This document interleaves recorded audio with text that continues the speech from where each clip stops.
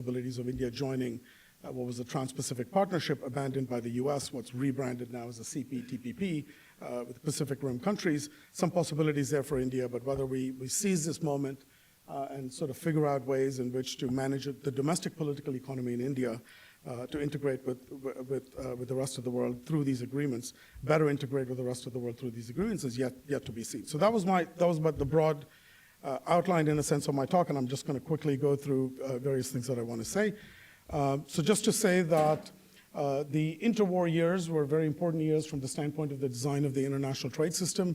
The Great Depression, which you're all aware of, was prolonged.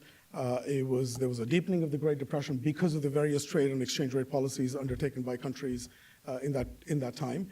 And the U.S. emerged as the strong nation after World War II, wanting to turn its back on the arbitrariness of that period, and decided to led the movement to put in place sort of a non-discriminatory trade architecture in which you could not have tariffs being set on a one-on-one basis, which is to say you could not say that I'm going to have a tariff on cars on Japan that's going to be a certain rate and a tariff on some other country that's going to be a different rate.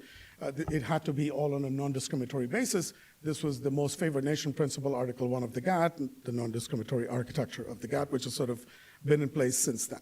There were some exemptions allowed, notably to create free trade agreements, customs unions, and also as I mentioned earlier, a national security clause which said if you are in exceptional circumstances where your national security is threatened, then you could deviate from this principle of non-discrimination, but not otherwise. So in the last 75 years or so, it's very rarely been the case that the national security clause has been invoked, except most recently by the Trump administration. Okay, so this was the non-discriminatory architecture of the GATT worked very successfully. There were huge increases in volumes of trade, trade in the year 2000 was 25 times its 1950 levels, a very substantial liberalization. Average tariffs dropped from 35% to 5%. So all in all, a very successful sort of run for the international trade system.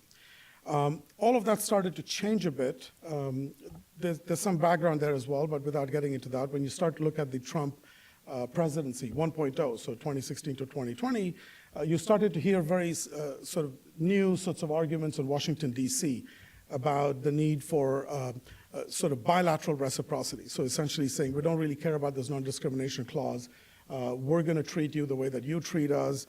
If you have a tariff of a certain amount, we're going to put the same tariff on you, which would be a violation of this kind of non-discriminatory principle and so on. And also this idea that U.S. national security is being threatened in multiple different ways, right? So the national security clause was used in the first Trump administration to justify the very selective steel and aluminum tariffs that they imposed on the Canadians, the Mexicans, Indians, the Europeans, and various allies, and so on and so forth, which was a bit puzzling. And it was disturbing to see the U.S., which had been sort of the leading nation in sort of developing the rules of the GATT and ensuring that they were more or less complied with, so quickly deviate from the rules and the norms by invoking the national security clause and so forth. These were substantial deviations. The other big thing, which I've already mentioned, is this kind of the collapse of the dispute settlement mechanism. So the U.S. has had some disappointments with the way that dispute settlement works at the WTO. It started under the Obama administration, with the Obama administration saying, unless these issues are properly resolved, we're not going to reappoint judges, right? So judges are appointed for a limited amount of time at the WTO. And by the time that sort of, people retire from these positions, they're not reappointed because of U.S. opposition. And by the time you got to, I think, 2018, 2019, there's no judges left at the WTO, right? So you can have whatever violations you want. You can sort of grossly deviate from WTO principles. If anybody complains, there's nobody to complain to, in effect. Okay?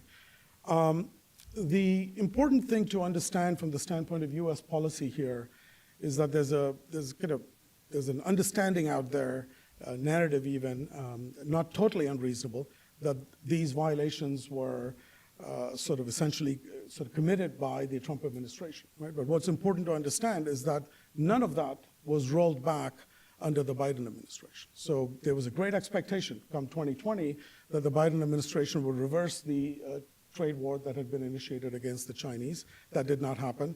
There was a great expectation that the dispute settlement mechanism would be restored and the judges would be reappointed and so on and so forth. That did not happen either, right? Which is to say that this sort of attitude about international trade, the sense that somehow the US has been exploited, that there's deindustrialization that we need to worry about, is not simply an obsession of the Trump White House or President Trump himself. There's a broader support for these sets of ideas, I would say, including in the Biden administration. They've obviously dealt with issues differently, but this basic sense that something is off with the international trade system and that needs to be corrected there's more of a bipartisan sort of support for that set of ideas than is commonly appreciated. Okay? And it's worth keeping in mind. So of course, when Trump came to office, a variety of campaign promises, a very aggressive trade policy.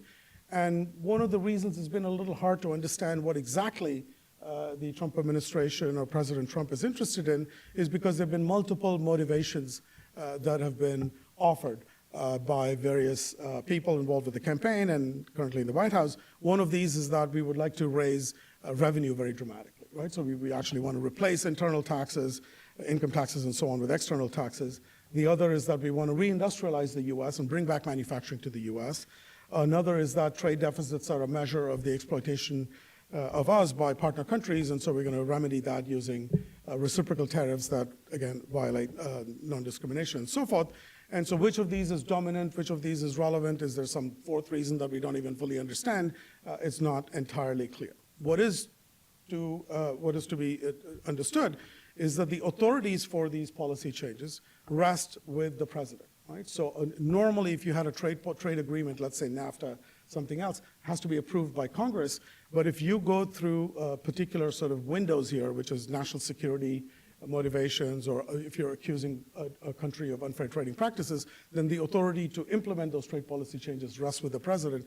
And this is the reason that the Trump administration has been able to implement things in the way that it has without having to worry about congressional support, without having to go to anybody else to seek that support. So in any event, you've all seen these charts, I'm sure, about what policies were actually announced on April 2nd, very substantial tariffs, including those on India, 26%. There's been lots of changes, even relative to this original graph in the weeks that have followed. A very dramatic increase of tariffs on China, some pauses with respect to other countries and so forth. But this gives you a sense about at least one level of focus that they have on the bilateral trade deficit, which was the basis for this particular formula. Okay? Let me just take these points one at a time.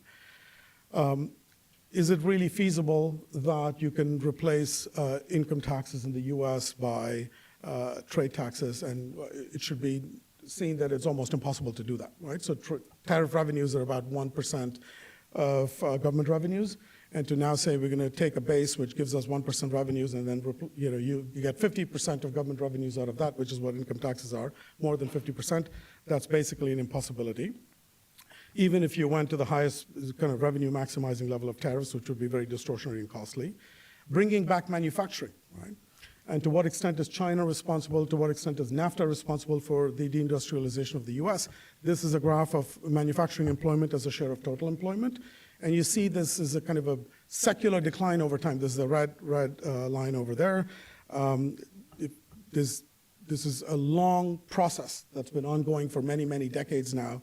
And it would be sort of a bit of a mistake to place the blame of all of this on international trade.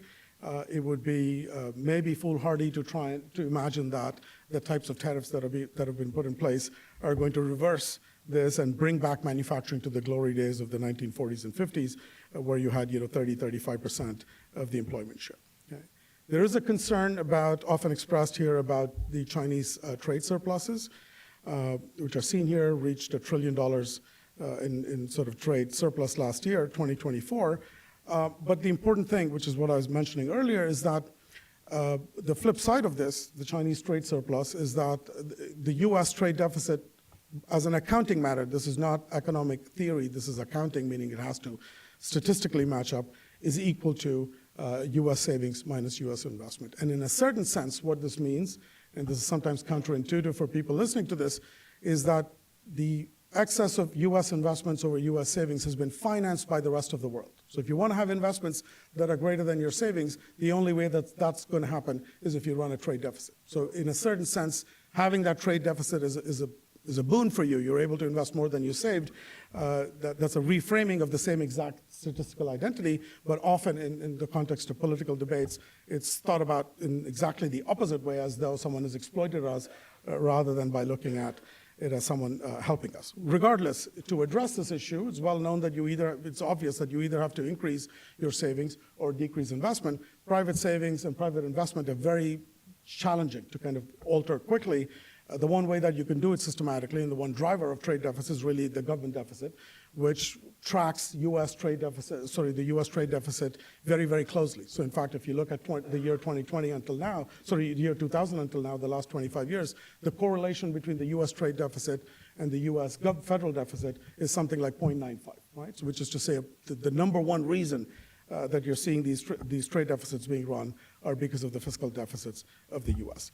This focus on bilateral trade deficits is also highly misleading for a number of reasons, having to do with the fact that the goods that are coming out of China, even to the US or to any other country, there's sometimes very limited value added being added on in China to these goods.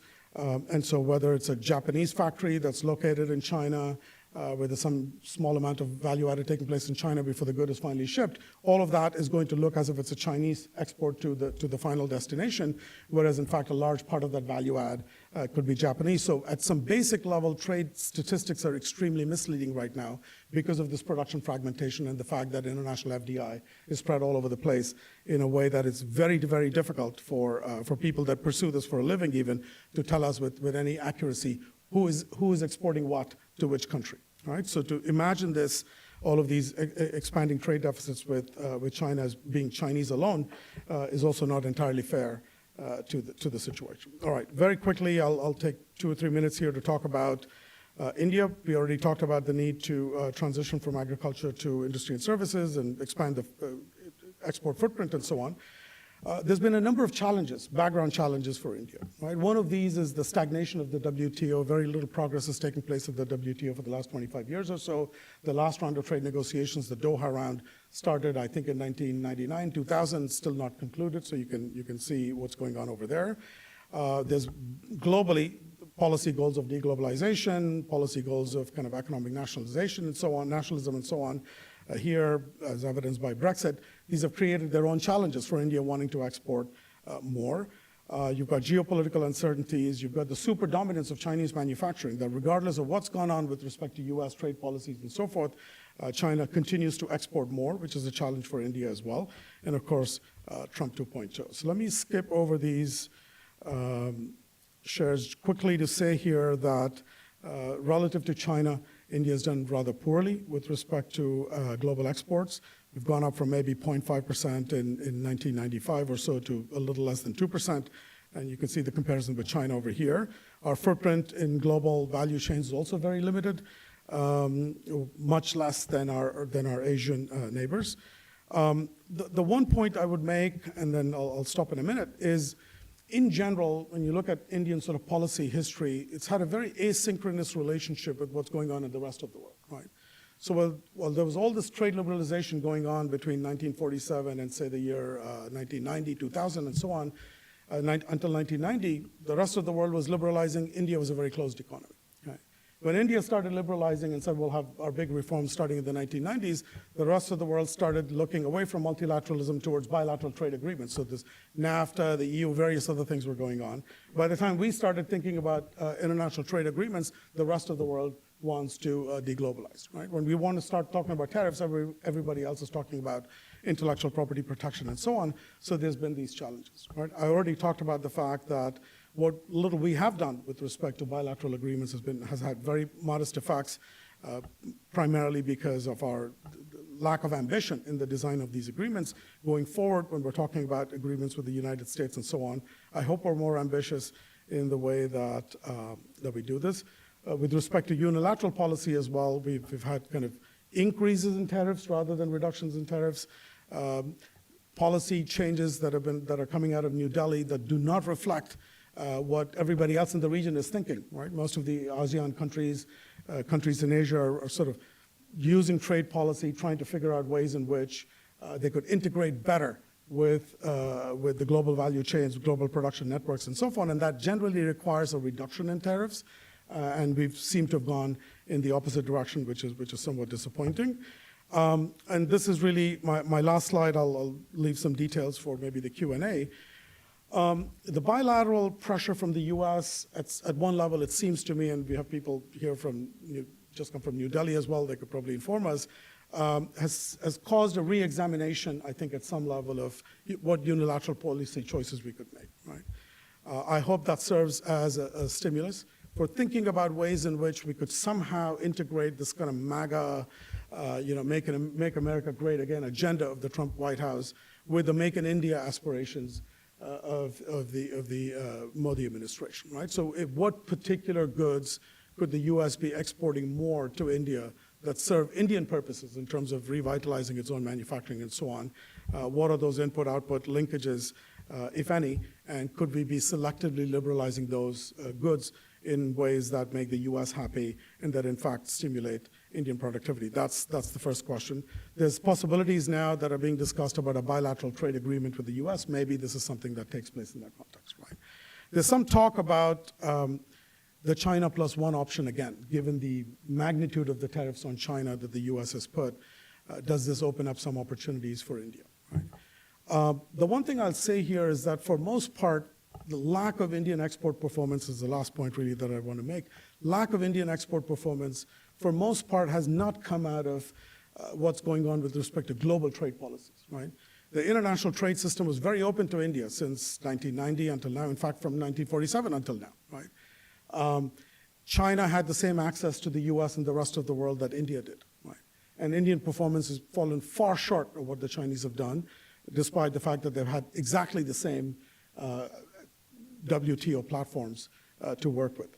The reasons for those are all domestic. They have to do with lack of productivity, lack of scale, infrastructural challenges, business climate issues, and so on and so forth. India has done very, very well in the last 5, 10, 15 years to improve on each of these dimensions. And the real question, nonetheless, is have we done enough relative to what everybody else is doing? Is our productivity improving enough relative to how the Chinese have done with respect to their own productivity increases, their own technological improvements, and so on? Or do we still have a very substantial distance to go, right? Our productivity improvements are not going to be enough to justify us an improved room in this space.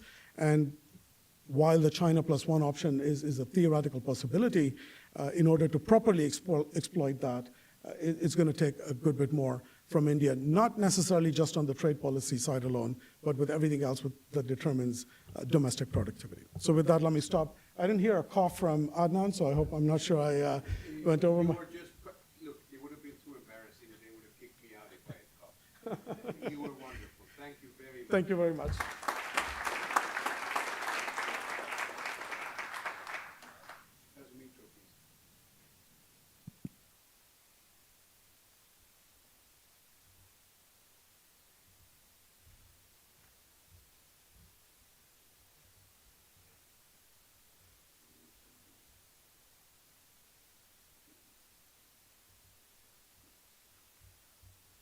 All right. Many thanks to Ruchir for organizing this and inviting me, and to Mona for all the excellent arrangements. So there is going to be a lot of overlap with what Praveen said, but there'll be things that are somewhat different. And so when I see an overlap, I might rush through those points. I want to start with a very basic issue of what a tariff is, because often there is this misconception that our tariffs on China will be paid by China, and consumers here will not bear any of the costs, which means that the domestic price here will remain the same, yet we will get manufacturing from abroad. That's a total impossibility, right? So it is a tax. Tariff is an import tariff is a tax on imports, usually expressed as % of price at the border. The price at the border is the price paid before the product crosses domestic boundaries. So an American wine importer buys wine in France at 18 euros a bottle, roughly $20 per bottle. At the port of entry, this importer, say, has to pay a 20% tariff, and then that means $4 as tariff. So the total cost to the importer then, abstracting from transport costs, is $24. That's going to be passed on to domestic consumers because this importer is not doing charity, right? So, or the French producers also will be reluctant to actually take a hit on their price and profits. So, so contrary to President Trump's claim, the cost of a tariff, at least most of it, is borne by the domestic consumer or an import using domestic producer, right? So if a domestic producer is using those imports of that product as an input, that is going to be borne by that domestic producer who might pass on some of it to the consumers as well.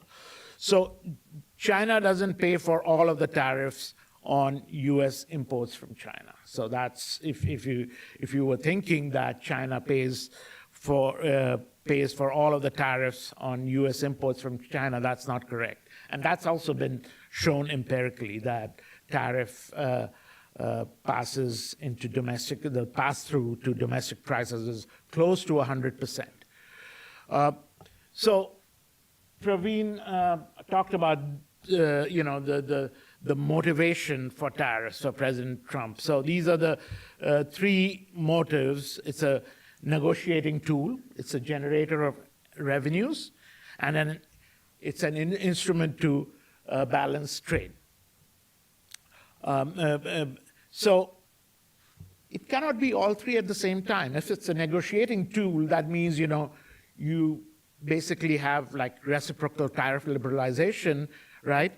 So both countries, your trading partner reduces tariffs to zero, you reduce tariffs to zero. Where is the revenue then coming from, right?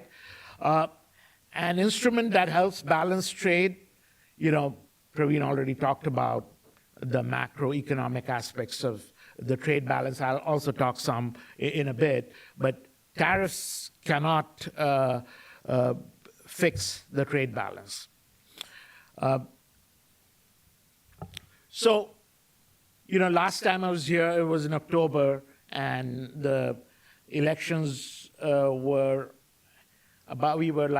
the conference was held a couple of weeks before the presidential elections here.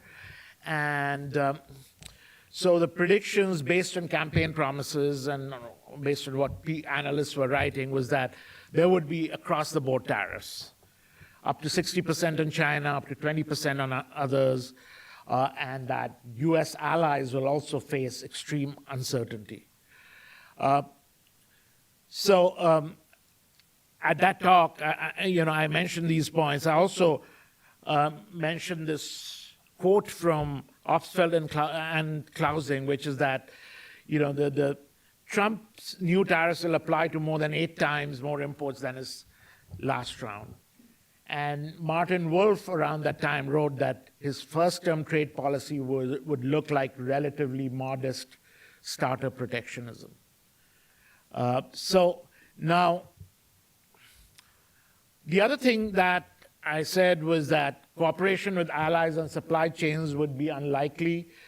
Those slapped with high tariffs are unlikely to cooperate. The smaller countries might cooperate, but the larger countries, we're seeing, China is showing a lot of resistance.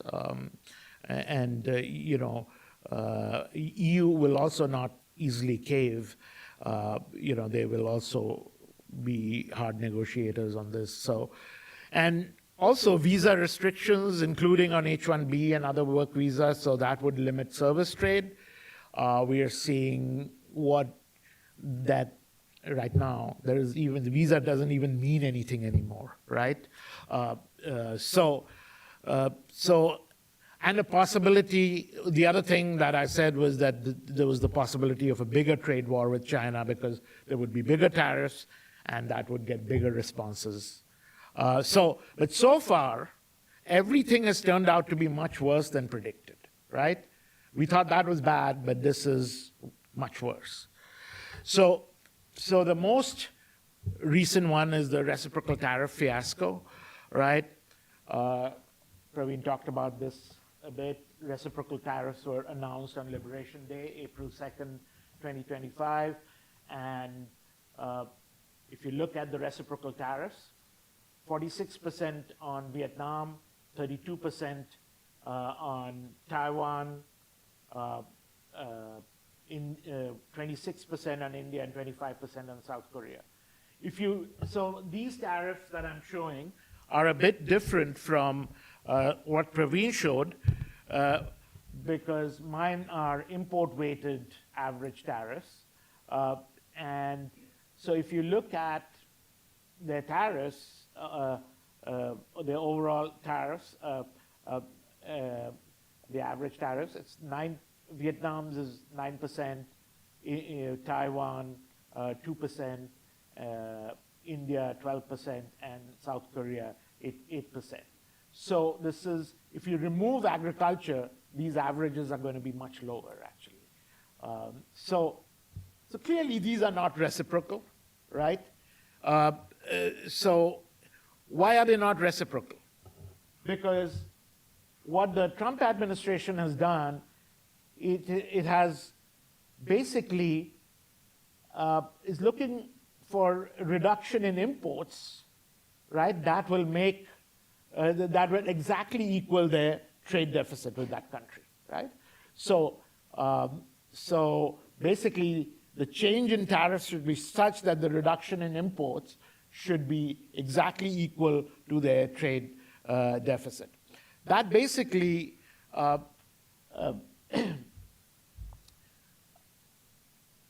they came up with a complicated formula for that, which also included things like the pass-through, the pass-through of tariffs into domestic prices and responsiveness of imports to domestic prices. Now, what they did was, once they put in that, the formula with some actual numbers, these are not actual numbers, they assumed that they quoted studies and said the pass-through was 25%, when actually it is close to 100%. Even one of the co-authors came on one of the channels and said, we never said it was 25%, right? It was more like 95%.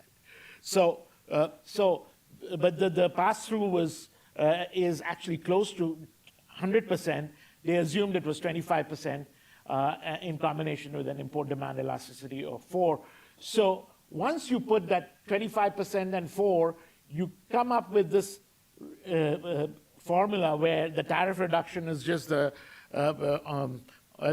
tariff increase on a country is just the ratio of the trade deficit to the imports.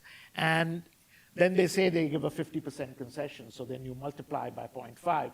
But if you actually put the right pass-through, it would have been a fourth of that. So they are not actually giving a 50% concession. Even by their faulty formula, they're actually doubling what it should be, right? Because they're not putting the right parameters. And there's also, no, later. And there's also a slight math mistake in it, okay? So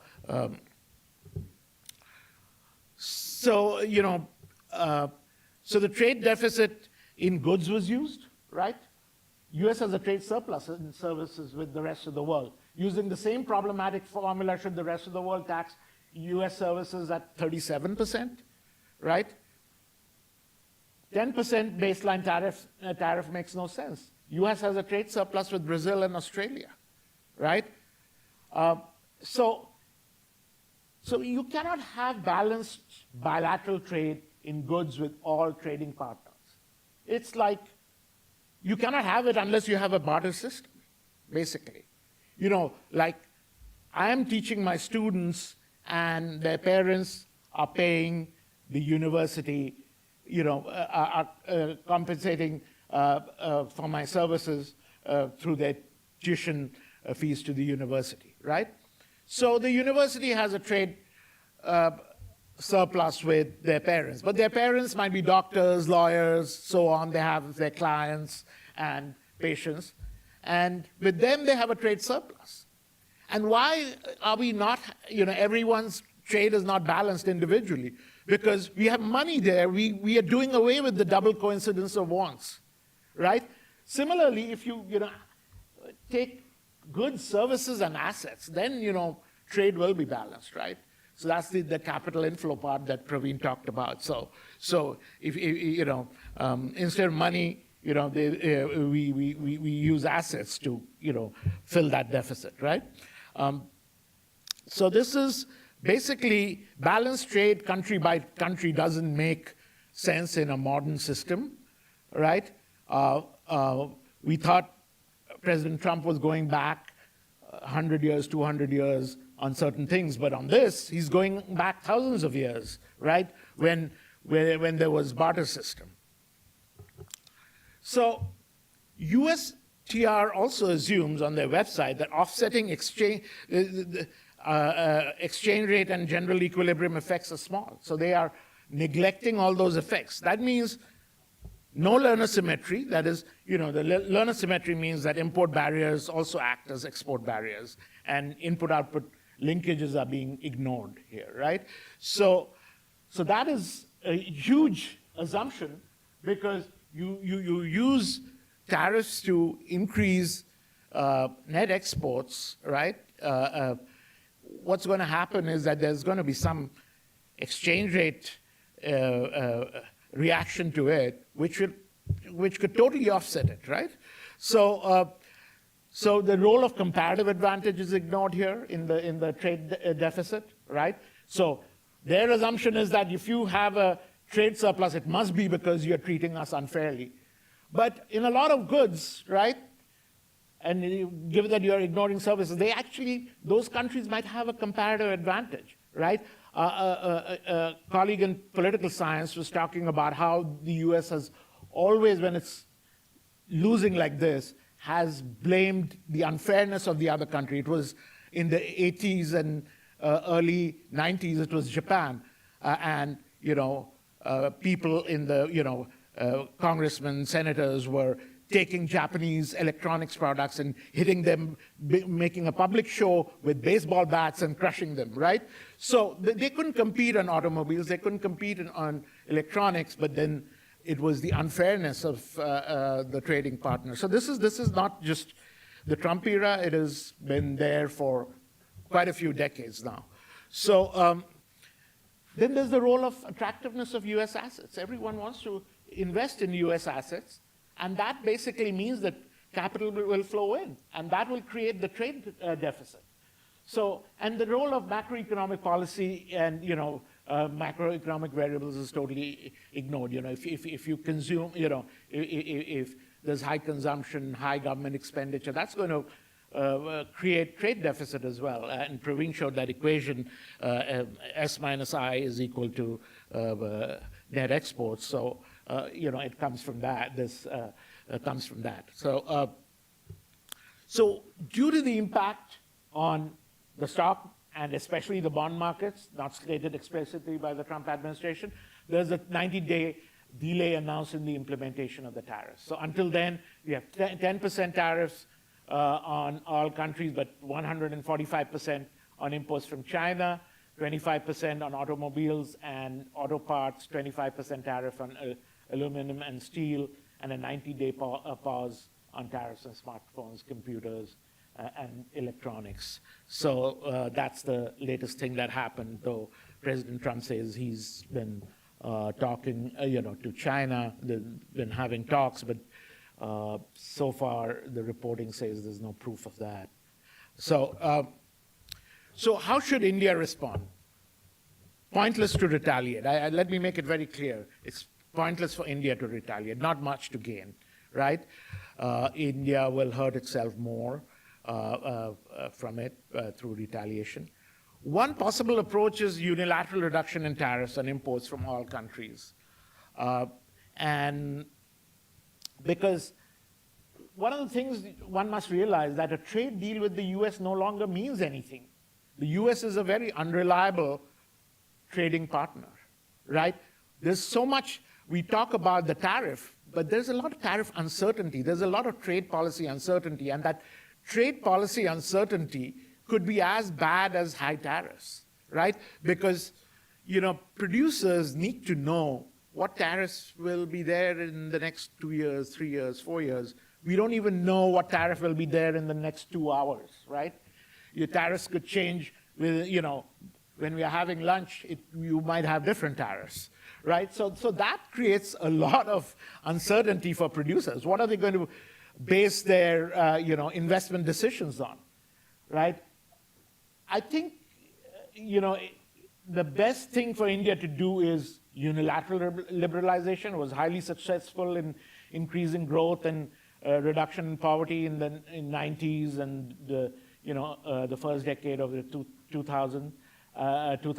And so it's it's also an opportunity for India to show some leadership rather than being a follower. India could be a leader here and take the initiative in moving the rest. This sounds very unrealistic, but this is what I would have liked to see. India showing some leadership in moving the rest of the world to freer trade, right? Because there's high likelihood that, the rest of the world decouples from the US in international trade. Smaller countries might not. Smaller countries have to kind of decide which way to go, China or the US. And 4 years down the road, a new administration could be pushing for freer trade and sponsors a new multilateralism, similar to the lessons, the US learned from Smoot-Hawley and the Great Depression. Those lessons have been forgotten, but they might be relearning those lessons.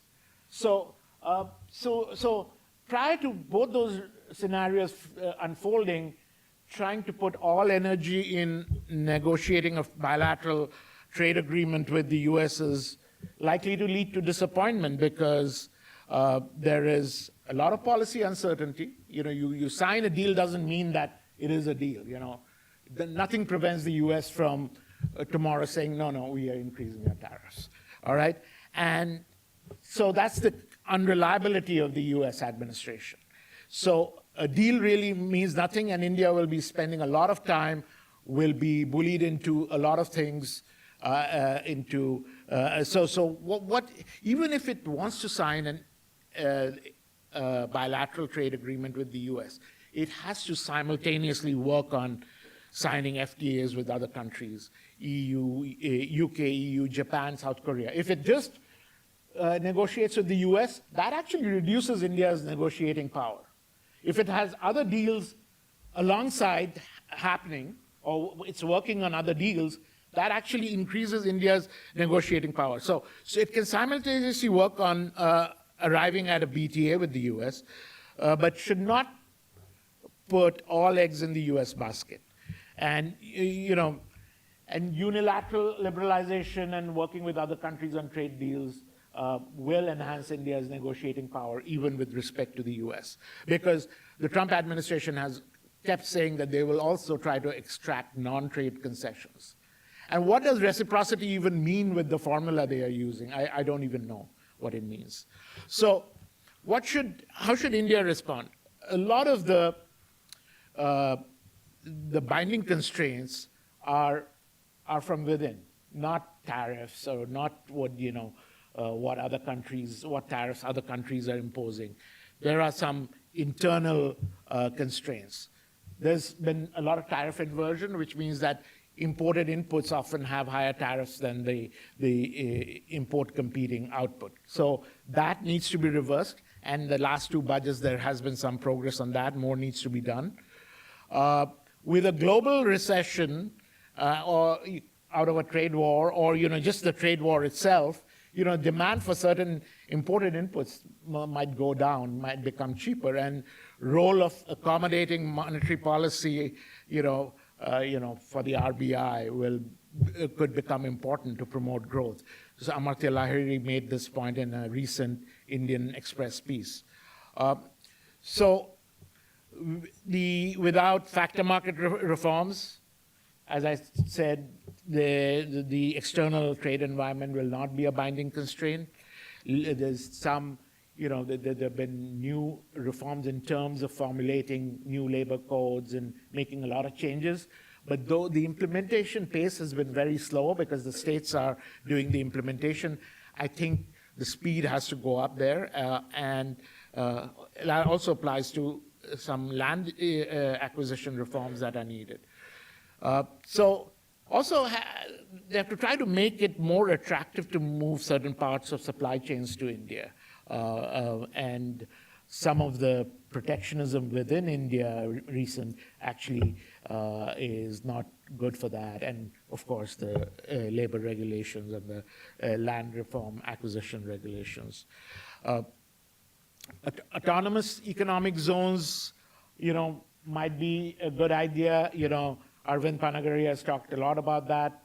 In India, we have very small SEZs, the special economic zones, nothing compared to the giant SEZs in China. So autonomous economic zones could be where you have relatively relaxed regulations, you have free trade zones, you promote agglomeration through labor market pooling, and initial construction could lead to more employment there. So, there's also this other Panagaria prescription, which is that, China's share in world exports is 14%, while India's is just 2%. You can just steal a little bit of China's share. It's not going to be that difficult given rising wages in China and given the geopolitics. And there is also some empirical evidence that more interregional trade and interstate trade within India actually will create much larger gains from international reducing international trade barriers.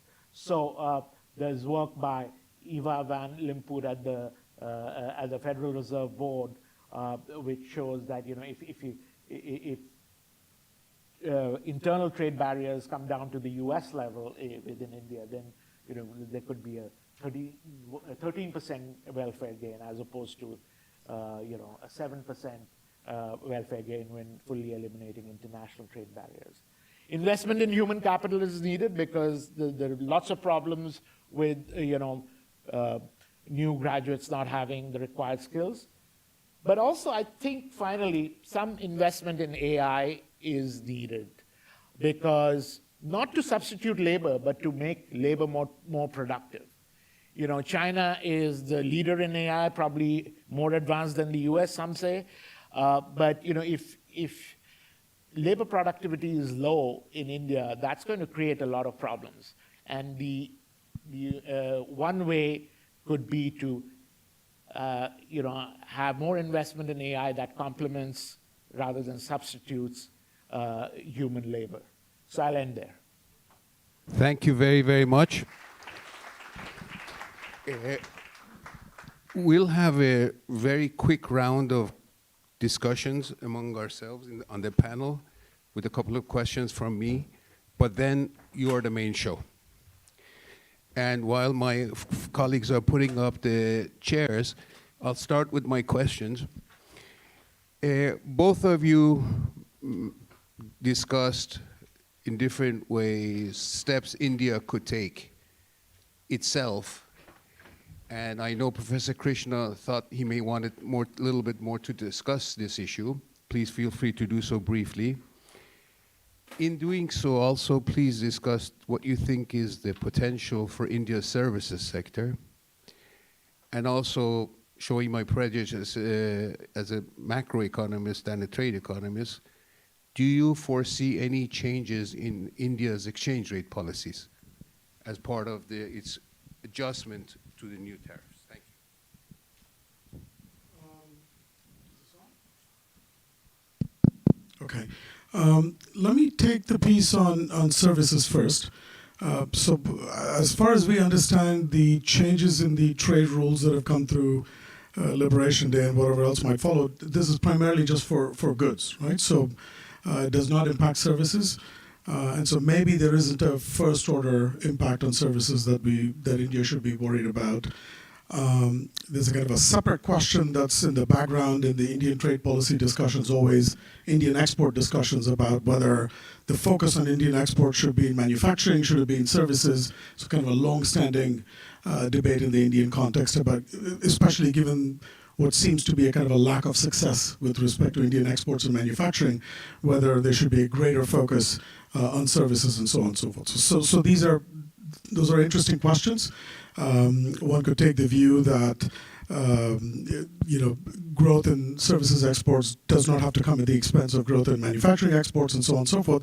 But be all of that as it may, I think it's orthogonal to this particular issue about what's going on with the Trump trade policy. So in the sense that the trade exports are not, services exports are not affected. I missed the first question. I was just sitting down as you, what was the first part of your question? The first part was, what are the more, if you wanted to speak about more of some of the things that India needs to do, but I think you've made it very clear. But also, what role do you see for exchange rate policy as part of India's policy mix reaction to the new world? Yeah, so just maybe a sentence or two on what India could be doing. I think Devashish made this point, and I sort of talked a bit about this as well, is that for most part, the Indian lack of success with respect to exports comes from constraints that are internal, in my view, and I think Devashish sort of articulated this as well. A variety of issues, labor markets, land markets, whatever else that's led to low Indian productivity. These are issues that were characterized the Indian economy in the past, and they continue to do so today, maybe to a slightly lesser extent. And so that's the first order question of what India might need to address, regardless of what else is going on in the international trade environment. With respect to trade policy, I would say maybe the first thing that India could think of would be how to better integrate into the regional sort of global value chains in which India has been spectacularly unsuccessful until now. We missed one opportunity with respect to the regional comprehensive economic partnership that was led by China. India had the option to join it. I think we walked out of towards the very end in 2019 for a variety of reasons, including a fear of Chinese exports, including worries on a kind of geopolitical type of concerns about China as well. I think there's at least a few Indian commentators that have some ex post regret about that step. But that sort of thing, where how do you kind of better integrate with the rest of Asia? How do you better become a factory for the world? And that, and what trade policies or other policies might support that, I think should be at the top of the Indian kind of ways of thinking about this. On exchange rate policy, for some, I mean, I'm no expert on this, and there's others here in the audience in particular who might be better able to address that question. But my general sense has been that the sense has been that the exchange rate until now has been sort of appreciated relative to where it could be, and that they could have let it go a little bit in order to maintain export competitiveness. And maybe you're seeing some of that take place sort of gradually. Maybe some of that accelerates in the context of the Trump tariffs that they're finally imposed and so on and so forth. But regardless of what happened on April 2nd and in the months leading up December, January, and so forth, some of the commentary that I followed in the Indian context sort of expressed concern about this point about the exchange rate being sort of too strong in a sense relative to where it needed to be in order to maintain competitiveness. And maybe Trump policies will just push the Indian economy in that direction anyway. Thank you very much. Professor Mitra, you suggested that India should take a leadership role in strengthening the multilateral trade regime. What if somebody comes and says to you, WTO is dead? Multilateral trade negotiations have been dead. How would India lead in this regard? So the first thing for India to do is unilaterally liberalize a lot of tariffs, right? India's tariffs have gone up over the last 10 to 12 years. So you cannot actually lead if you're yourself being protectionist. So that's number one, right? And then India has also been has not done really well when it comes to striking trade deals with other countries. And so basically, I know that there's this huge literature on whether bilateral or regional trade agreements lead to more multilateralism. But there could be a way where, India starts jointly negotiating with a lot of different countries, and that actually over time, I mean, there's this huge debate on whether bilateralism leads to multilateralism or not, but there might be a way to kind of enter into deals with many countries and kind of weave them together into multilateralism. But on the other hand, the WTO is there, and other countries, it's probably time for other major countries to make the WTO stronger, and just to accept the fact that U.S. is not the country that is, it's time for the WTO to kind of, have a divorce from the U.S. Thank you very much. We now have 10 minutes for questions from the audience. Please introduce yourselves and ask a question, a brief question. We'll start with the lady in the back I saw first. I don't know. Please.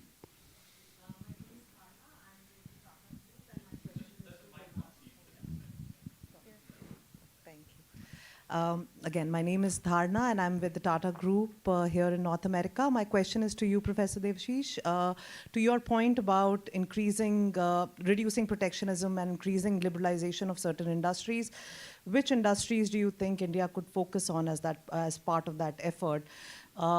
Thinking of areas like agriculture, defense, and aerospace. If those are industries which have traditionally been protected or governed by a certain rule of law, leaving those aside, which ones do you think could be potentially the ones India could lead the way into? So, one of the sectors that is quite protected is the automobile sector, which, there is no reason why India should not be able to compete in the world market, where there's a lot of assembly involved. There's a lot of labor-intensive activity involved. India is a labor-abundant country. What these high automobile tariffs have done to India is they made the automobile sector quite inefficient, right? The other places, when you think about artificial yarn, artificial fiber, and the tariffs are extremely high there. And that basically makes the garments that India produces using artificial yarn, fiber, is extremely expensive on the world market. That cannot compete with other countries. So those are some examples of tariff reductions that actually, because what I'm saying is that those are the inputs that are very expensive, and with those expensive inputs, the end product that goes out is very expensive, and so that basically is something that there's scope for tariff reductions there, but there are many more, and I can name a few more, but Thank you very much. I'll take the next question. Here, please. I'm Ajay Kumar. I recently retired as the Defense Secretary of India. Before that, I was in the Ministry of Electronics and IT. And I was part of the decision-making process when some of the changes, which possibly have been commented upon, were taken. So I just have a very practitioner's approach to the whole thing.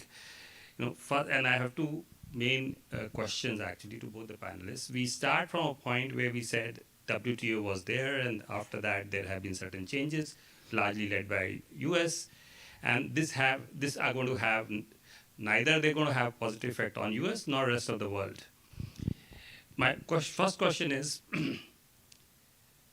and I was part of the system when we were discussing this, the issue was, where was WTO leading to? I mean, we were leading into a situation where there was huge domination of one country, which was creating huge geopolitical implications. So the question really is, what is the solution? I mean, maybe the solution is not good, but what is the solution to deal with a situation which is creating a huge amount of instability in multiple ways which all of us were experiencing at that point? And that's point number one. The second question which I want to say is, tariffs are bad for trade. We all broadly agree. But from the Indian, I was responsible for the start of electronics manufacturing. The lady there talked about which sectors India could open up. In 96, 97, India signed the ITA and brought zero duty on all IT items. The electronics industry, whatever small that existed in India, became zero. We started bringing some protectionism, some tariffs on electronics. Today we have a $30 billion industry in the country. We're exporting some of it.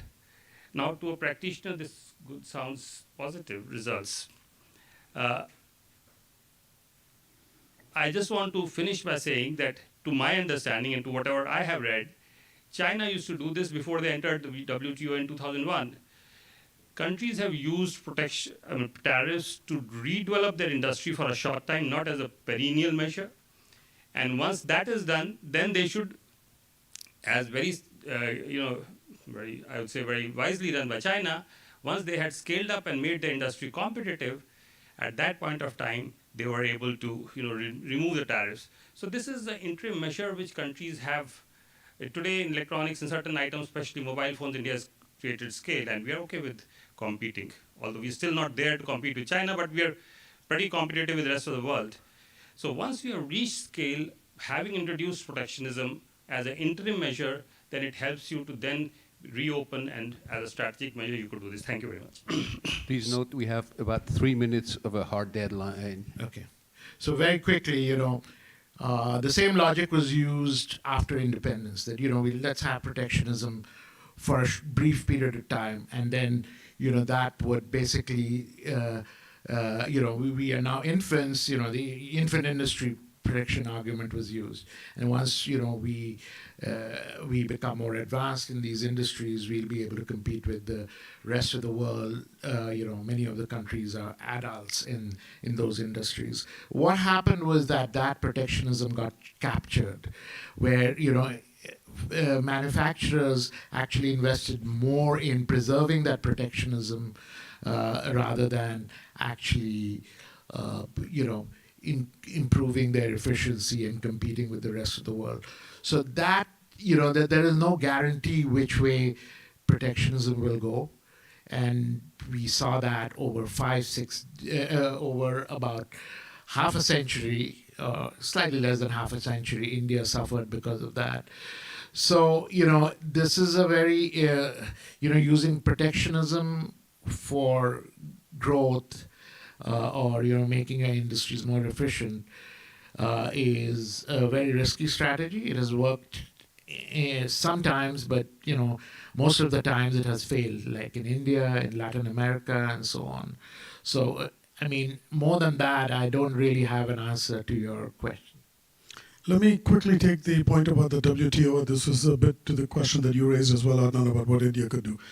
So it is true that the WTO had dominant powers, the US being one of them, but the dominance of the US in the WTO did not prevent China from doing as well as it did in the context of the WTO. So if you look at what happened between 2000 to 2025, China has done tremendously well. The same set of trade rules that we face, and we haven't, right? So US dominance is what it is, but China's done very well, and we haven't in the same context with the same fears of a dominant partner and so on. So I think we should reflect on where we fell short on that. That's point number one. Point number two is that the most recent round of trade negotiations, which was the Doha Development Round, we had every opportunity in that situation to evolve a discussion about liberalization in ways that might have suited India's interests. And you probably are well aware of the ways in which that did not take place. It was in the hands of the developing countries and divisions within the developing countries of who's a food exporter and who's not, and who's got various other concerns, has essentially led to that discussion being frozen altogether. But with that, let me stop here. Yeah. Thank you very much, ladies and gentlemen. You can do it. I just wanted to say, even if India was to become a China and dominate, that doesn't reflect well on the WTO order. We are not trying to create monopoly countries, really. We want to create countries which have equal opportunity for growth and development for the world. Any system which is forcing one nation, and that's a point, but that's the way. But I don't think we can take it offline also, but that's the point which I wanted to make. Ladies and gentlemen, please join me in thanking Professors Mitra and Krishna. And I'm sure those of you who are interested can harass them in the break. Thank you.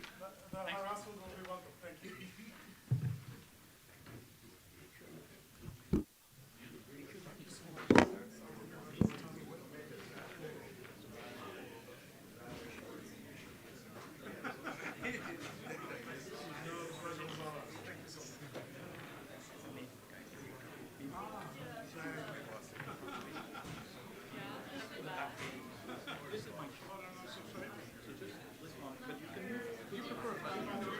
We're going to try to move some of the chairs back. Just I want to keep this space open for those speakers, you know? It's uncomfortable. No, I got it. Thanks a lot. I'm so happy you're here. I just want to make sure that we... Yeah. So can we just relocate here from the back again so we can have...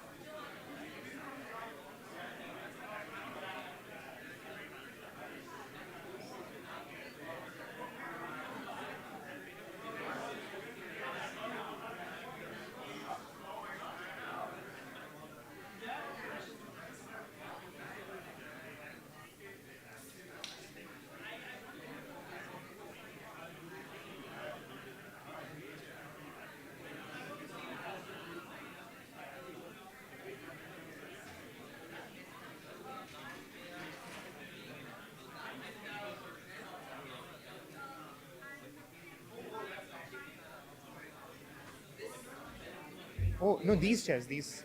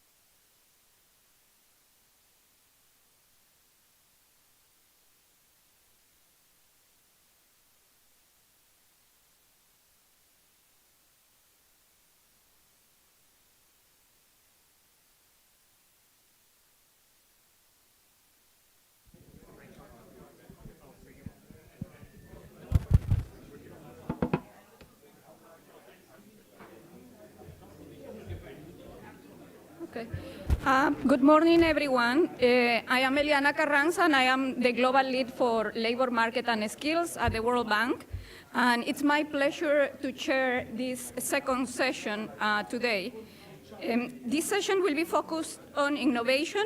Innovation is often framed as a product of creativity or capital, but it also depends on the systems we build.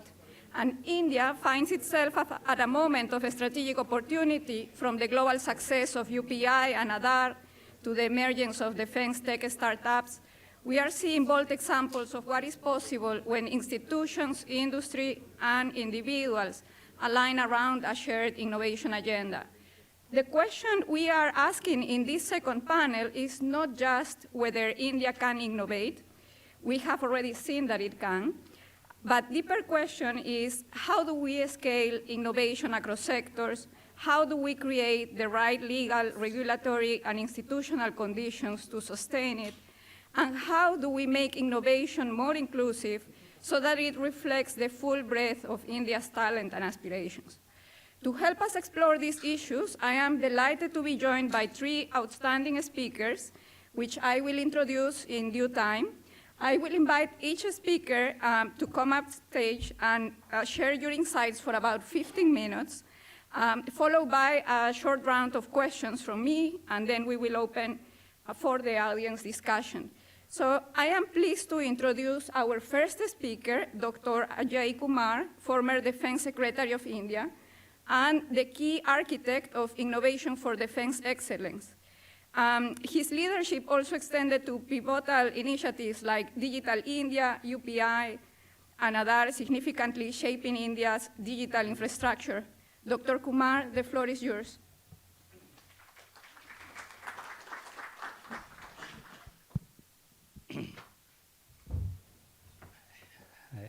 Good morning. I don't have any slides, and I'm going to speak from what, all I know is what I did, so I'm going to share that with you. So if you find it very simplistic, please,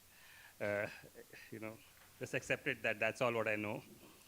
As you very rightly said, can India innovate? And I think today there's increasing belief that India can innovate. But I think the reality is that there are huge challenges in India innovation.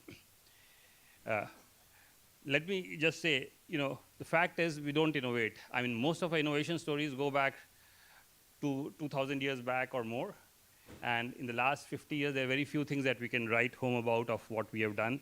Quickly, I mean, we are largely a services economy, from software services to manufacturing services, from trading to retail. That's what we do good. 53% of GDP is services, 23% is industry, mostly manufacturing services. And we are the biggest exporter of IT services, 200 billion plus. We are the world's largest destination of GCCs, Global Capability Centers, where we do R&D services. And our retail sector employs over 40 million people. We have recently introduced a major initiative in manufacturing called PLI, Production Linked Incentive, which has tended, especially in some sectors like electronics, it has started to show some results. But all of it is, again, manufacturing services. We don't really create products of our own. We have hardly any globally recognized brands, which is the first sign of fact that we don't create products. And in 2017, we were ranked 60th among 133 countries in the world in terms of Global Innovation Index. That was pretty charitable. I guess in a big country, you do have some things happening even when the country as a whole is not doing much. So this was one of the ways, and today when technology and IP is driving growth for India, one important way to grow faster than the very steady 6%, 6.5% growth is to be able to create more innovation, create more technology, create more IP. And this is something which I think is a potential path for India to grow faster, apart from other things that we discussed. But the fact is that we were not innovating, like we said, and this this is where my story begins, is this was most evident in defense sector. When I took over the defense sector in 2017, we were the world's largest importer of defense equipment. We were also a fairly large spender on defense. I mean, we had the fourth largest budget, the fourth largest army, so we were a big consumer of defense requirements. And yet, we were not creating any defense equipment. For 75 years or 70 years, by the time after independence, we had a goal to be self-reliant. But what was fact was our defense industry was largely assemblage of TOT-based production systems. And these were big production systems. In fact, two of our companies were part of the world's 100 largest defense productions companies. Not many people know that HAL produced the first aircraft in 1940. And just to, today we recently imported Rafale, and we're doing a second tranche of Rafale recently. Dassault actually produced its first aircraft in 1947. And after having produced the first aircraft in 1940, look where Dassault has gone and where we remained. So the real problem was that we were largely dependent on transfer of technology for whatever we were producing. A significant amount we were doing, but it was all based on transfer of technology. And the second big problem, which was also hampering innovation, was because it was largely, in fact, more than largely, it was practically fully dominated by public sector undertakings. And these two things is what we changed as part of the policy initiatives. I don't want to go into the policy initiatives, but now I want to come on specifically with respect to innovation, what changes that came about in India, which actually gives us the hope that possibly India can innovate. And when I'm talking of, we've seen some innovation in India, particularly in the software side. We have seen UPI, Aadhaar, but on the product side, this is in defense that for the first time we saw concrete evidence of things happening. I'll share with you what we did. So this IDEX program was launched in March 2018. It was basically a challenge-based funding model. And we got real-time problems from the armed forces and converted them into challenges which we offered to the startup, which was at that time a budding startup ecosystem that was coming. The startups that were selected would receive a grant of maximum of 1.5 crore Indian rupees, which is roughly something less than 200K US dollars. And with these 200K dollars, what we started seeing was a massive change. Just to give you a sample of kind of things that started to happen, one of the things that we used to import at that time was cameras for drones and satellites from Israel. And each of these cameras was to cost about 2 crore rupees, again about 200K dollars. A startup from IIT Delhi came up and said they could develop this 100 megapixel camera, something which we had not been able to do for about 2 decades. And with this 200K dollars, in 12 months time flat, they came back and gave us our 100 megapixel camera at a price which was roughly 1/10 of the price at which we were importing. They didn't stop there. They came back and said, so we can do 1 gigapixel camera, something which most countries in the world can't do. To cut this story short, fast forward, this is something in 2019-20. In 2024, this startup is today supplying image sensors to NASA and the US Space Command. And US Space Command has funded them to set up a gallium nitride fab in India to develop a dedicated, trusted facility through which these sensors can be made for them. There's another startup which came up and, till 2021, India did not allow people to make drones in India. You could not fly or or develop, design, manufacture drones in India. It was banned. In August 2021, the policy was carried out. It was opened. And in 2022, we wanted to do a 1,000 drone show. It's an entertainment show. Not too many people could do it at that point of time. And we looked around. There were 3 places where this kind of show was being done. Republic Day is a big celebration, a big show in India, and so we thought we'll get something impressive. In US, in Russia, and in China, we found companies who are able to do a 1,000-row entertainment show. They make shapes and it looks very nice and attractive with music and all that.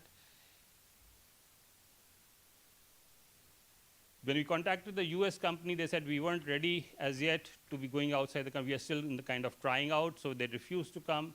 China, we didn't want to go. Russian company agreed to do this.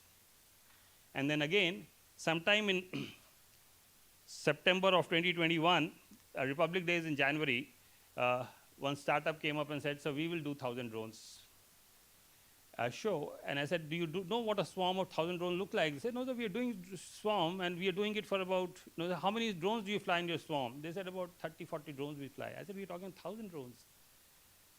And do you understand the implication? Anyway, so they said, no, sir, please give us a chance. And we thought, let us try it out. In case they fail, then we'll go to the Russians.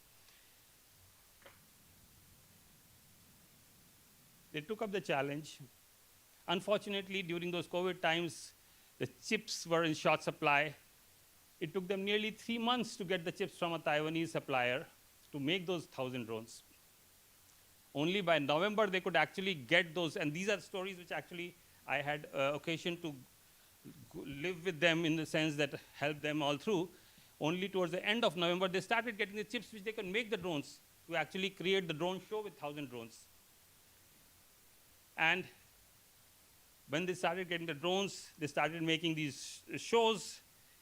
In the next about 45 days, they created a 1,000 drone show, which was at that time among the top 3 companies which were able to do this. The question was, while we had restrictions in India, in rest of the other countries, there were no restrictions, but there was no one who could do a 1,000 drone show, and here these kids were able to do this in about 45 days. I have a number of these stories. I'll jump. But what it also did was, once we started creating this, there was multiple things that we were able to see. But what were the main things that we saw in all of this? One was that the startups and the ecosystem was able to produce products, multiple products. And the 3 main features of this innovation can be characterized as 3 S's. One was scale. Today we have in a short period of time over 2,000 startups who are working this domain, working at any point of time on 500 different problems. The other was speed. What used to take several years, sometimes decades, was getting solved in 12 months and 18 months. And third was spend. Like I mentioned, 200K or less was what we was giving, as against in the previous defense R&D projects, where we used to be giving tens of thousands of crores at times for bigger projects, but definitely hundreds of crores in Indian rupees. This led us to, this showed that today we have, the defense innovation ecosystem really showed that today it is possible for India to innovate. And this has created tremendous amount of excitement and buzz in the defense industry ecosystem. It has had spillover effect. The defense industry, the big players have today started innovating. The public sector has started innovating. And if there is one sector in India which the Indian market loves today, it is the defense sector. And that has had that kind of impact on the overall innovation and the defense ecosystem. Now let me just come to the second part of it, my talk. Now question is, if this happened in defense, can India actually do this in all other sectors as well?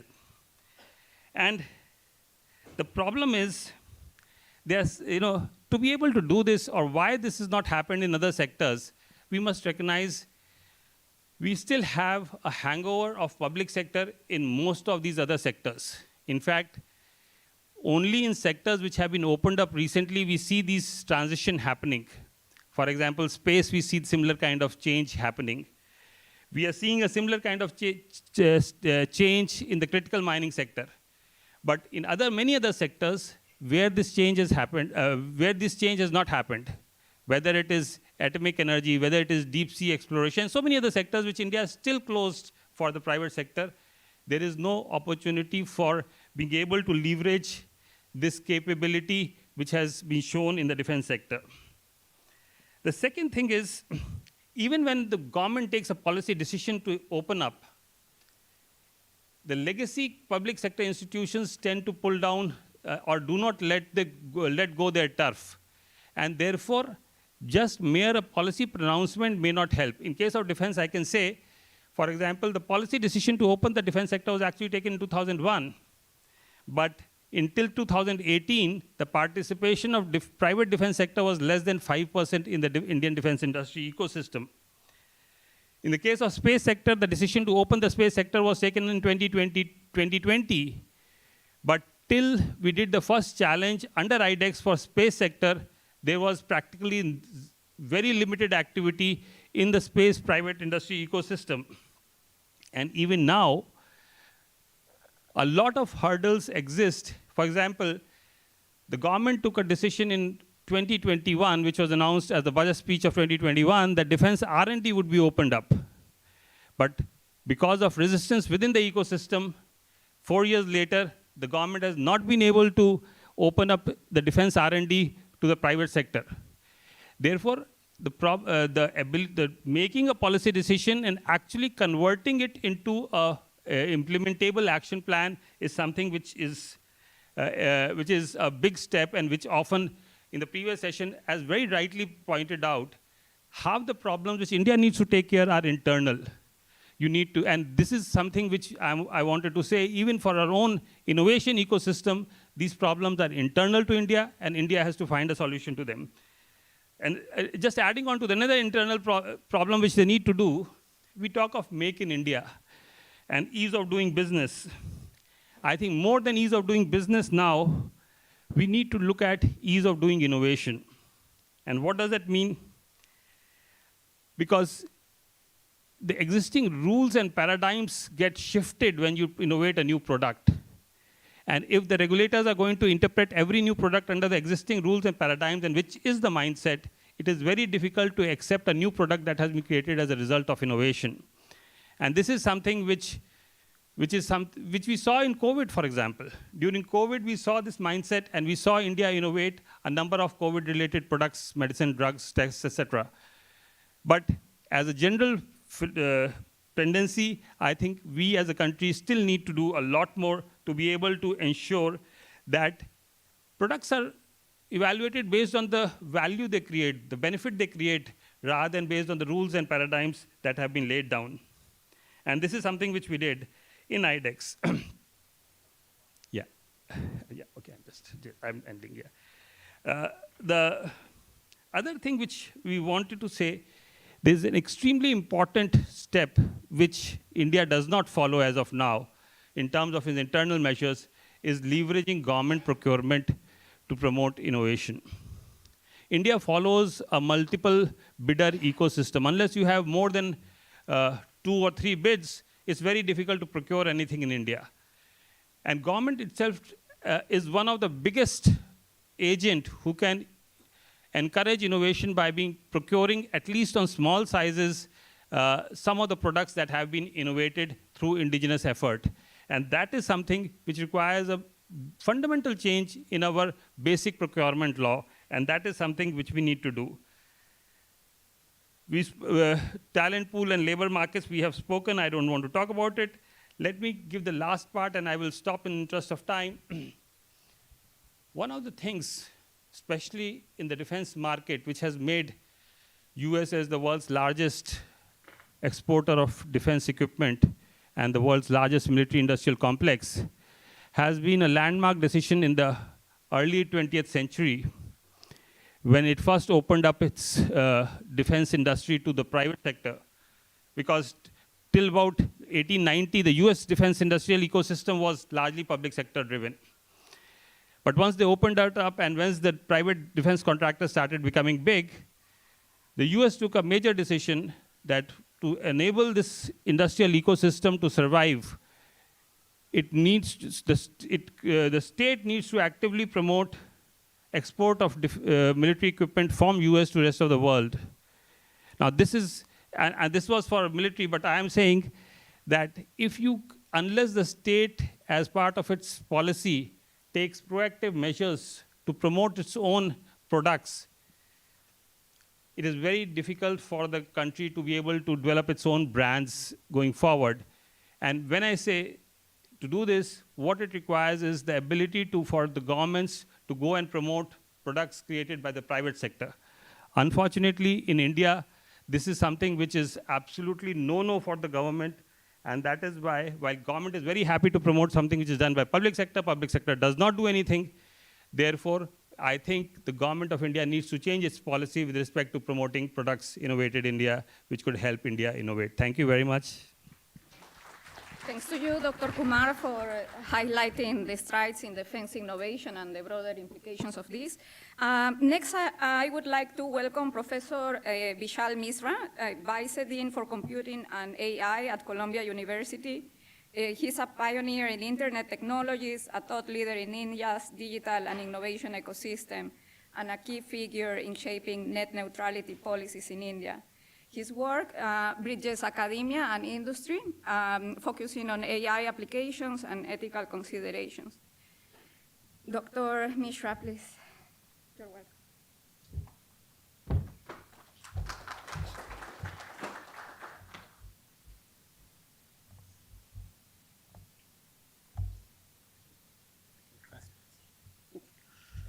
Thank you, Eliana, for the introduction. Thanks the Raj Center and Ruchir and Professor Panagari, if he's watching, who somehow has been tolerating me here for the past couple of years. So I'm going to be talking about can India innovate? And, taking on from the previous talk, I'll present a slightly more optimistic point of view that India can innovate and things are happening. So, a personal lens, in the past 1 month, I've been to India. I've made 2 separate trips to India. I was there for the Mumbai Tech Week in early March, and then last week I was there for the India Global Forum. I participated in a lot of sessions there. I was much better dressed there, but there I was representing a US academic here at Columbia. As Ruchir fondly called me, even a computer scientist can be here. So as a computer scientist, I think I'm location and representation appropriate. But, what I saw there, that there is something happening. The energy is undeniable. At the Mumbai Tech Week, which I was there were 10,000 participants in 2 days. 10,000 people showed up, paid money to be there and talk to people, learn from them. And Devendra Fadnavis, who's the Chief Minister of Maharashtra, he gave 2 separate fireside sessions at the Geo Center in Mumbai. Somehow I happened to be in the room for both of them. So if you want to know about what he's doing, what they are doing, I'm happy to tell you that they are making the 3rd Mumbai, the biggest airport in India, the most number of data centers. They're building all kinds of facilities. They are trying to attract a lot of talent. So a lot of money is being spent on infrastructure in building Mumbai as a tech capital of India. The focus was on AI, but he spoke about all sorts of tech innovations. So something is definitely happening in India. Now, again, this was a theme that was spoken about in the last talk. What made US great at innovation? Well, first, open inquiry. Universities were fostering exploration and debate. US has been attracting global talent for decades. The world's brightest minds come here, innovate, and they are the engines of the US economy. There's strong structure supporting PhDs and academic research in the US. There are agencies like DARPA, NSF, NIH, which have been sort of funding these research breakthroughs which have not stayed in academia, but have translated into the real world. Now, I use the term made because things are changing. US is looking inwards. Immigration is tightening. Academic funding strain, we are at Columbia University, I don't need to go into details of what's been happening. There's reduced global engagement, we are turning away from our allies. So I think we probably need another MAGA movement, but this time it should be a blue-hatted one. India, on the other hand, is moving in the opposite direction. There is a broad welcome of talent, there's embracing of global ideas, and ambitious ventures are being supported and funded. So, this is an anecdote from IIT Bombay, my alma mater. So, 30 years ago, actually even using the term 30 years ago seems scary to me, but when I was graduating, the talk during our final year, the senior class would always be talking, she's going to CMU, he's going to Stanford, he's going to UIUC. 10 years ago, and even now, the talk is, he got a term sheet from this VC, she got a term sheet from that VC. And so the whole mindset has changed. Earlier, Indians were seeking opportunities abroad. Now, the emphasis is on building locally. And soon, I think, it'll be scaling and going global. And again, a very sort of, this is anecdotal, but I'm an advisor to this company, which started, the CEO did his MBA from Columbia Business School, Dream 11 or Dream Sports. There are more top 50 AIR BTechs working at Dream 11 than they are applying for grad school to places like Columbia. I've seen that decline happen. So people really want to stay in India and build in India. That change is undeniable. So now there's also structural change from the top. Who's the DST secretary in India right now? Abhay Karandikar. He was a faculty in computer science, actually electrical engineering in IIT Bombay. Then he became the director of IIT Kanpur, and now he is the DST secretary. There is a new organization called ANRF, which has been sanctioned by an act of parliament that has been formed a couple of years ago. And the CEO of that organization is Shiv Kumar Kalyanaman. He was a full professor here at RPI, so he knew the whole system, how funding works, how research is sort of encouraged, innovated, and he moved to India about 10, 12 years ago, and he's taken over as the CEO of this organization, and he wants to replicate the success that DARPA and NSF had in the US with ANRF in India. So, these things are coming from the top. So these changes are happening. AI, stuff that I've been involved with is the new battleground. There's an India AI mission. More than 10,000 crores have been allocated for investment by the government. India is developing multilingual data sets. There are India-specific models. There is something called Bharat GPT, which is being it's a consortium targeting multilingual LLMs. IIT Bombay and Geo, public-private partnership, is taking the charge there. The focus is on Indian languages, and after all the developments that have been happening, and DeepSeek was a moment that woke almost everyone up. India now, ANRF and I think METI has opened up a competition, and they are funding groups to build homegrown foundational models. There are also startups like this startup called Servam AI, which is top talent attracting from the US and India, working on foundational LLM models. Vinod Khosla has backed it, Lightspeed has backed it, and it is building in India for India. So a lot of things are happening. India has the global tech DNA. Whether you talk about Silicon Valley, Sundar Pichai, Satya Nadella, Arvind Krishna, countless others, they are leading big tech companies here in the US. There are countless others who have created this innovation.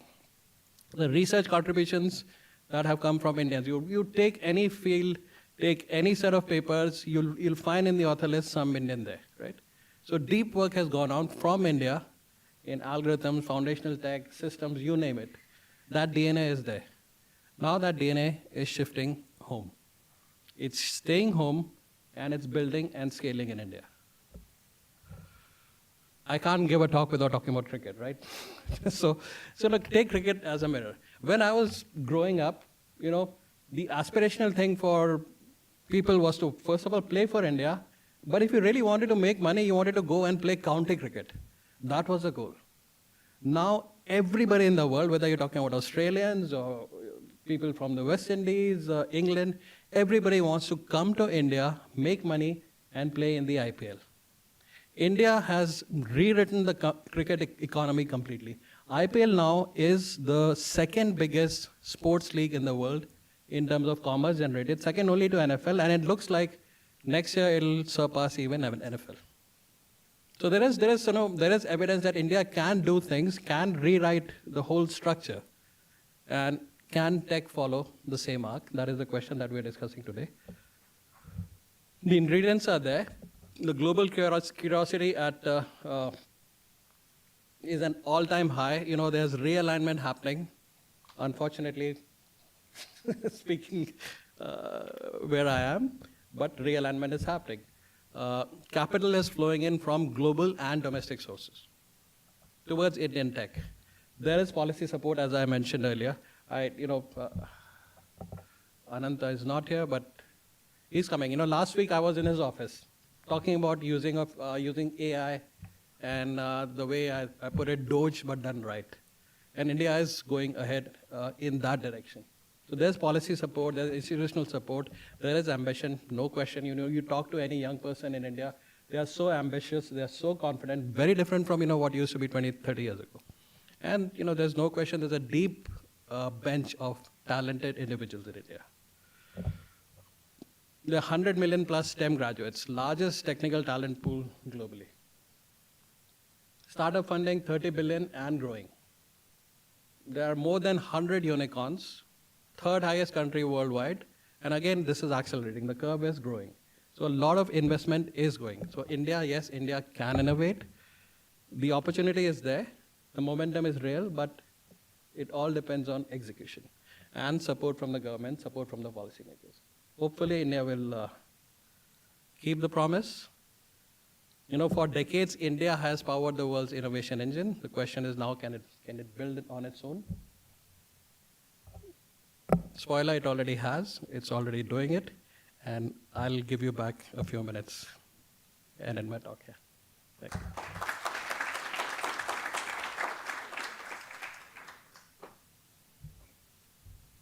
Thanks for this very, encouraging perspective about India's innovation potential. And I would like to welcome our final speaker, Mikhail Fabinger, who is Dean at Bedian College. Mikhail is an economist who works on market structures and innovation strategies in emerging economies. His work advocates for establishing robust legal frameworks for startups and enhancing public sector capabilities to support innovation. Mikhail, you are welcome to deliver your speech.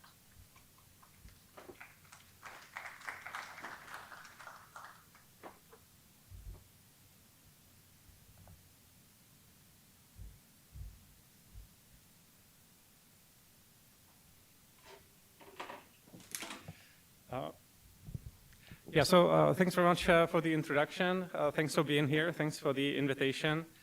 And in this short talk, I would like to complement the discussion we have had so far to mention a couple of topics that people don't typically think about. And before I get to the topics, let me say that I think it makes a lot of sense to rethink what's possible. The current progress in artificial intelligence is very fast, and in the medium term, this should help India achieve the developed country standard of living quite quickly. Of course, at this moment, we have the trade wars and unfortunate things like that, but if you look at the time frame of, say, 5 years, it's very likely that economic growth is going to be super fast. And I think that one of the great aspects of AI is that it can also significantly simplify the transformation of government institutions. And I think that ideally governments should anticipate this economic growth across various industries and proactively adapt their institutions. So as for the topics that I would like to mention, it's a little bit random, but these are some things that I care about, and people don't typically discuss these topics too much. So one topic is some aspects of creating startup ecosystems. I will keep this very brief.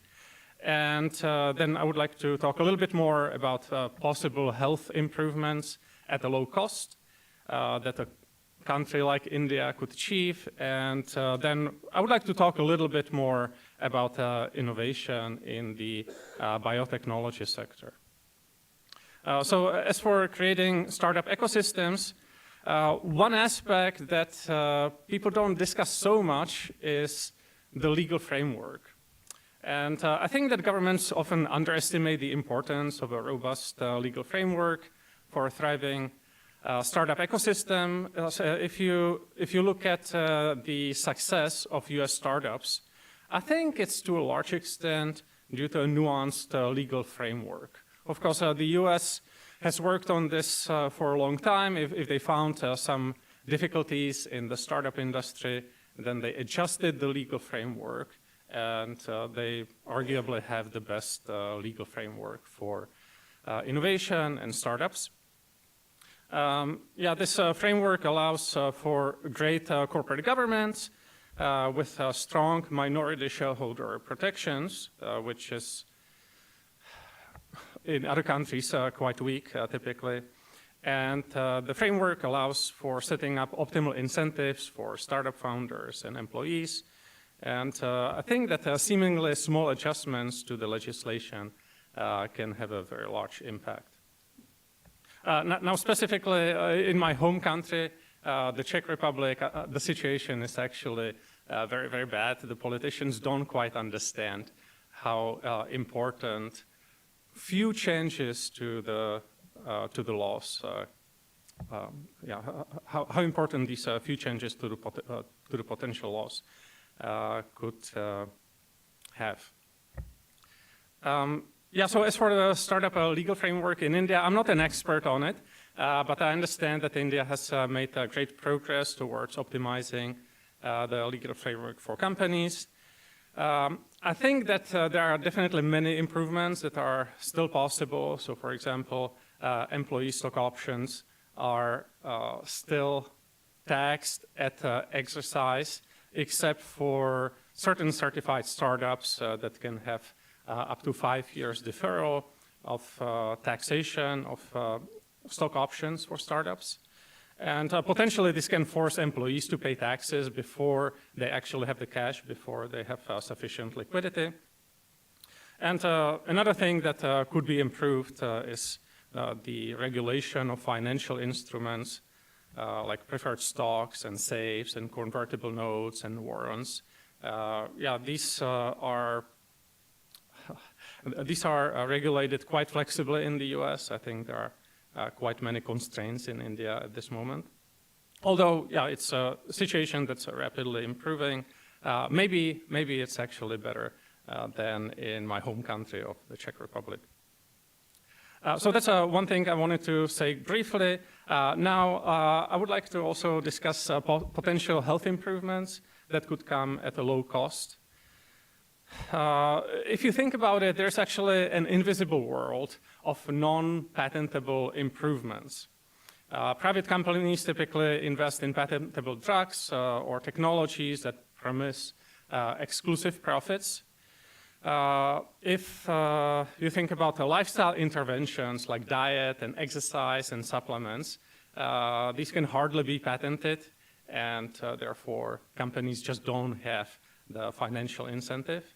And without the potential profit, there are very few people who would pay sufficient attention to all of these.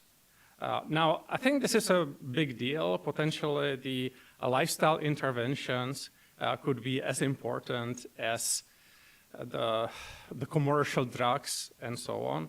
But this is basically public good. Innovation in these lifestyle changes is a public good, and it gets under-provided. So yeah, let me just give a quick example of some non-patentable improvement.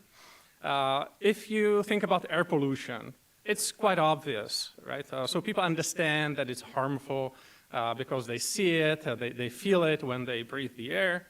But if you take just eating excess sugar, it can be similarly harmful. Of course, depends on the amount. So not so many people know that besides increasing the risk of diabetes, eating excess sugar also increases the risk of cardiovascular diseases, cancer, and Alzheimer's disease. Yeah, in short, people rarely pay attention to all of this. And I know that myself, even if I try to convince my family members and my friends and so on to cut back on sugar, it's really, really hard. I think there are insufficiently many trials that have been conducted to examine these health effects, and yeah, definitely there are really few trials that would find out how to actually communicate all of this information to people and how to encourage them to cut back on their sugar in the diet. Now I think a country like India with its huge population has a great opportunity to do something that other countries can't. I think this is a great time. So advances in diagnostics and development of wearable devices make it a really good time to conduct trials of lifestyle interventions. India's large population facilitates large-scale trials, making them cost-effective. It would be much harder to do it in an expensive country like the US. And also, the large population could just benefit a lot from figuring out which lifestyle changes help and which ones don't help so much. Now, the funding for all of this, it could come from the Indian government, it could come from other countries' governments, it could come from companies, it could come from private donors who really care about global health, not just their own health. And yeah, maybe if the government set up some good framework for conducting all of these trials, it could be a really interesting initiative or interesting industry. Now, as for examples relevant to India, so as you know, in India, many people practice fasting, but the question is how large are the health benefits of all of this? And also, on the flip side, it would be good to know to what extent fasting can actually increase the risk of gallstone formation. I tried to find out about these topics extensively, and the literature is really sparse, and so few things have been established for certain. So that's one example. Another example is that many people in India are vegetarians. And my question here would be, how much would they benefit from taurine supplementation? I think really few people know about taurine in the diet. Very few people know that it can be supplemented, and very few people know that especially vegetarians would benefit from it. If there were like big, large-scale trials in India or maybe in similar countries, it would be really great to get the answers to these questions. So this is more on the lifestyle side. Now, the third topic I wanted to mention is innovation in biotechnology. So I may spend a little bit more time on that. I'm not sure how well I'm doing on time, but hopefully I will not make it excessively long. So if you think about biotechnology, there the role of the government is absolutely crucial. Now, why think about biotechnology at this moment? So if you look at the recent progress over the last couple of years, it has been really amazing. Companies developed different gene editing techniques. They develop different cell therapies. They have the potential to reduce heart disease risk. They have the potential to perhaps treat type 1 diabetes and so on. So it's extremely promising. I think it will be even more promising in the future because of artificial intelligence. So AI, I believe, can bring further advances, and you probably know that there has been a lot of progress on protein folding. There's ongoing progress on AI tools for drug discovery. I think this is extremely promising. Now, the US FDA, FDA, that's the Food and Drug Administration in the US, it announced recently that it will actually phase out animal testing requirements. It will replace them with AI modeling, computational models, computer simulations, and also lab-based human organoid systems. So that's very interesting. It's a large change to a policy that existed for decades. A lot of companies could benefit from this if they can provide the right simulations, the right AI models. This could really speed up drug development. What happened here?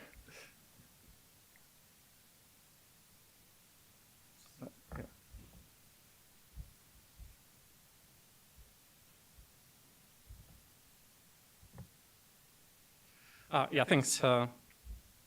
But to benefit from it on the industry side, I think countries really need to have advanced regulatory systems. Otherwise, the biotechnology sector is just not going to work. So why do I think there is large potential for India in biotechnology? Well, so far, India has had good success with vaccines and with generic drug industries. And as you know, India has a large talent pool in IT and computational sciences. India could potentially become also a global leader in biotechnology. But this definitely requires high-quality regulatory authority that would be recognized internationally. So I put here the different regulatory bodies involved in all of this in India. I can't claim that I understand the system real well, but there are these different agencies at the central level, and you would also have state-level drug control departments. If you want to develop a drug and manufacture a drug, sell a drug, or pharmaceutical in India, it's actually very, very complicated. The regulatory oversight is divided among multiple bodies. There has been some effort to consolidate these different responsibilities, but I think there's definitely a good potential to go beyond that. Now, there's also a persistent shortage of qualified inspectors, so compliance monitoring may be quite difficult at the moment. And at this moment, the Indian regulatory approvals still lack global acceptance. So if you develop some pharmaceutical in India, chances are that you will still need to do clinical trials elsewhere, like in the US or Europe, Japan, and so on. Now, as for the US FDA, so the US FDA is known for rigorous scientific evaluation and transparent processes. So that's really good. And the US biotech ecosystem would be impossible without a strong FDA. But there can also be some weaknesses of the US FDA. So my personal opinion is that it's excessively conservative, because if a harmful drug if the FDA approves a drug that turns out to be harmful, there will be a public outrage. But if the FDA delays the approval of life-saving drugs, then that actually typically goes unnoticed. So there's this asymmetry in the incentives for the employees of the FDA. So it tends to be quite conservative. It can be politically influenced. And overall, I think the US healthcare system focuses too much on treating diseases instead of prevention. I believe that India could adopt the strength of the US FDA while avoiding at least some of these weaknesses. Now, as for a possible Indian FDA, I'm thinking about a unified regulatory authority that would oversee drugs, biologics, medical devices, and diagnostics. And I'm thinking that this could extend beyond the recent consolidation efforts. It would be nice if this institution was fairly independent and had a leadership that's really expert-driven. It would be nice to have transparent processes with publicly available reports and inspection results. My understanding is that at the moment, some negative results don't ever get published, and it distorts the view of how successful individual trials were. And also, it would be nice to have like a uniform, universal digital platform for better efficiency and for real-time tracking. Now, what would be the benefits of a unified FDA in India? So definitely, this institution could try to get a global credibility so that clinical trials don't have to be duplicated, so that you don't have to do additional testing if you want to also sell your pharmaceutical outside of India. It would be nice if the institution was able to accelerate the approval process, so this could attract biotech startups and investments. I would definitely expect better health outcomes. The institution could focus on things that are most relevant to the population in India. And yeah, there would definitely be some high-quality jobs that could attract professionals, maybe from India, who may be working in the US or elsewhere outside of India. So overall, what do I think the impact could be? Well, I think that a unified Indian FDA could significantly benefit the public health and innovation and economic growth overall. Potentially, it could help India create a world-class biotechnology industry. I don't see a reason why this should not happen, given the size of the Indian population. And also the academic institutions could benefit. So you could have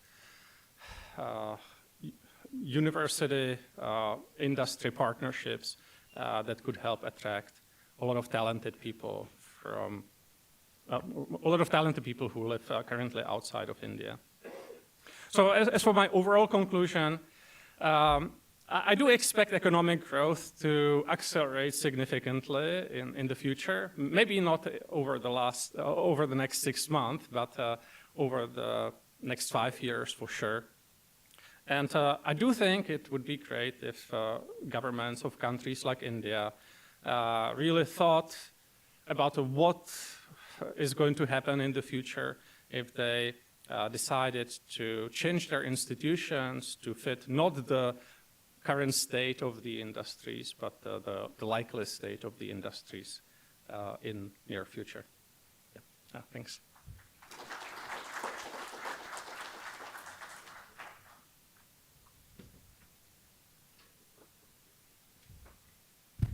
Thank you, Mikal, for rounding up this session and broadening all of this discussion on innovation to go beyond, like purely science and technology, and also highlight innovation is possible in the public policy space, as well as in the institutional frameworks space, the institutions themselves that can foster additional innovation in other sectors. Thank you to all of our speakers for your thought-provoking presentations. I would like now to invite them back to the stage for a moderated discussion. and for questions from our audience. Please welcome them back to the stage.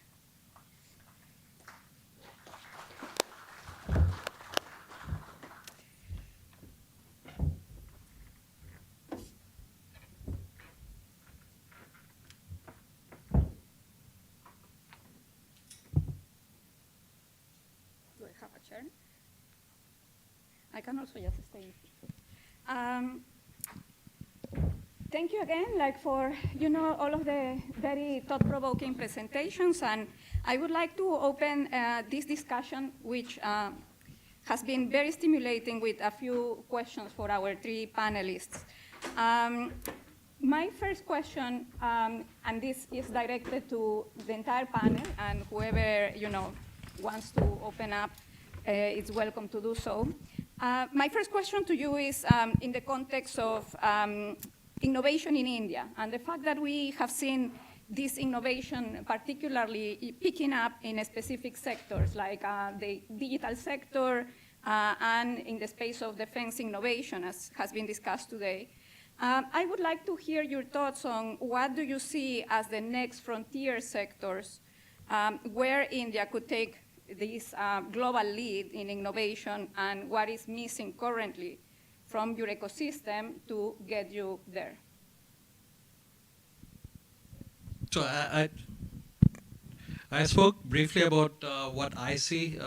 I think AI is the big battleground. Everybody is competing in it all around the world.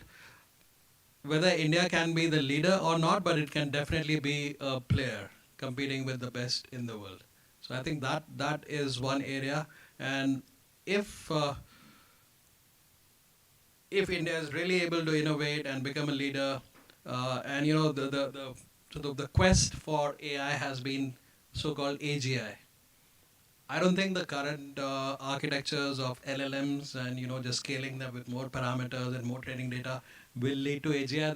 There's architectural innovation that's waiting to happen.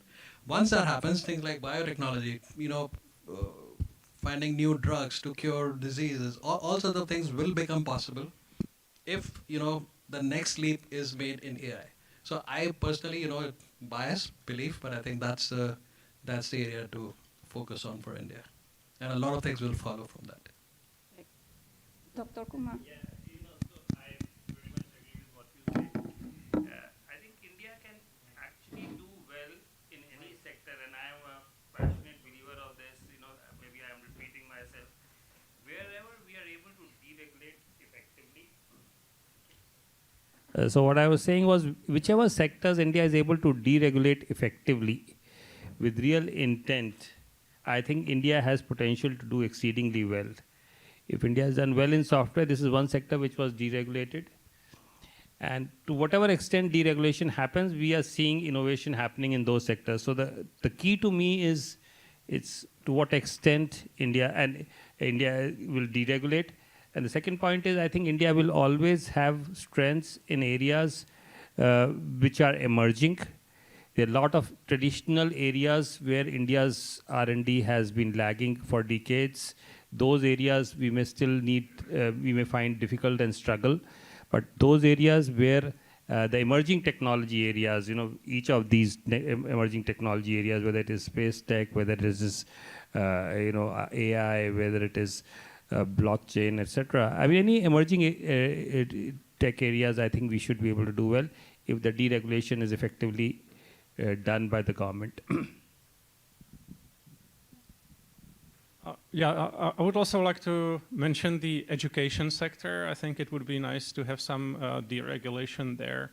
There is definitely a lot of potential when it comes to AI applications. You could create a centralized database of teaching materials. You could have a chatbot interface to it so that teachers can easily retrieve the best materials for preparing their own lessons. There's a lot of things that could be done. Also, regulating universities a little bit differently would be nice. It would be great, for example, if at the IITs it would not be up to the government or up to regulation, how many people can study a particular subject area. I know that a lot of people want to study computer science, but there's just a limited number of spots. Why not just open it up and let students choose which area they want to study? So I think with proper regulation, India could be quite amazing in education. Thank you. And I have a second question for our panelists before we open to the audience. In our first session, we heard presentations on the new environment in the US and the impacts that this has had on tariffs during this second administration of Trump. And these include, imports from India. And my question to you is, how do you see, trade and all of this geopolitical uncertainty affect India's innovation space? And could this be a catalyst for building greater self-reliance and domestic value chains, or do you see it as posing risks to global integration, knowledge flows, and startup growth? So, it's a global shock to the system. So realignment is happening, but the mood in India, actually, I was there last week, was very optimistic. For one, the big war that's going on is between US and China. And now there's iPhone manufacturing that's happening in India. And it's cheaper to import from India than from China. So India, people in India are looking at this as an opportunity that, Chinese manufacturing has flooded the US market. Maybe there's room for India to grow now because of the tariff regime. I don't know if it's good for US or not. I have my sort of opinions there, but I think people in India are optimistic that it will help them compete better in the world. And they'll also find new markets. The whole world is sort of realigning, except the US. It's a very positive perspective. So I personally think on the innovation front, especially between India and US, the geopolitical situation which exists today actually is bringing the two countries together, and there is bipartisan belief and conviction on this in both sides of in both countries. So it doesn't matter which country is in power, and therefore this relationship, as far as innovation, ISET and IndusX was started when Biden administration was there. When Trump was there, Trump 1.0 was there. There's tremendous amount of agreements which were there. When in the recent visit, when Prime Minister Modi was here, Trust, Compact, all of these have given a clear direction to the fact that the two countries want to work together in defense space. And given, what is happening is, defense was a space where it was earlier largely a one-way traffic, where innovation, goods, the armaments made in US were being bought by India, and India has bought large number of them in the last 20 years. But for the first time, we are seeing a two-way traffic. I gave a few examples of today's startups from India coming to the US and actually starting to cater. I see a whole lot more who are today waiting to do this. And therefore, increasingly in the defense space, there is a two-way traffic of happening thanks to the innovation that is happening. And all these initiatives at the highest level, Compact, Trust, are actually enablers to that flow of innovation on both sides. So I really don't see that innovation would get drastically impacted despite the tariff shocks that have happened. I would like to add that India could benefit a lot from relaxing labor laws in manufacturing industry. So at this moment, manufacturing companies in India are severely constrained in their hiring and firing of workers.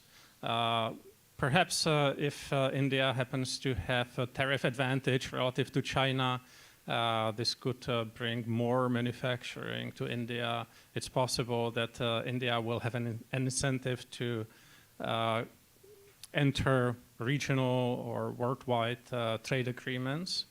And if they combine it with relaxation of some of the labor laws that are quite stringent, I think there could be a really, really nice booming manufacturing industry in India. Thank you. This is a good reminder that this presents an opportunity for India, conditional, of course, on how the policy space is managed.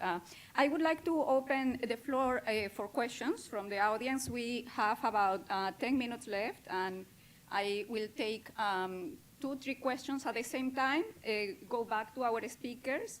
And I will ask you, please introduce yourselves briefly and keep your questions concise so that we can accommodate a larger number of you.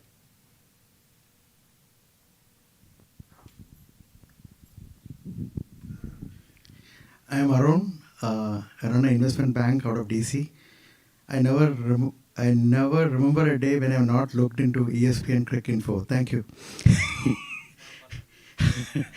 So, Dr. Kumar, you have stood out among all bureaucrats in India by taking risks, because there is a heavy disincentive in India for bureaucrats to somehow flow through the system, cruise through the system, and retire.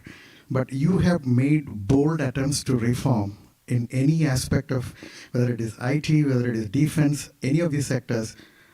How did you do that, and how can you encourage the next generation of bureaucrats to actually do something meaningful and impactful? Because if you talked about the public sector undertakings not innovating and not taking decisions even after the sectors are opened.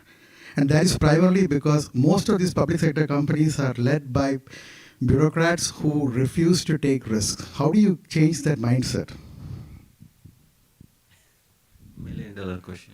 We will take 2 more questions, and then maybe we can go back to our panelists, please. But all I want to say is, I think our governance systems suffers from a serious hangover of colonial legacy. The colonial rules still continue in the governance, and unless we start thinking afresh from what what India needs, and if the bureaucracy and the government thinks from that perspective, I think a lot of answers to what you said would come. We still have those whole systems which our colonial masters left with us. Let's take 2-3 more questions, and then we return to our panelists, please. Over here. Oh. Hey everyone, my name is Noor. I work in payments innovation at MasterCard. My question is for Professor Vishal. India prides itself on its diversity, whether it's cultural, linguistic, or even religious. I'm curious to hear your perspective on how that level of diversity impacts its ability to innovate and scale effectively, especially since startup ecosystems tend to be localized to certain regions. And how does that compare to a much more homogeneous society in China and what they've done with innovation? Thank you. Another question here in the middle, please. Do we have another microphone maybe so that we can get it ready for the next question? Okay, maybe while we're getting to that, I just want to make a comment to frame this discussion a bit more. One of the goals of this session for us was to focus on innovation, but concretely. So what we have is Dr. Kumar talking about defense sector and giving concrete examples. Professor Mishra talking about what's going on, especially in the AI area, which he's a world-renowned expert on, and asked Dr. Fabinger to talk about what's happening in the biotech sector. And one of the goals of this conversation for us is to go a bit beyond the high level that we need to deregulate, etc., but think a bit more concretely about what can be done in which sectors and what are the barriers there. And so with that, I'll just ask a question, which you can answer later if you'd like, is when DeepSeek, when there was a DeepSeek moment a few months ago, a lot of people were shocked that it could be done in China with relatively limited resources. When can we expect a similar moment, either in the LLM or AI world or other sectors? Is that something we can expect to happen, despite your optimism, for example, Professor Mishra? soon, or how long should we wait for that? Yes, please. Hi, my name is Gatha and I'm a Columbia SIPA alumni. It is fascinating to see the pace and scale at which innovation is happening in India. Like Professor Mishra, you spoke about the upcoming data centers and proposed infrastructural constructions for mobile phone manufacturing. As I understand, data centers also result in consuming huge water resources. States like Maharashtra already has a severe water crisis and one of the largest number of heat stroke deaths and farmer suicides in India.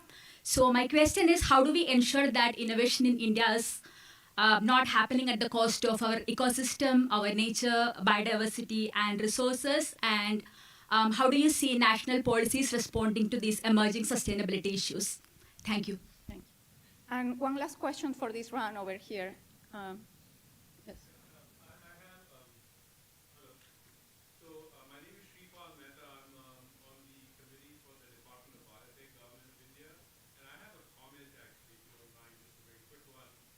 In terms of innovation in biotechnology, the department has created 75 incubators all over India. On seeing this, the gap in funding those companies to grow into the next global company that is going to come out of India has been an initiative taken by the department just a few weeks ago that I'm advising on, is an initiative called Global Biomentoring. It's called BioSarthi, and the goal is to connect executives and entrepreneurs, investors, etc., from outside of India, Indian diaspora most likely, into the Indian community or the ecosystem of entrepreneurs in order to support that initial innovation that was funded by the department but is faltering or is stalling on some of the growth initiatives they need. And this is a very specific example. I just wanted to comment because of all the questions around what can be done specifically, but also your comments on biotech. So that there is a very close relationship between the Department of Biotechnology and the DBI, the Drug Control Board, and the regulatory bodies. That started around COVID and is continuing. I can't give you any specific ones. I'm not, I'm sorry, I cannot comment on that. Yeah, right. So can you comment on whether it would be a good idea to do it? Yes, I think it is very much needed. There are many hurdles currently, and some of the local growth has been stalled because of gaps in how you can clear faster some of the regulatory issues. And plus, while they have loosened some regulations around clinical trials in India, especially phase 1, which is open to the floor for new innovation and new drugs, for example, coming in, there are still many hurdles and devices and diagnoses that gap needs to be closed fast. So we have heard very important, high-level questions on, the role of language in diversity and the impacts on innovation, institutional setups and how they influence them, and also, the need to balance innovation and other, sustainability goals. I would like to give the floor back to our panelists to answer this at the time. One at a time. So the first question was about diversity in India and how it's different from China and whether it'll affect. So there are two things about diversity and the difference between India and China. One is, in China, the control comes from the top. India is a lot more, well, it is democratic, right? And diversity, and another difference that that's there between India and China, and that actually helped India's software industry tremendously, was language. India is very sort of fluent in English, which is the international language, as opposed to what the Chinese ecosystem has been. It's largely focused on China. So WeChat is the biggest social app in the world, but it's used primarily in China.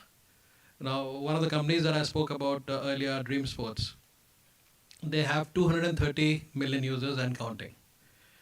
And they are diverse set of users coming from all parts of India, speaking all kinds of languages. So their mindset from day one is to cater to all of them, to build products, to sort of localize in different languages, and to create products that can be used by a variety of different users. If you have to compete globally at a global scale, then that diversity actually is important. And I don't see that as a drawback, but I see that as one of India's advantages. The way the mindset is to build and grow, I think diversity will play a big part. So I don't see that as a disadvantage. Ruchir's question was DeepSeek moment. Oh, how soon? So as I mentioned, the METI has released a call for proposals. Teams are competing. There are alliances that have been made that are being funded by the government that are creating these new kinds of models. They're also looking at different kinds of architectures, not simple LLMs. I think the engineering talent is there in India, no question, right? We have seen it all over the world. Now there is a push, there's ambition, and there is belief that, if China can do it, we can do it as well. Now, all the DeepSeek results, you have to take them with a grain of salt. It wasn't $5 million, that was the cost of the final run, right? But still, they had incredible engineering innovations because of the limitations that they faced. They were working with previous generation GPUs. So they rewrote some of the stack. So they did incredible engineering. I don't see why India cannot do that, right? There is funding, there's drive, there's ambition, there's belief. So that will happen. I think the final question was, one of the questions was about environmental regulations, and that's maybe above my pay grade. So I'll let somebody else. I believe that Dr. Kumar wants to. I want to put my bit on these. The first thing is, I think there is no question of India not having a DeepSeek moment. I mean, look at Aadhaar, look at UPI. I mean, these are all DeepSeek moments in their own right as well. And there are many of these examples. In AI, we're going to have our DeepSeek moment. The biggest challenge is, and that's related to the other question which I want to come back to. The fact of the matter is, India doesn't have we have the diversity, we don't have the data. And, most of India's data is not with India, unlike in China. We are the largest producer of data in the world, but less than nearly 20% of world's data today is created by Indians. We have storage of data centers, and that links it to your question, is less than 2% of world's data storage is in India. We've now started for the first time to get some big data hyperscalers come and set up shop in India. We are way behind in terms of what we need to be.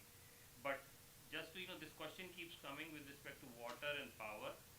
If you look at India's water resources and India's power resources, the actual demand is minuscule compared to what these can consume with respect to India's massive. There is issue of balancing this, and as long as these are balanced, the need to grow the data center capacity in India is humongous. And this is one of the most neglected areas, if you ask me, with respect to India, that has happened. And so we have a long way to go. What is happening is still actually, we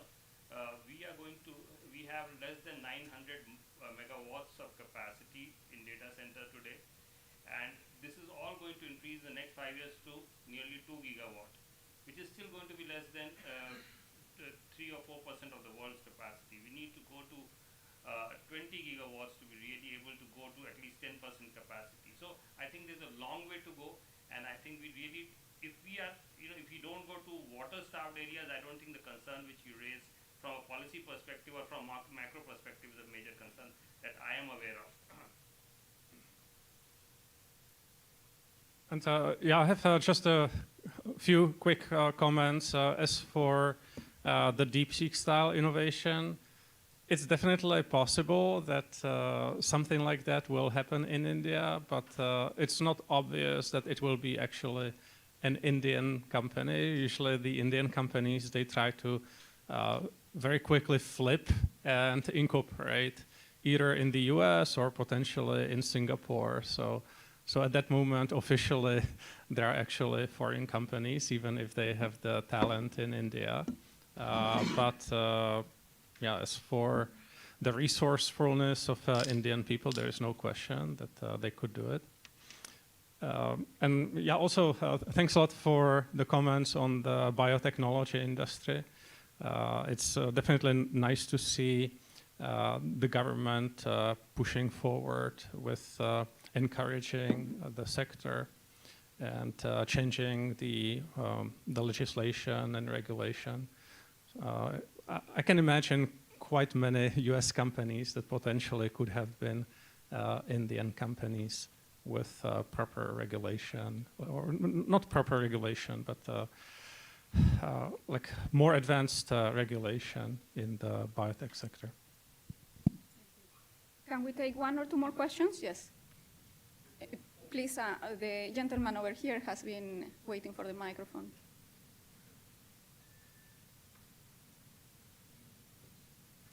And just to balance over here in the front table.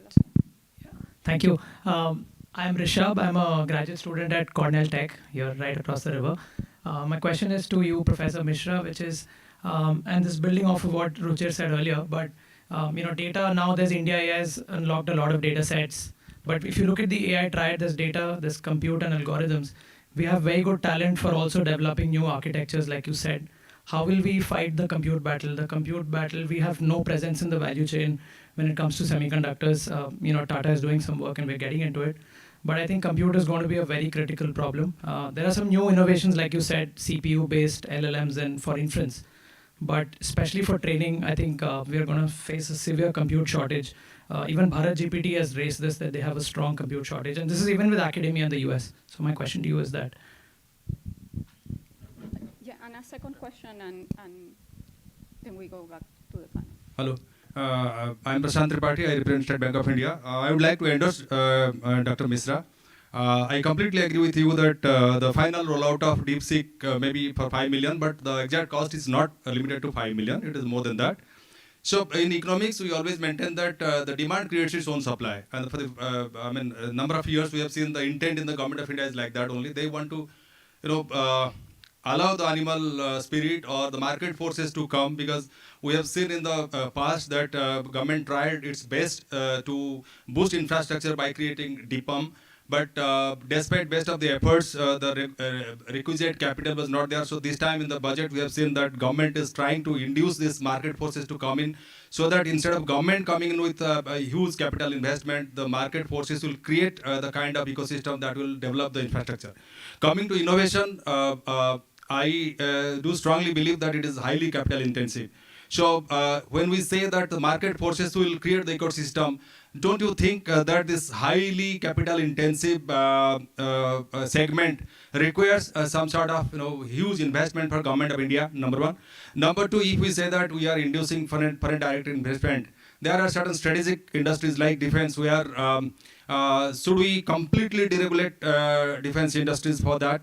And my last question is that, see, even if we induce the FDI to come in, there is some apprehension in the mind of foreign investors. Like in a few days back, I was attending another meeting where global leaders were there from different corporates. They were apprehensive about India's lack of complete deregulation. Like they still believe that India still maintains protectionism, particularly in the sectors like insurance, where although we have allowed 100% FDI, we still have some protectionism which doesn't allow a level playing field for the FDI. So last is that, I do believe that technological revolution in the world is led by Indians and not by India. Like if you take the name of Satya Nadella or Sundar Pichai, that proves this particular sentence. So when we have been able to develop the talent, the pool to retain talent requires more kind of efforts from government of India. Do you believe in that? Thank you. Thank you. And I will get, and one more on the back. I will get back to Dr. Kumar on this second intervention. Hi, hello everyone. I'm Janvi. I'm pursuing my master's in economics here at Columbia. I have previously consulted for the government of India, so I understand a lot of where the administrative hurdles and the policy obstacles come in. And I really agree with what Sir said, that a lot of the innovation in India is led by Indians and not India specifically. My question is, UPI, as you mentioned, sir, has been a tremendous success, and I don't think, I cannot anticipate that it would have been foreseen to be such a huge success, where it has become a benchmark at a global scale. Ease of use, how pervasive it has become. What do you think has led to, administratively, policy-wise, what has led to its tremendous success? And besides biohealth, which I agree is a booming industry in India, what other areas should be focused upon within the startup or innovation sphere? Thank you. And this is a fantastic question also to close our panel. But first, I would like to go back to Michal, your reflections on data, computing infrastructure, etc. So I'll combine your question and the sort of second question about research or innovation being capital intensive, and India has a disadvantage there. My personal belief, I've been also researching these LLMs and how they work, is I don't think, the wave for the first wave of LLMs came, it was you dumped the entire sort of internet, Reddit, whatever, and you had these massive models. But I don't see why a model needs to know about quantum gravity and Python coding at the same time. So I think the innovation will come in terms of more focus, smaller models that are suited for the task, and you probably don't need so much GPU power to train those models. Secondly, the human brain is a lot more power efficient and a lot more sample efficient in terms of learning. So while the current paradigm has been very sort of successful, people have been astonished, I think there's an architectural innovation waiting to happen, which will be a lot more lot less resource hungry. So I think that's where our focus should be. Just giving money to NVIDIA probably is not the answer. You have to think a little bit different. And I think that thinking is starting to happen. Dr. Kumar, I really appreciated the comment on innovation being driven by Indians and not by India. And actually, this ties to a personal question I had for you, that is, how can India balance state-driven innovation efforts with more organic, bottom-up type of approaches, and what are the biggest risks if we get that balance wrong? Over to you. Yeah, so this comment on a lot of innovation is led by Indians and not by India. I think Professor Mishra has so very well articulated that top AI rankers who used to come to the US when I graduated and maybe when he graduated are today staying back in India. And I think that is what I mentioned in my talk today. The innovation ecosystem is changing, and this is what I think you also mentioned that. But unless you change the policy framework, I think a lot is changing. And don't get me wrong. I mean, we are seeing new changes happening, but a lot more needs to happen. And we will, unless those changes happen, and probably these changes will happen, and therefore we will see a lot of innovation happening in India, and that's a broad point. But coming back, I just wanted to make, and you raised a very important point. I don't know if you. So let me ask you this counter question. When do you think was UPI created? I think the innovation started around 2015 and 15. No, long before that. The UPI was created in 2010-12, and I was the one who, when was Aadhaar conceived? That was pre-2010. That was Pre-2014 at least, right? But when did they actually become global winners or big success stories? Was after they were implemented at a large scale. And both of these, I was part of the implementation process, and that's why I'm sharing. The point is not that creativity wasn't happening, innovation wasn't happening. And I kind of refer to that. Creating an innovation or creating a policy to innovate is not enough. There are hurdles within the system which will not enable that innovation to be rolled out.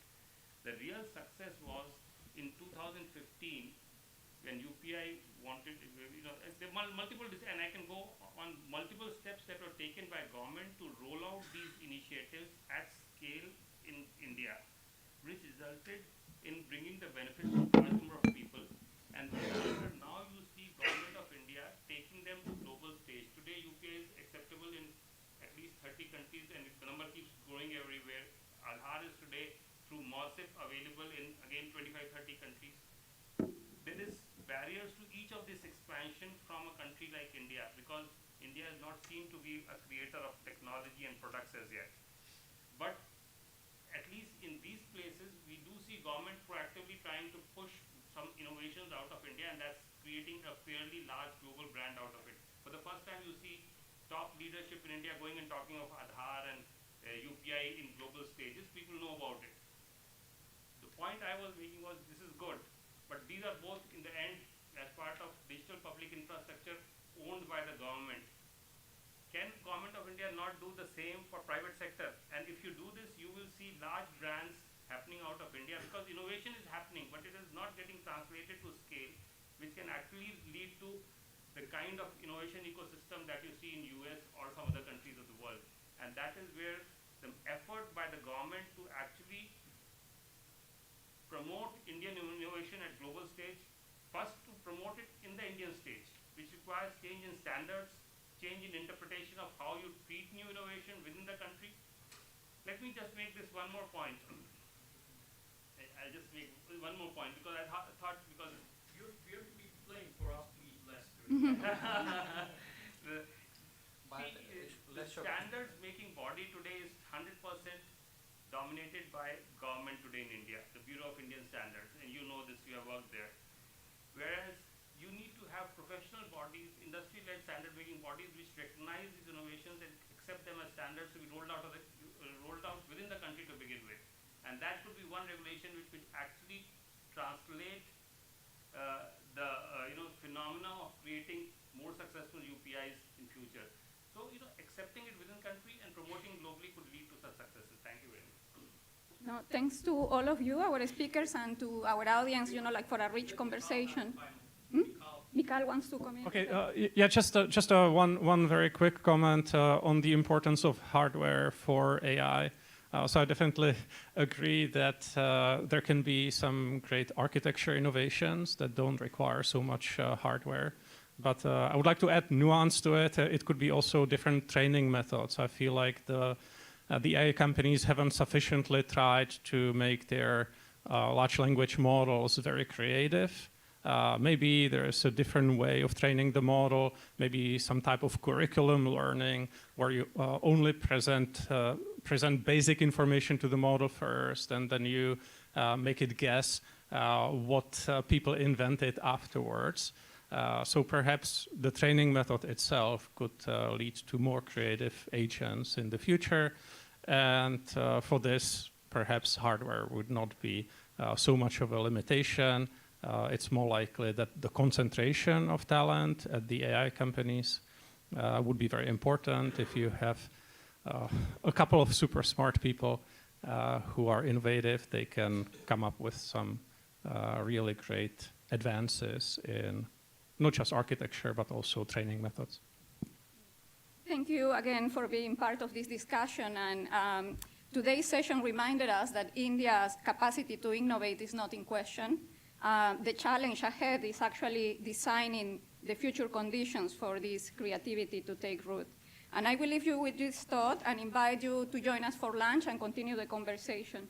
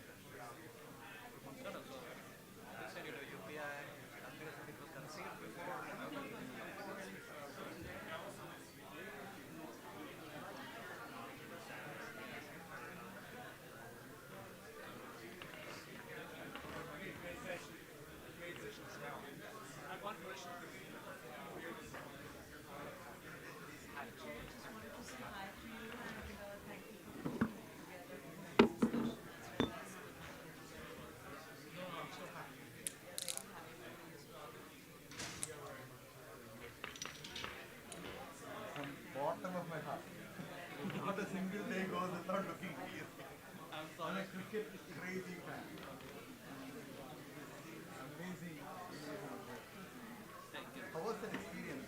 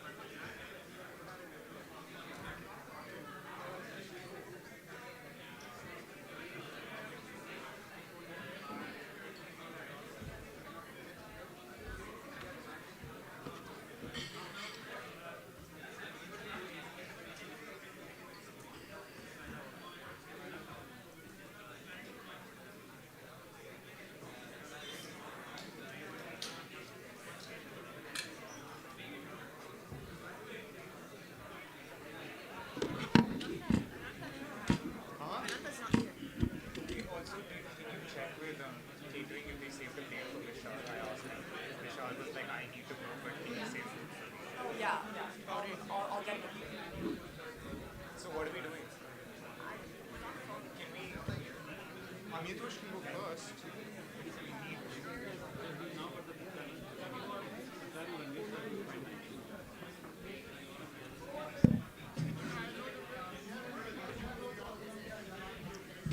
Workout today.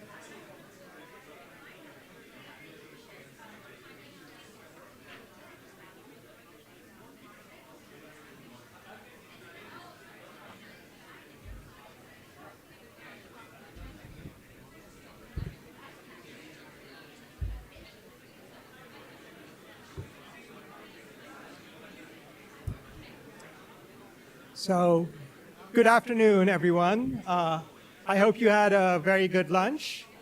So, the plan is to start the first post-lunch session. And I think we have an interesting set of presenters today.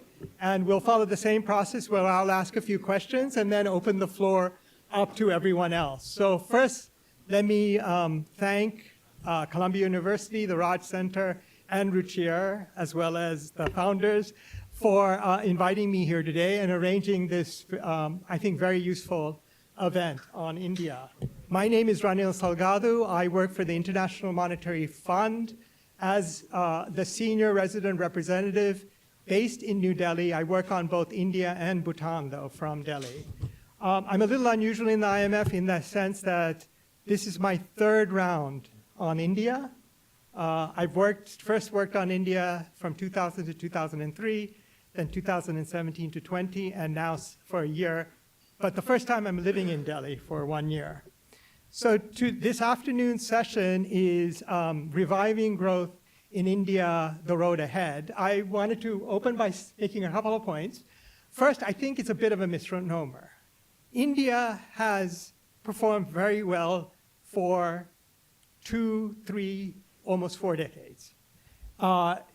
India's growth has been between 6 to 7% throughout that period whenever you look at longer-term averages. So India is doing well. In fact, everyone, the government, all international organizations, we always like to point out that India is the fastest growing large economy globally. And that has held for some time since China's growth has slowed down.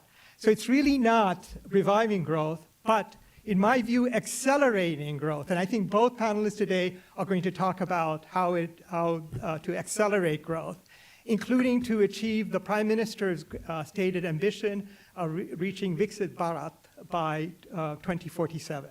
So that's advanced economy or upper middle high income economy status by 2047. So that really is the goal for India. The second point I'd like to mention, and Ruchir mentioned it in his opening comments, is how important India's growth is for the world.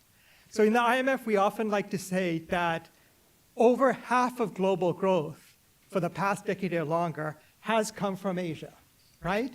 Historically, that was China, right? So China grew double digits up to 14% at one stage over some periods of time. But if you look going forward, and India also helped because it was a fairly large economy that was growing 6 to 7% a year. But if you look going forward, the Chinese economy is slowing down for a variety of reasons. One is demographics. Chinese population has peaked. And two is because China has caught up. So there's not as much potential gains in productivity, total factor productivity going forward.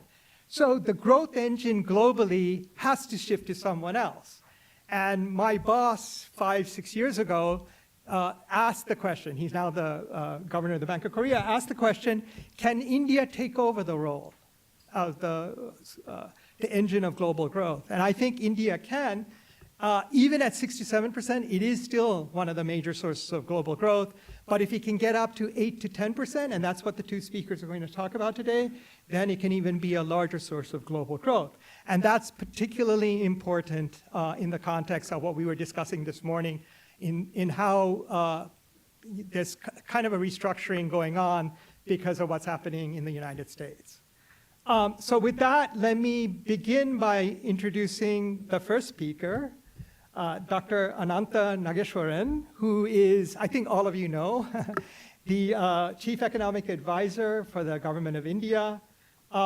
Before he was CEA, he was an author, a journalist, a teacher, a consultant, and he's co-authored books on derivatives, global finance, and the Indian economy. And if you read the economic survey, which comes out around the time of the budget in February, it's a must-read to learn about Indian economic issues. And he's, of course, the leader of the effort for the Global Economic Survey. So with that, it's my pleasure to introduce Dr. Nageswaran.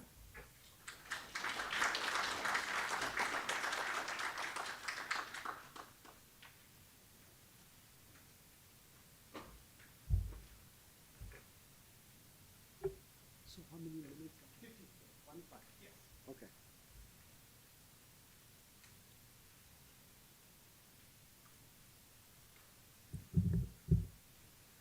Good afternoon, everybody, and thanks, Ronald, for the kind words of introduction, and thank you, Ruchir, for having me here again. So in the 15 minutes I have, I'll just set the stage for the discussion to follow. Ranil said it's not about reviving growth. That's why I changed the title of my own presentation to Sustaining Growth, because in the last 3 years post-COVID, growth has averaged more than 8%. Obviously, in the current environment, sustaining 8% growth rate is going to be a very tall order. But if we can maintain growth rates of even 6.5% on a sustainable basis over the next decade or two, and look to opportunistically increase it to over 7 by focusing on domestic deregulation, that will be the way to go. So first, quickly, first 2 slides will set the global context. Sometimes it's good to go back and look at your own library of presentations one might have prepared in the years that went past. So I was trawling through my own computer a few days ago, and I came across this flow chart not prepared by me, by a gentleman called Alberto Gallo in Algebras Investments, and he had prepared it in February 2020, probably a week or 2 before I think the pandemic broke out.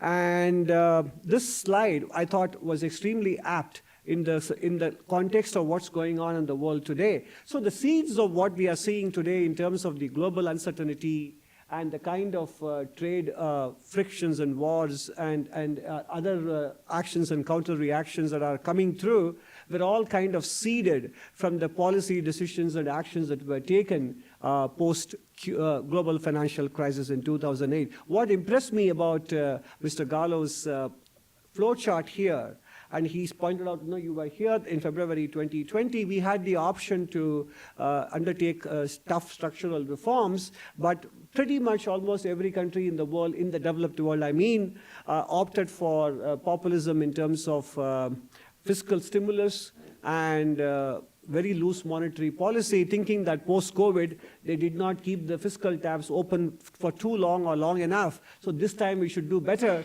So they went on a basically monetary and fiscal stimulus spree and populism. And naturally, what you find at the bottom of this chart is very prescient. It was 4 years ago, prognosticating trade wars, financial repression, and military conflict. So that is the kind of path that we have been on in any case, regardless of what is happening today. The seeds were sown much earlier. And if you look at this particular chart prepared by a very well-known investment firm in India, and I thought this chart captured everything that we needed to understand. On the left side, you see US imports, and then imports by rest of the world, excluding the US. It goes nowhere. The line goes nowhere. And in the right side, you see China exports and exports excluding China. That line goes nowhere. So basically, it is about one country's imports and another country's exports that define global trade pretty much, roughly speaking. So that is the reason why this entire issue of imbalance that has cropped up so much in policy discourse as well as in and elsewhere as well. So clearly, this imbalance wasn't sustainable, and we knew that. And this has been talked about for a very long time. And even in the first 3 months of 2025, China's current annual run rate of trade surplus would probably hit $1.2 trillion because it has averaged $300 billion in the first quarter of the current calendar year. So this is the backdrop. So the kind of conflicts, both in terms of trade and other measures, this is something that we need to accept as a given in the external environment, as far as India is concerned. So that is the backdrop within which now we have to chart our path for the next 5 to 10 years. And that is what we should be doing. And what is that path to achieving a steady growth in the high-stakes global environment? Very quickly, we have a vision to achieve developed India by 2047. The biggest challenge, apart from India's size, and the external environment is going to be not so benign for the next 10 to 20 years as one might have had in the last 30 years, starting from 1990 or so. But within this context, that's a given. You can't choose your external environment beyond a point. We have to generate 8 million jobs per year, at least, for the next 10 to 12 years. That is the extent of population projection we have at the moment, and raise the manufacturing share of GDP in the context of China having achieved such a tremendous manufacturing dominance, especially post-COVID, and plug Indian business into global value chains and create a viable Mittelstand in German, which means a small and medium enterprise sector, because manufacturing and MSME both go together. Countries that became manufacturing powerhouses did not do so without having a viable small and medium enterprise sector. And either investment rates have to rise from where they are, or we have to make sure that we extract maximum possible juice out of existing investments, because global capital flows are also going to be affected by ongoing conflicts between nations. So therefore, it is not that external trade is not going to matter. It will matter, and we need to focus on that, because external competitiveness is also a way to boost domestic innovation, domestic potential growth, etc. But at the same time, we cannot expect that to contribute the way it did in the first decade, when India averaged 8 to 9% GDP growth between 2003 and 8. Every year, exports contributed 40% to GDP growth in the first decade, especially pre-crisis. In the second decade, that contribution came down to 20%, and in the third decade, it might be even lower. So it is not that the trade or export competitiveness does not matter. It has to be the driving force. One has to get up one's game on quality, R&D, and internally on logistics and last mile connectivity, etc. But from a policy perspective, it will make sense to assume that it will not be so easily possible to extract growth out of exports as we used to do before. So roughly, these are the priority areas, and the ones in blue are more policy-driven, and the ones that are in black can be achieved by the private sector and academia getting together, and the policy, all that it has to do is to, in many cases, get out of the way and deregulate. So the blue ones, policy action are much more needed. Policy guidance is needed. The black ones, I think we can let the market forces and the private sector acting in concert can take care of them, and the government simply has to create an enabling environment rather than being an active driver as compared to the other three, which are in blue color. So these are the important policy priorities to be able to achieve the goal of developed India by 2047. In terms of numbers, by March 2025, the year that ended, India follows the April to March cycle, we achieved nominal GDP in dollar terms of close to $4 trillion, about 3.9. Of course, it depends on the kind of exchange rate average you used to come up with that number. According to my calculations, it was $3.92 trillion, having started at $300 billion in 1993. So despite a 3% rupee depreciation per annum against the dollar over the last 30 years, we could achieve a dollar GDP growth of 8.6% per annum on average over 30 years. So going forward, of course, for the next 5 to 6 years, it may be very well possible that the rupee actually strengthens against the dollar, given the current administration here, their penchant for wanting to keep a weaker dollar, and also even in terms of historical trends, the dollar has remained quite strong over the last 10 to 12 years. Maybe cyclically as well, there is a case for dollar weakness. So in that case, all the more reason why exports may not be that easy to achieve in that kind of context. So, in terms of education and skilling, I think the post-COVID, there was a concern about attainment levels in numeracy and reading skills declining, but it is heartening to see them improving in 2024 compared to where we were in 2022 post-COVID, because of the long shutdown that we had of schools. And in middle school also, major improvements have been witnessed in the annual State of Education report of Pratham. At the high school level, also there has been some progress. Now, obviously, the budget, in the Indian fiscal budget, which runs from April to March, we had one in July because of the elections, and then one in February 2025 as well. So in terms of allocations, there have been considerable allocations made in the budget, union budget for education and skilling. But now is the time, given the kind of concerns that are being expressed in advanced societies with respect to immigration, etc., this may be a time for India to achieve some kind of a 1991 reform movement in higher education. I think that is something that we need to pursue. And that will be a big game changer with respect to competitiveness and innovation as far as India is concerned. And farming sector, again, considering China's positioning and strength in manufacturing and what technology might do for services exports, we shouldn't write off agriculture as a sector of the past.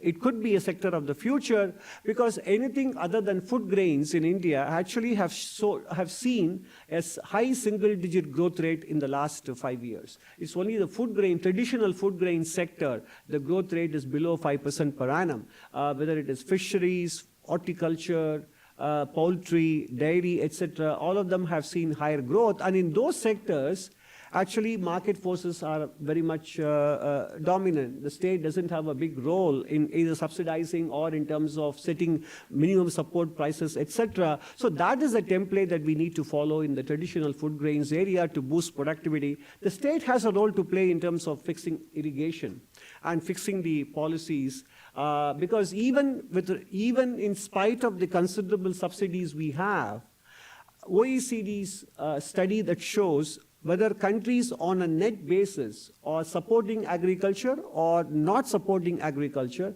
on a net basis, actually India is not a net supporter of agriculture in terms of public policy. In other words, by constraining the prices at which farmers can sell, where they can sell and at what prices and when, etc., the subsidization actually does not necessarily benefit the farmers to the fullest possible extent, because there is a trade-off in terms of curtailment of freedom, and that needs to change as well. And we have written about it in the economic survey in July 2024. Much is happening on the MSME side in comparison to, let's say, agriculture. There have been development of new value chains and clearly delayed payments, which is a bane. And this is where I think policy can only go thus far. Private sector has to play its part. There is Indian private sector, by and large, the large enterprises, rather than funding the small and medium enterprise sector, have been hitherto using them as a source of working capital, which kind of tells you some of the predatory practices that are there in the private sector. This has nothing to do with policy here, but that needs to change as well.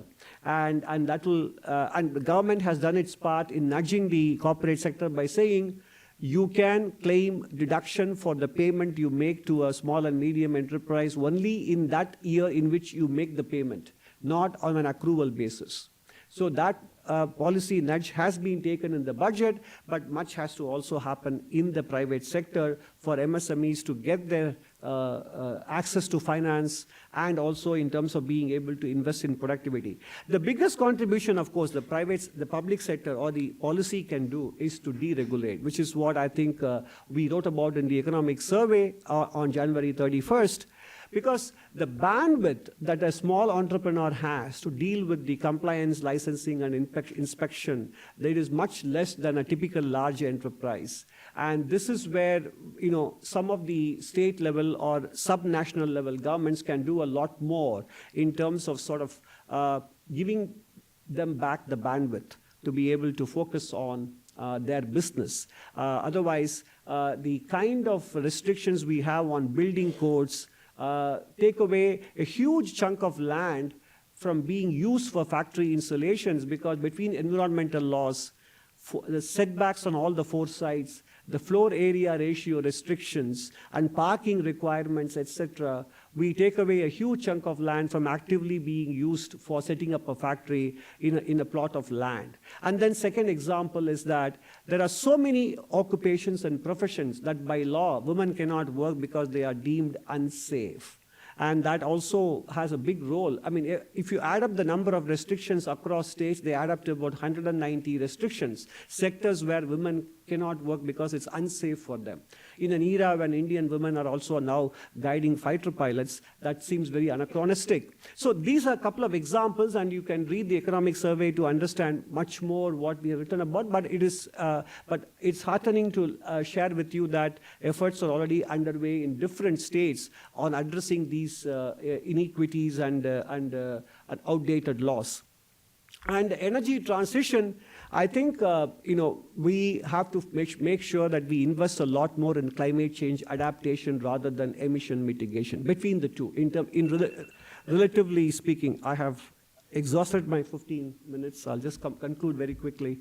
So we need to do a lot more in terms of prioritizing adaptation, prioritizing nuclear energy, and ensuring that we do not sacrifice growth, because without growth, we won't be able to generate the kind of resources we need to be able to finance emissions down the road. It is not about letting go of emissions. It is not about that India on its own needs cleaner energy for environment, for water and air quality considerations, etc. But given its development state, and given that if you want to become a manufacturing power player, you need lots of affordable and reliable and secure energy. So we need to sequence and prioritize our climate change policies.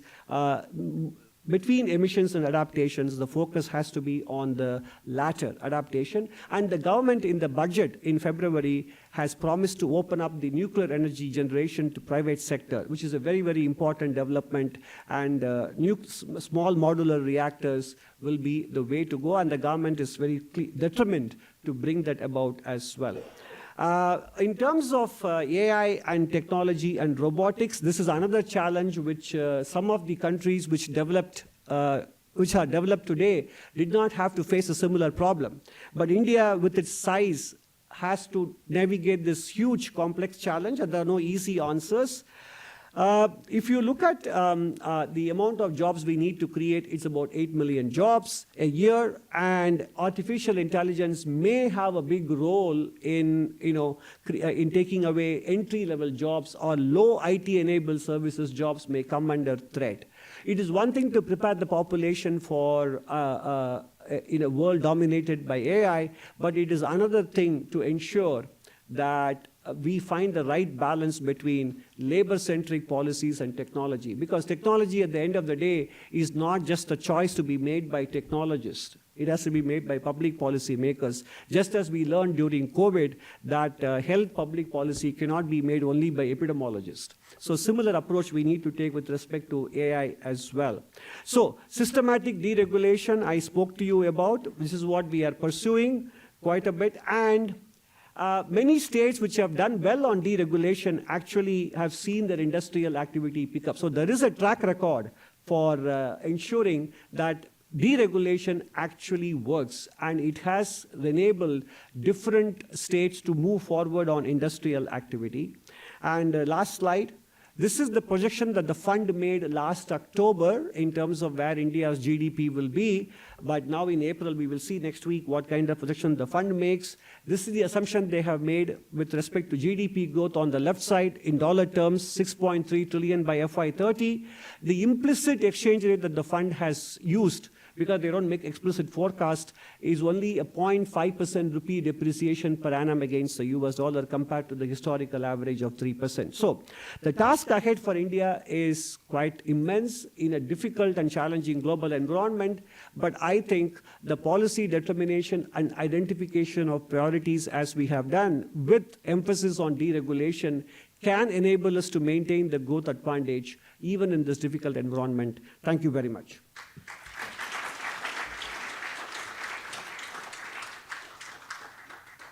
So thank you, Ananta, for that very good overview.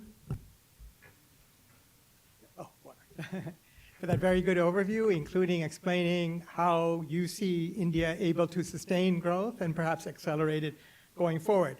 Let's move on to our second presenter today. It's Professor Amiyatosh Purnanandam. I hope I'm probably mispronouncing his name, who's the Michael Stark Professor of Finance at the Ross School of Business at the University of Michigan. He has multiple other positions, and you can look in the purple pamphlet to see that. His publications include work on financial intermediation, financial crises, corporate finance, and credit risk. So with that, let me have Amitosh take the floor. Thank you.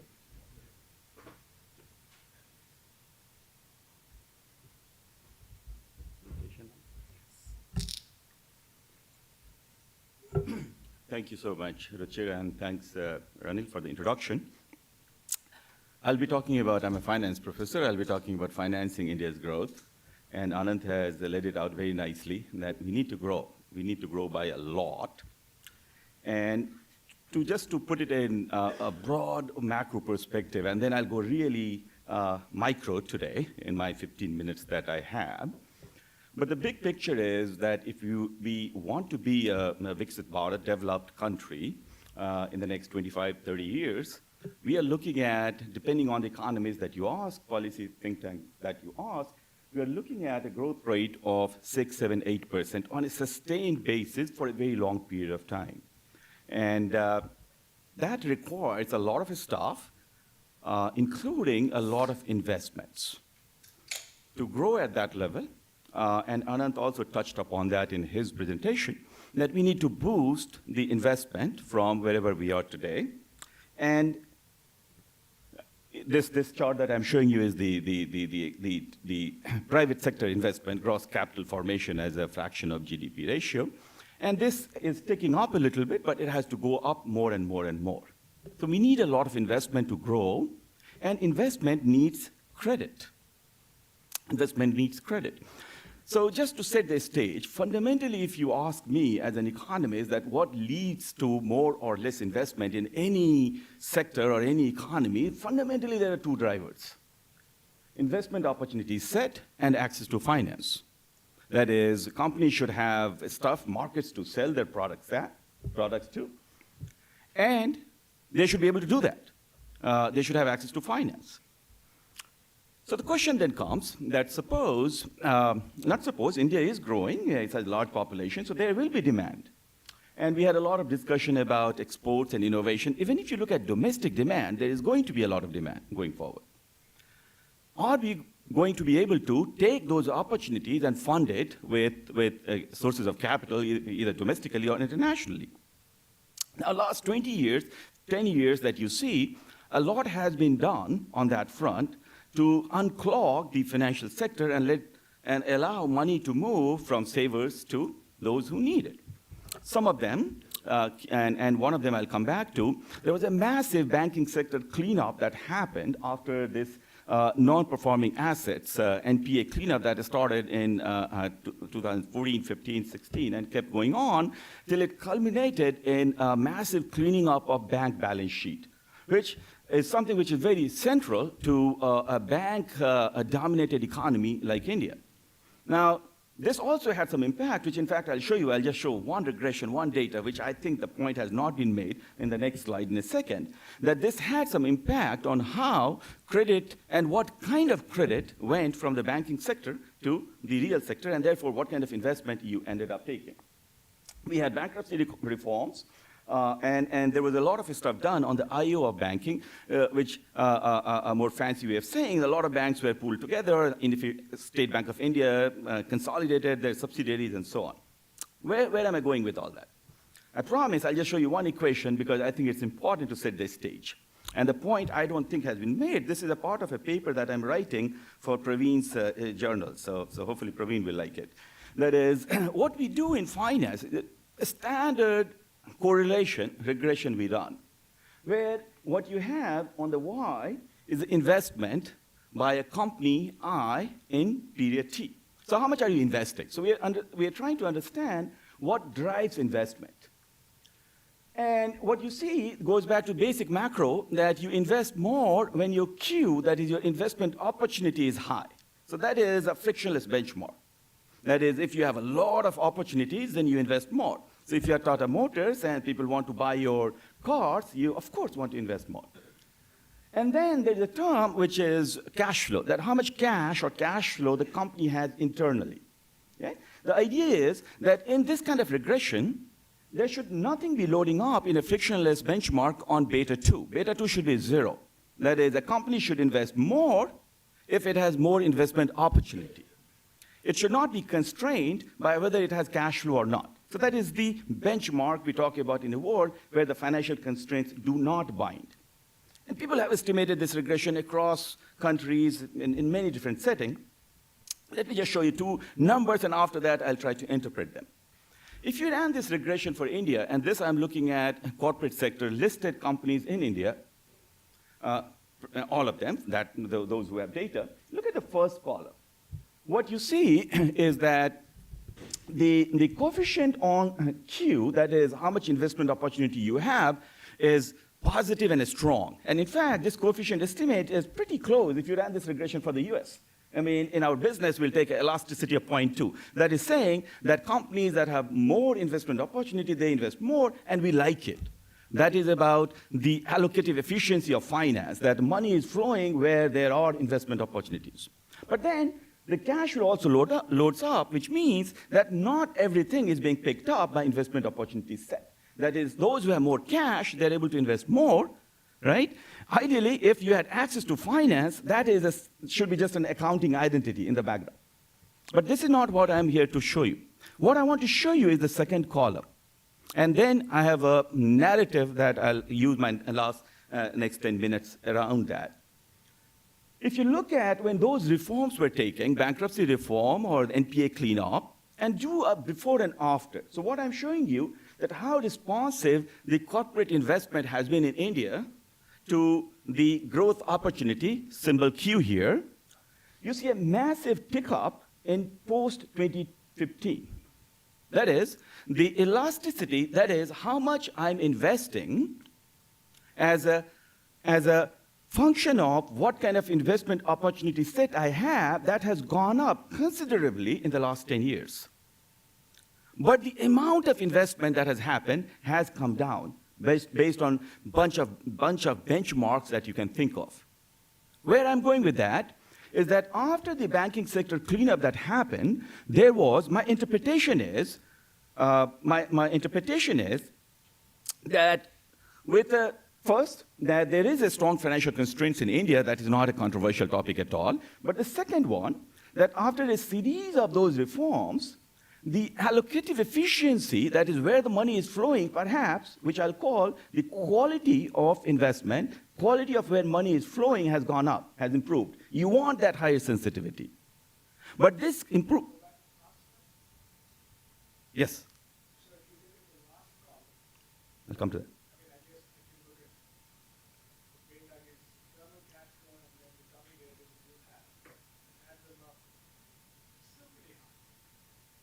Yes, there is still financial constraint, absolutely. Yeah. I'm coming to that, absolutely. Absolutely, it's a relative statement. No way, of course, the next 10 minutes I'm going to be talking about financial constraint. So by no means I'm saying that financial constraints have disappeared. The point that I'm making here is that you see, when you clean up, you might, in this case, there are tons of issues in any empirical study we do in our business, so there are counterpoints and so on. But at a broad level, what you find is that you have what we like to see, that money, the credit is going, investment is happening in companies, places where they should happen. That means that there is no financial constraint, so there is a lot that is left on the table. But at the same time, the quantity of investment has come down compared to what we think should be the ideal growth in private investment. So this quantity-quality trade-off, my conjecture, which I'm right now calling it a conjecture because to prove this, there is a whole lot to be done. It's a part of the paper that I'm writing. Hopefully, I'll have more to say beyond conjecture, is that once we cleaned up and once you had a good banking sector, either bankers became extremely risk-averse to the point that they're only giving money to the best of their opportunities, and I will pick that up in the regressions that I'm showing you. But then it might be a case of being too diligent, too risk-averse, and not boosting the quantity of investment to the point that will be desirable from a macro perspective. That's, so far, I'm going to go with a conjecture rather than a proof, because, of course, I'm just showing you a broad thing. Okay, so you said there's some good news that we are improving the quality of investment. There's some not so great news that we need more investment. For that, we need credit. And this is a well-known fact for many of you in this room who look at it from folks from IMF and any macroeconomists, that the domestic credit to the private sector in India, the blue bar, as a percentage of GDP is much lower than, and it has remained lower for a long period of time compared to, I've just picked China, US, France, Korea. That is, our credit creation is really much smaller than a bunch of benchmark countries that you look at. So we want more credit, but we want efficient credit. We want good quality of credit. To make good quality of investment and then scale up, we need good quality of credit. Now, one interpretation, which I'm going to go out on a limb and say that the regression that I showed you, where in India in 2007, 8, 9, the quantity of investment was very high. But many of them defaulted later when the NPA crisis happened. So that's the trade-off you're discovering in the data. But what I'm showing you here, that credit matters for growth, but it is the efficient credit that matters for growth. So what you see here is the correlation between growth and credit. These bars are showing you the size of those correlations. That it's positive. More credit, more growth. Yeah? But then you see two bars, one blue, one red. So blue is some measure of, I'm doing this cross-country comparison. Blue are countries where the asset quality has been good, the lending deposit spread has been lower, the deposit insurance system is risk-based. These are kind of things that we say is more efficient banking system. So the $1 of credit goes much farther in creating GDP growth in more efficient markets than inefficient markets. So we need depth and we need efficiency in the credit market. The question is, how do we do that? All right. Historical approach in India, so far whatever I have said, has been well known. I just showed you a little bit of new stuff from 2015 onwards. In India, the approach of creating credit has, in my opinion, historically been a wrong one, unsuccessful one. That is, we attacked credit creation or lack of credit by creating more credit. And regional rural bank is a classic example, where you literally had institutions, their mandate was to create credit. There have been a bunch of regulations on deposit priority sector lending or credit to deposit ratio. That's fine for a short term. But in the long run, you have to tackle the sources of inefficiency. There's a massive capacity constraint for intermediaries in India. You do not have one bank. State Bank of India is barely in a top 50 bank in the world. But if our ambition is to become one of the top 4 and 3 GDPs of the world, you can't support that kind of hunger of credit with not so well-developed bond market, which is the reality there, and not having a mega bank that has the capacity to underwrite those kinds of mega loans.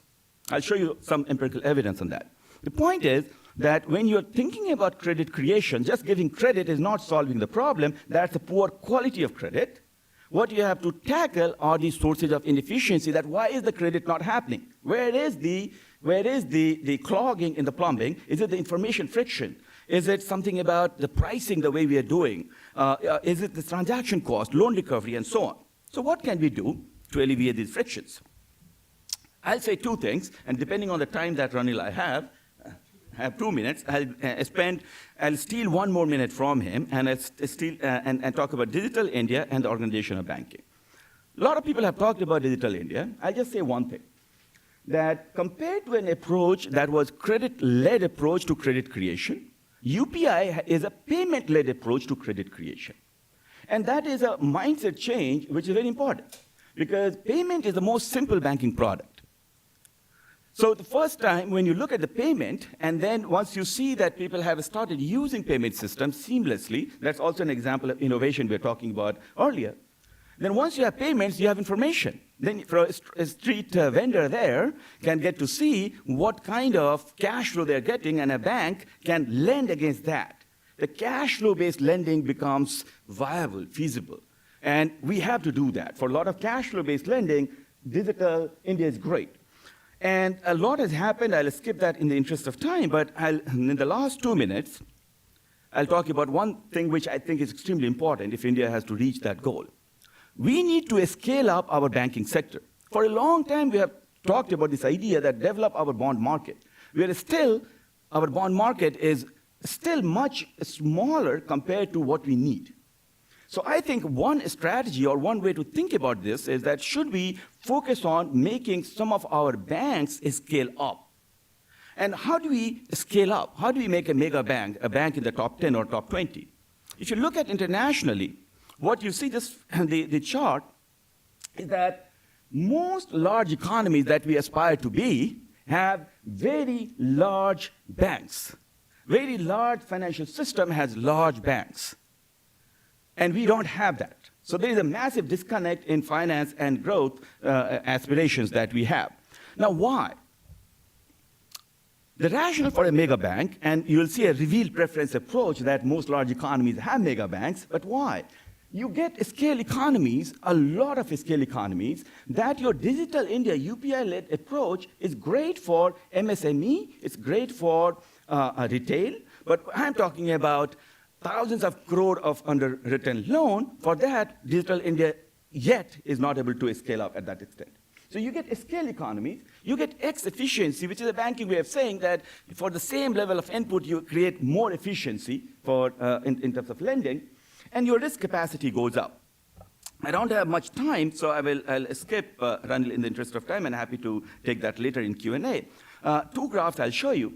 So this is the US bank concentration. If you look at last 20, 30 years, in blue bar, you see top 4 deposit share.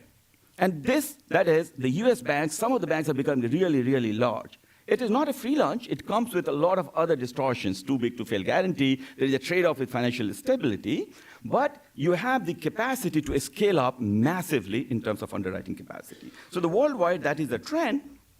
So putting it all together, we need investment in bank size. The question is, how do we get that? Last slide, Ranil, and then I'll be out of your way.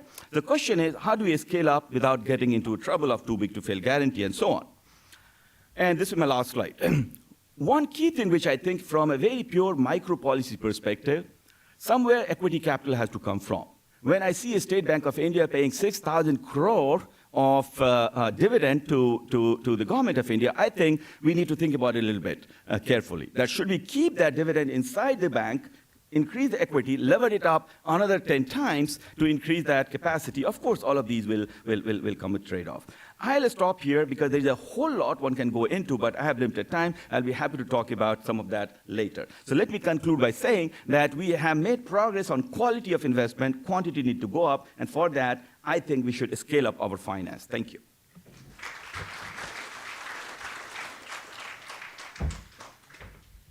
Thank you, Amiyatosh.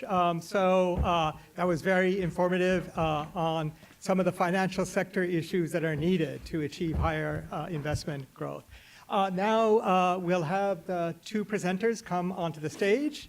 I'll try to ask just one question each, and then we'll have about 20 minutes, I hope, of a Q&A from the audience.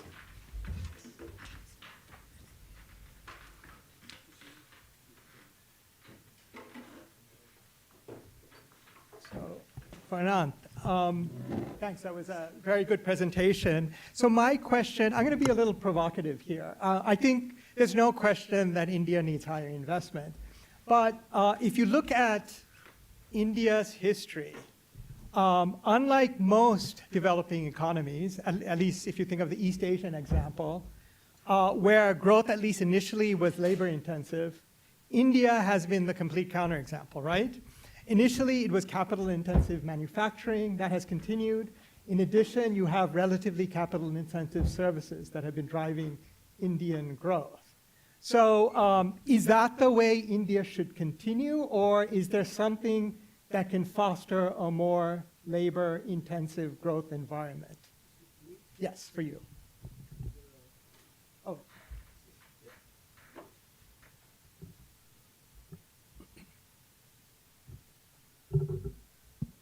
Thank you. Ranil, I think the answer to that question would be we have to do both, but I'll go one step ahead of, after saying such a general answer. If you look at the 28 states, there are already some of them who have crossed the threshold for being considered a middle-income country if they were independent sovereigns. So those states, I think, can pursue more capital-intensive growth compared to labor-intensive growth, but there are states that are still at the lower middle income or lower income category, and they need to come up, and they can actually do the opposite, focusing relatively more on labor-intensive industries. So I think we need to have this division because there is room for both, and some states who are yet to reach the technology capital frontier, but you have states like Gujarat, Karnataka, Maharashtra, Tamil Nadu, etc., or Telangana, they can actually go on to raise the scale of their enterprises and service sector activities to global standards and relatively have focus on higher value added and high-tech manufacturing and services with more educated and skilled population. But others, there is still room, because if you look at China's export basket, they haven't really vacated the low-tech manufacturing. And that is a problem which is also causing, which is also creating challenges for Southeast Asian and South Asian nations, because they see competition from China across all low-tech, medium-tech, and high-tech sectors.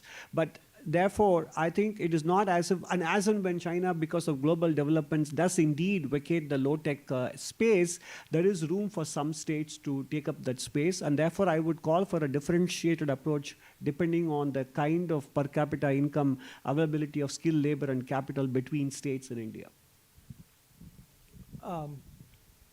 I'll move on to a question to Amitosh. So I think I agree with you that the focus should be on continuing to develop the bank-centric growth model, because even in many advanced countries, bond markets haven't developed so much.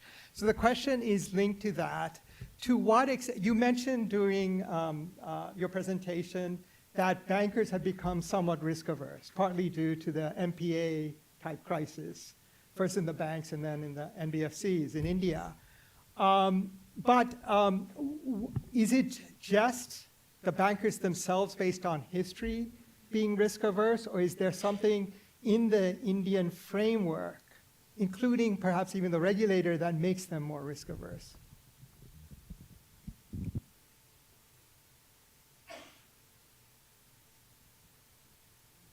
All right, thank you. That's a very good question. And of course, the answer is going to be a little bit complicated. And I'll break it into two pieces. So one is that, yes, I broadly agree that we have become too risk-averse. Certainly, we had become too risk-averse soon after the NPA crisis and the ILFS and all the NBFC crisis. And part of that risk aversion was coming because you didn't have capital. So part of that risk aversion was understandable, that if you don't have capital and there's a prompt corrective action going against you, then you are going to be pulling back from lending. Now, when we look at the banking sector, which is in a very good shape, from all observable measures. Corporate sector, that is doing okay leverage-wise. So compared to a world when we had twin defaults where the banks are struggling and the corporate balance sheet are very leveraged, right now is the time to be willing to take a little bit more risk, because perhaps we have gone too far on the risk aversion side. So indeed, the regulations, if we can encourage risk-taking a little bit more, and whatever be the specific policy, we can talk about that later. I'll talk about that, a couple of them in my second part, the answer to your question, which is that we have a lot of policies in India that make our entire lending system not as risk sensitive as one would like to. Risk sensitivity is the key to flow of capital. What do I mean by that? You'll have institutions like LIC, you have institutions, large provident fund. And if you look at where can they invest, the kind of asset categories that they can invest in, and more importantly, what kind of investment culture they have. It's a very buy and hold kind of culture, which means that the secondary market does not develop. And if there is no good secondary market, price discovery suffers, liquidity suffers, and that has an implication for across the chain, if you don't have a good CDS contract market, some lenders are not going to come in. So one of the key policy recommendations I hope that we'll focus a little bit more attention to is what do you do to secondary market rather than what do you do in terms of regulation per se in the books of the RBI. That's how I see it. I don't want to take up too much time myself. We have about 20 minutes for questions. Let's start on the right, a lot of questions. Praveen before Richard. Thank you both for excellent presentations.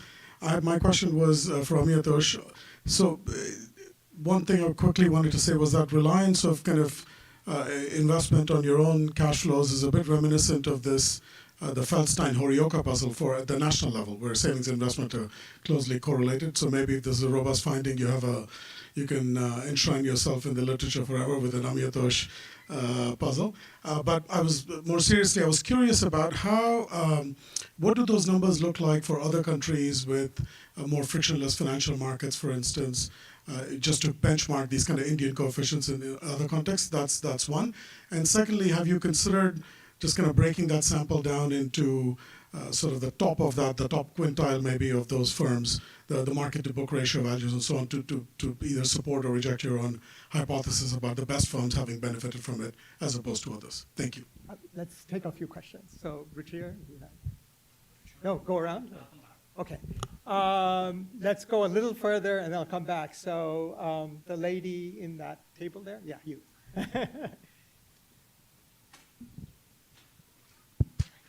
Thank you, sir, for such informative presentations. My name is Janvi. I'm doing my master's in economics. Firstly, so the presentation on the financial instability, very, very informative. And I especially really liked that it was presented with such clarity in the sense that even if I'm not specializing in finance, I can picture it and understand how it's going, where it's presenting. So my question was primarily to you. There is a lot of conversation around Viksit Bharat, Vision 2047, Azadi Ka Amrit Kal, and then Amrit Mahotsav. But there is also simultaneously a lot of conversation whether 2047 is actually an economic benchmark, whether it makes sense, or whether, in your opinion, it has just been I mean, not that that's the only reason, but the primary reason is that it has been placed as a corporate sort of mindset, as a strategic timeline as to what we should aim for and up till when, so that it helps you at least streamline your growth trajectory. Which of the two is it? Does it make economic sense, or is it to streamline your own goals? One more question before you start. Okay, one more from this side of the room. Okay, the lady back there.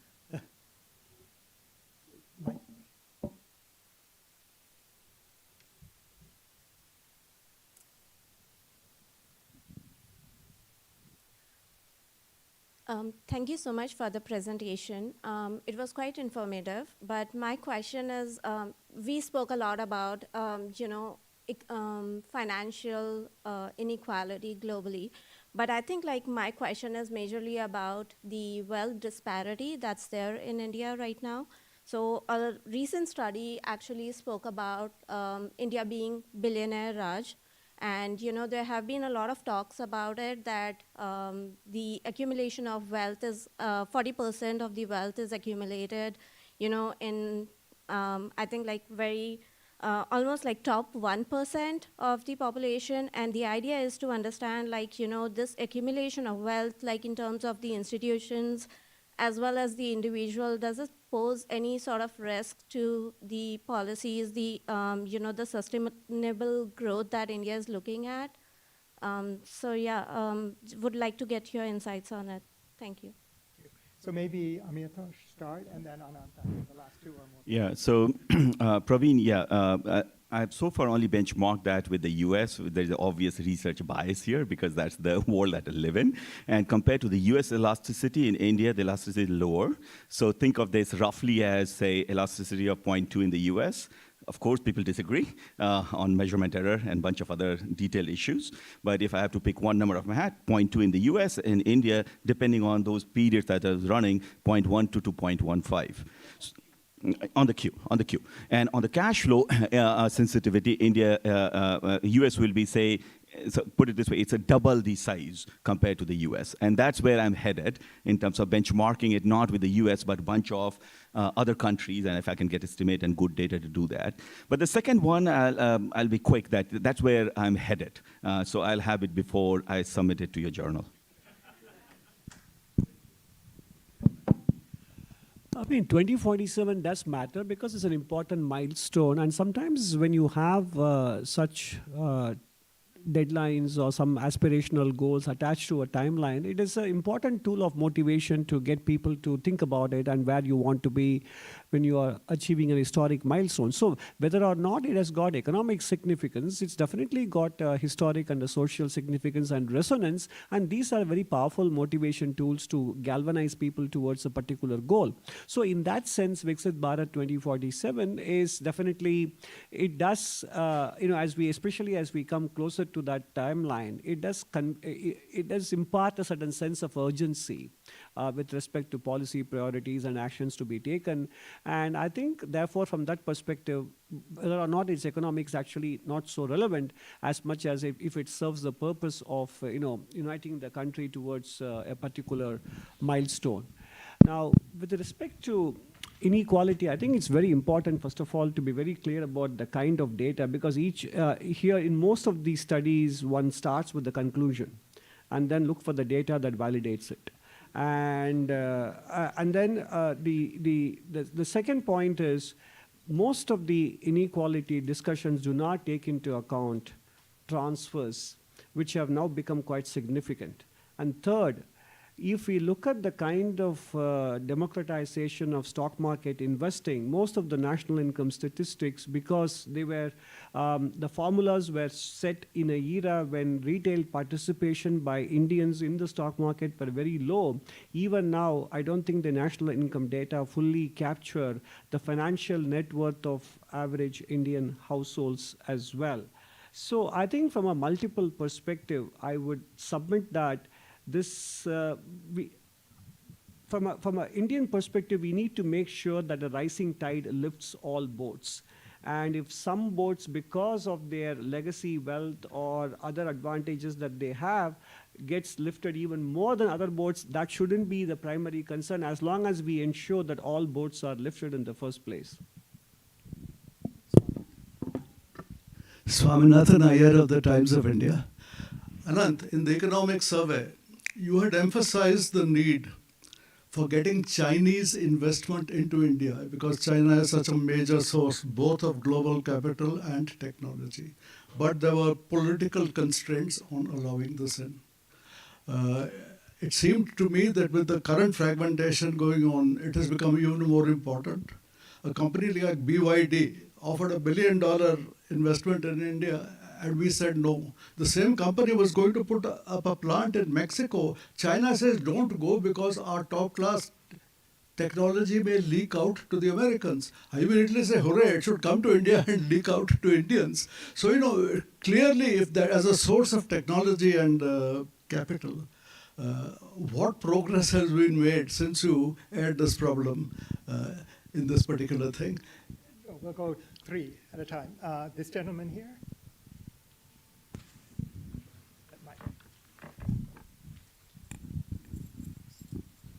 Hi, I'm Sandeep. I went to business school here at Columbia a couple of years ago. Just a question on capital formation, because it came up in one of the slides here. What policies do you see happening in India to encourage better capital formation for small businesses in particular? One more question from that side.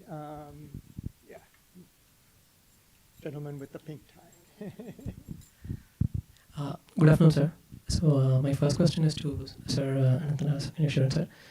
You mentioned there is both a case for dollar weakening due to the penchant of the current administration and also a cyclical case for dollar weakening that we are seeing now. Perhaps the dollar is already weakened now for not for great reasons.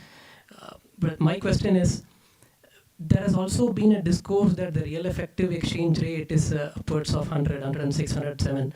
And the RBI has to guide the rupee towards the REER in order to improve the trade balance. And we have recently seen loose monetary policy and accommodative stance. So how do you see this? How do you see this going? And what are your thoughts on the rupee? And to Professor Amitosh, I have a question on this discourse on bond market deepening in India, which has to happen, has been there for a decade or so, and I think the RBI is also very particular about this. What do you think are the structural reasons we still don't see a deep bond market in India, and which we witness it, which is very vibrant here in the US? And what are your thoughts, sir? Thank you. So to Swami's question about investments from China, I don't think since we wrote about it in July 2024, much has happened in terms of policy developments. But it's also true that maybe in the case of BYD, it might be a case of an opportunity that could have been grabbed. But by and large, I also read, I mean, just to give both sides of the perspective, the Dean of International Affairs, School of International Affairs, Renmin University, spoke on January 2nd, and he said, when Chinese entrepreneurs come and ask me, supply chain manufacturers, when my OEM manufacturer from abroad relocates out of China, should I follow them or not? My advice to them is, if they are going to Vietnam or Cambodia, please follow them. But if they go to India, you shouldn't do so, because India is a different strategic competition. So I think I'm not entirely sure that the other side is also in. I've also heard other quotes saying that we should not let India do to us what we were able to do to the West in terms of, entering into joint ventures with them and then taking over the technology. So the readiness on the part of both sides to walk down this path, I'm not entirely sure it is there. I don't think it's only Indian side's reluctance. That's the only perspective I wanted to lend to your question. On capital formation for small and medium enterprises sector, for example, we just completed 10 years of the Mudra loan scheme, and the number of loans that have been granted, even within the 3 categories of Mudra loans, the slightly higher category actually has shown much greater progress in terms of uptake. And then the Startup India and the Stand Up India schemes, and also the emergency credit line guarantee scheme announced during the pandemic. And just 3 days before the budget on February 1st, a mutual credit scheme which actually takes a guarantee fee from the borrower, but allows them to be able to borrow up to 100 crores uncollateralized loan, but with the guarantee provided by the Credit Guarantee Corporation, on with a 5% upfront guarantee fee, and then on a declining balance. This is the first time that a state-sponsored guarantee scheme has been introduced for loans of up to 100 crore project size, and up to 75% of the amount is guaranteed, and particularly towards manufacturing loan. This was announced not in the budget, but a few days before the budget. On January 27th, it was formalized and notified, etc. So I think at the moment, and also recently in the budget, the thresholds for what constitutes a micro, small, and medium enterprise have been enhanced. So allowing them to continue to remain micro and small, which under the earlier thresholds, they would have graduated into a higher category and lose their support and lose their preferential access for public procurement, etc. Those they will now retain for much longer without worrying about growing. So there are various schemes that are out there in terms of ensuring access, and more importantly, I think the trade receivables discounting and exchange platform. I think compared to this slow start, it is now picking up pace. Central ministries, public sector enterprises are mandatorily on those platforms, in which case they have to discount the bills there. And then financial institutions pick them up and discount them and pay the MSME supplier on time. And then they collect the money from the corporate customer on the due date. And if they don't, it becomes an NPA on their part. So, but that initially there was a reluctance, but data for 24-25 is much more encouraging in terms of the uptake of this scheme. And on the currency, look, when it comes to expecting what might happen, we have to distinguish between what we would like to see happen versus what is likely to happen. Okay? So all I was saying was, Indian enterprises and the manufacturing sector have to be prepared for a stronger rupee as compared to an earlier era when you were expecting on an average a 3% depreciation. But even between 2003 and 8, the Indian rupee actually strengthened against the US dollar. In fact, the Indian rupee at one point was 49 to the dollar, and at its peak in that particular 5-year period when capital flows were very strong, etc., and Indian GDP growth was 8 to 9%, the rupee reached from 49 to 38, almost 20% appreciation in nominal terms against the US dollar. So it is quite possible that the rupee does end up strengthening. Even, of course, much would depend on what happens to the yuan-dollar exchange rate, etc. And if the rupee becomes unsustainably strong, the central bank will naturally step in, accumulate dollars, and also boost domestic liquidity, etc. But all I was trying to say was we should not be unprepared for the possibility that the rupee may actually have to manage strength rather than weakness in the coming years. Next round of questions. Back row. Hi. So I want to make a comment about the bond market being not very proficient in India. So I think maybe the fundamental issue is that we don't have the reserve currency because, like here the AIG could fail and the reserve currency kind of saved it. All right. We cannot expect that to happen in India. What's your view on that?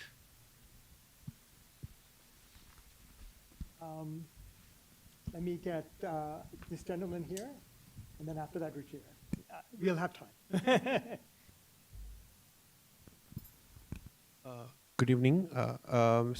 We have seen that the government has created schemes like the Anusandhan National Research Foundation. So it has been set up with a large allocation. So my question is what are the steps the government of India is taking to increase the R&D spending by private sector in India during the 16th Finance Commission of 2026 to 2031?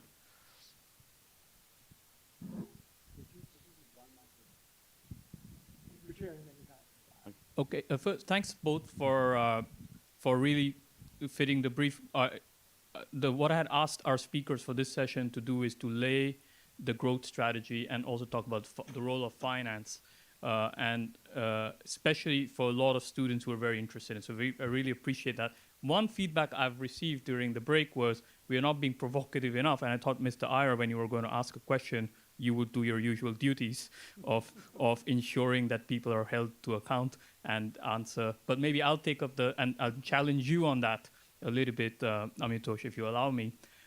You very interestingly have shown why finance matters for Indian growth. And as you know, I very much agree with that. But one of the interesting proposals you're making in your presentation is India needs more mega banks. And as I see it, the problem in the Indian financial system, what I call the great financial divide, is we have a few very big banks that do not have currently the incentive to go and lend to places where people are most unbanked. So those banks, including our friends here who are sitting here, can often raise deposits at very, very low rates. And so they have very low cost of funding, but they are not the ones that are aggressively going and lending to used trucks or people who otherwise would not get funding. And so is it that we need a few more big mega banks, or do we need more banks that basically reduce the monopoly power of certain small banks and actually have the incentive to go in areas where people are not going today, including largely rural areas? So that's kind of my question. Are you sure that we need mega banks, or we need many more banks in India? Maybe we'll start because we had a residual question. Absolutely.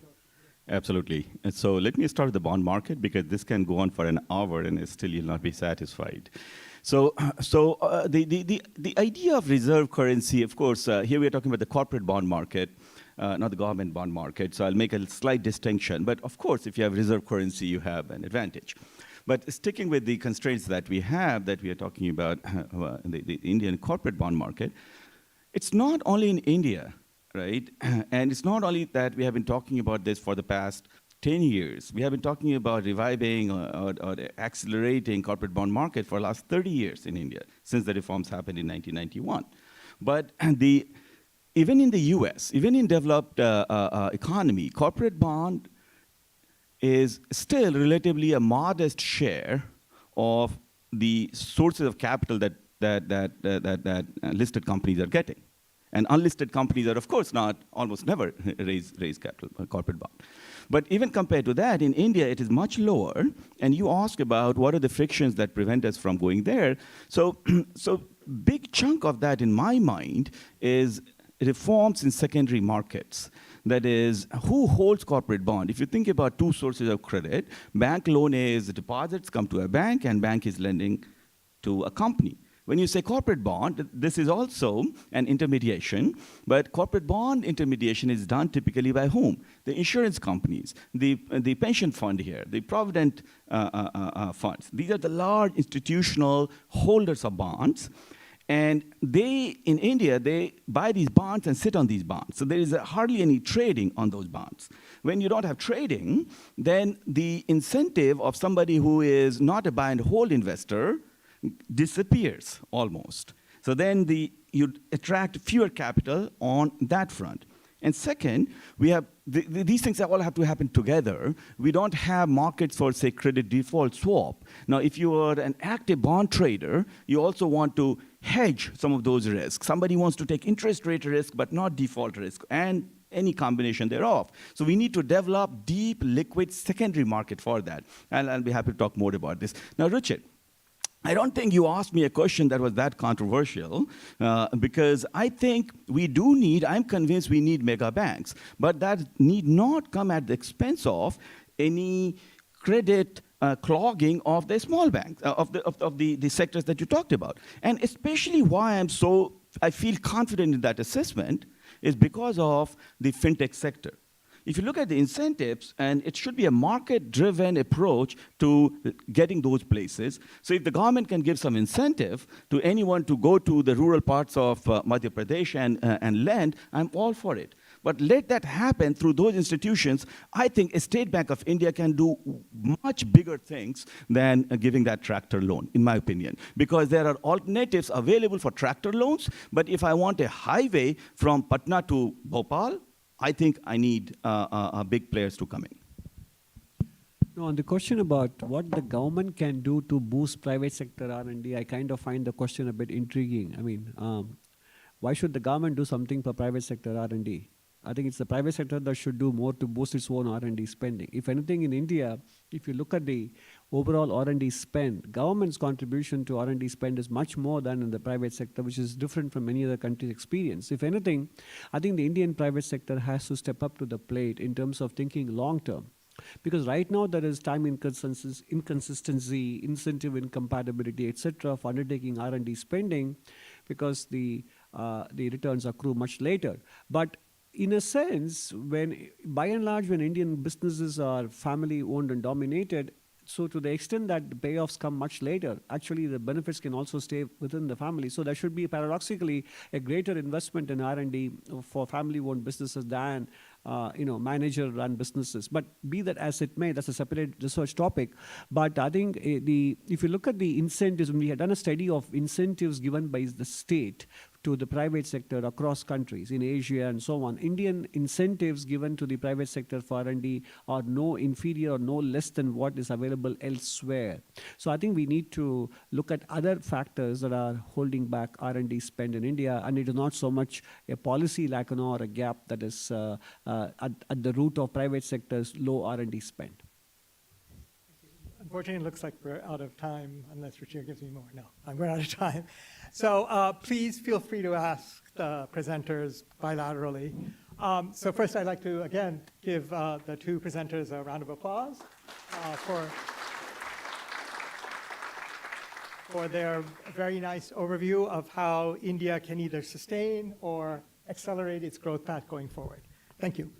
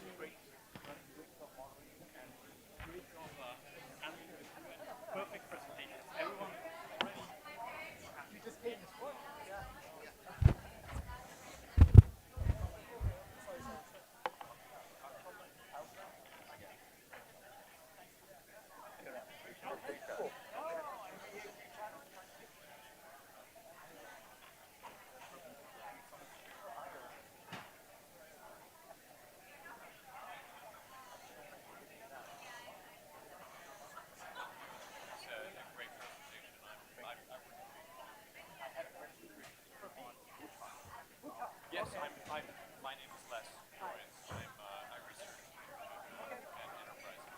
And Bhutan, our university is inviting me to come in. So I'm quite interested in maybe the future of Bhutan innovation. I know they want to be a tech hub. Is it possible to reach out to you? Sure.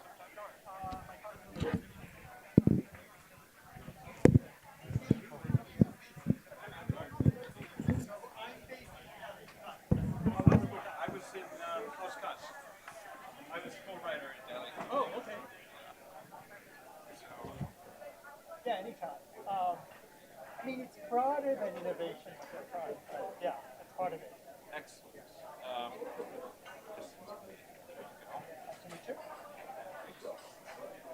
Bhutan. I've never been, but I went to the Bhutanese mission when I was 21 years old, and I said, I want to come here. I want to research here. And they said, get your PhD and knock on the door again.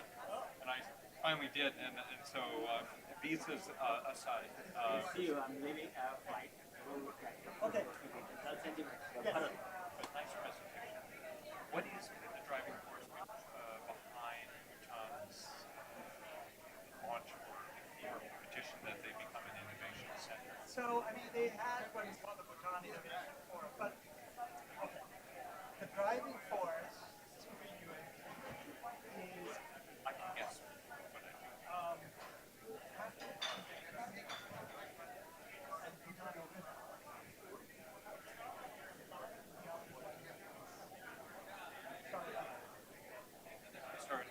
Started leading Bhutan. Yes.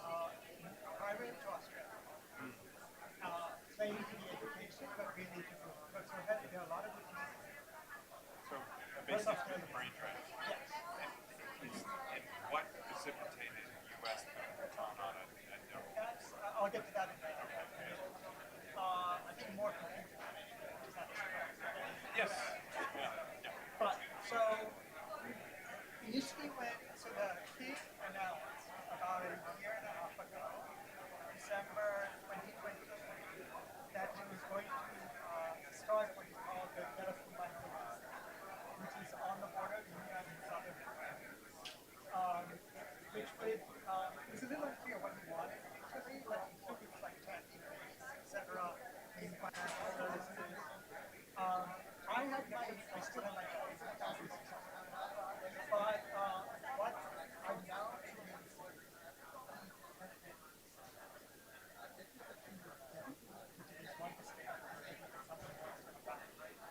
I thought it was a play to create a kind of an infrastructure reason for India to maintain its alliances with Tehran and beef up their relationship with India as a value-add center.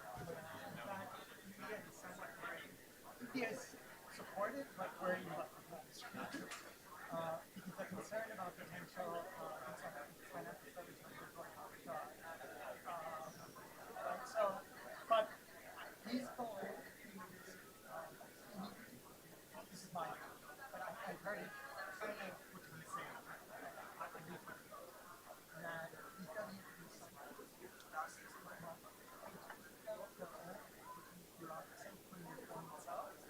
to create a new environment. So it's essentially what he's creating is what he calls a special administrative region. He has Singapore law and Abu Dhabi financial sector regulation. Yes. It's already started, but there's only for foreign investors so far can use that. So this region will have different laws, different currency than the rest of the world. So he's trying to, so he has what he calls the diamond strategy, where in the first 10 to 20 years there'll be a divergence because this new region is running under different laws, etc., using foreign talent to administer it. But then after those 20 years, they're supposed to convert. Yes. So the Bhutanese, it depends. Autonomic region. So he thinks about Hong Kong and whatever. They have different laws, administrative regions, and he's already set the law in Singapore. And the financial regulation, which is more of the income from the most countries. integrate. So he envisions in the tech side, things, data centers, so one benefit that Bhutan had a lot of hydropower. Yes. Yeah, so you can actually have relatively sustainable energy intensive in Bhutan using hydropower. I've been trying to figure that out for Mongolia. I have not figured it So, out. so in one sense, Bhutan is a country that focuses on sustainability, right? It's the only carbon negative, one of the few carbon negative countries in the world. So it's value add their hydropower without sending it. Right now, mainly it's exported to India. But instead, he's taking steps. The country's taking steps to have some kind of addition in its hydropower, and then the residual go to India. So the value addition so far has been Bitcoin, and so far that's worked. And two, they have ferro alloy, so metals that are exported. So instead of sending the hydropower, they do the ferro alloy and send the ferro alloy to India. Right. So again, value add. Before. And India's fine with this to be. India's fine with that. Is it fine? Yeah. So this region will be an additional value add addition. We want Bhutan to be successful. By the way, India, over the next 5 years, is giving Bhutan $1.2 billion, which is a lot of money for Bhutan, in grants. So India is very, very well supported by Bhutan already. And overall, India is supportive. It's on the border with India. India is building a railway through that border. So the only concern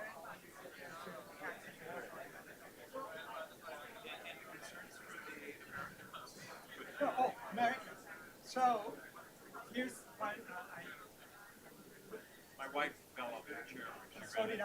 So I was actually flying back from Bhutan. I arrived in Delhi, and the first message was from my wife saying, "Why is Bhutan in a red list?"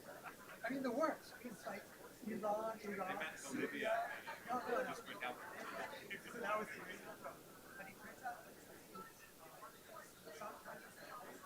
So Bhutan is actually where in southern Bhutan there were Bhutan planes definitely living in southern Bhutan. Okay. And in one state, Bhutan kicked out. There's still Nepalese there. Right. The head of the main state holding company is Nepalese Bhutanese. But they, some of these Nepalese Bhutanese companies overstayed visas. And they, when the U.S. asked Bhutan to take them back, Bhutan said no, they're not going to. This is Jared. We were co-writers together in India. We were both. You were based not in Delhi. I was in Delhi. You were in Delhi. We were both based in Delhi. You were where? I was based in Delhi. In GATT National Center for the Arts. So where were you? I was at Ashoka. Oh, north. I gotta talk to you. So that's kind of north. Exactly. It's technically Haryana. Were you teaching? No. Oh, that's good. And I spent some time in Gujarat. Okay. Thank you so much for that. So the final answer is it's because of that. But I was told informally, and it already looks like it's moving through. It's fine. I mean, we had actually the IMF was for a year we hired a Bhutanese. We were very, very worried that we were going to get a US. He's got it. I mean, I thought it would be temporary, but I was told informally, the U.S. Embassy in Delhi manages Bhutan because there's no official relationship. Yes. And they told me from almost day one, don't worry. But the funny thing was, during my Fulbright, I was supposed to go over there because we had Fulbright research, regional research, and they said, embassy has decided that we don't offer grants to Bhutan because the visa problem. Oh, there was a visa issue. So there are no Fulbrighters going there. And it was, and they said, you can come over, but we're going to put you on a tourist visa. And I said, I'm teaching at the university, and you want me to pay $300 a day? And they said, but you get a driver. And I said, well, we'll work this out later. But so the Bhutan story is it was actually $250 a night, of which $65 was the government, the rest was 10%. But you had to spend a minimum of $250. So, Eastern Europe is but then they changed that rule dropped the 250 a night, but they said the sustainable development goal, which was 65, was 200. No one paid. So now they cut it back to 100. So now it's $100 a night plus whatever else. Now that goes directly to the government. Technically, I'm working for a government university. You should look into a waiver.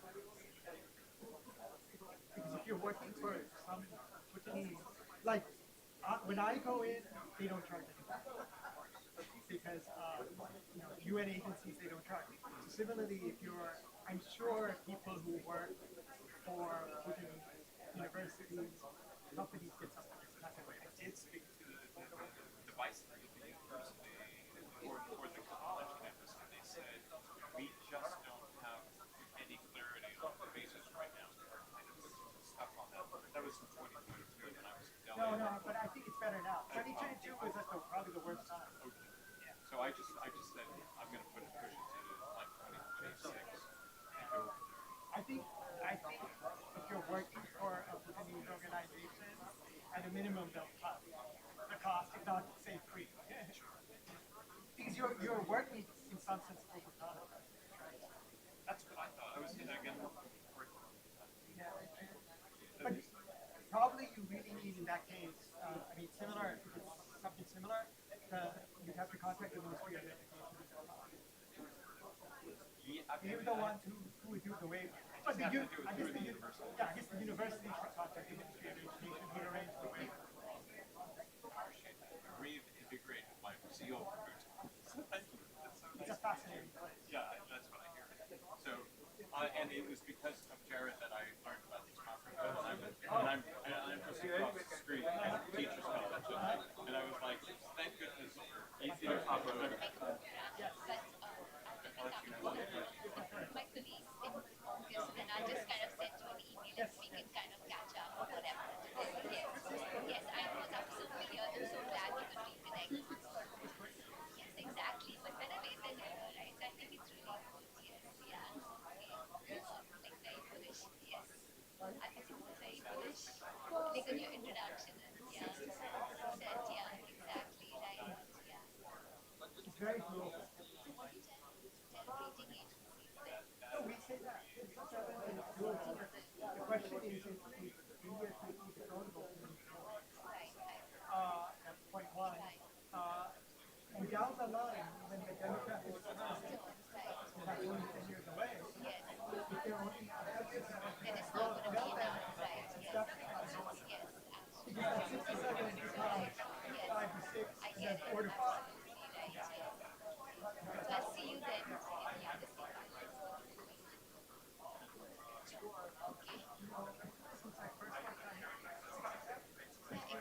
Exactly, that's right, yeah.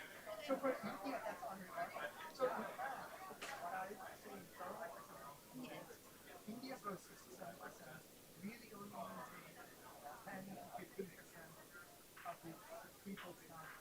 It could do much more, right, yeah. I had what I was saying, capital intensive and high skill growth, Yes, right, yeah. That's always what India does. But I really like the way you just look at 28 states. A couple of states, yeah, he answered your question. Yeah, we can't do it.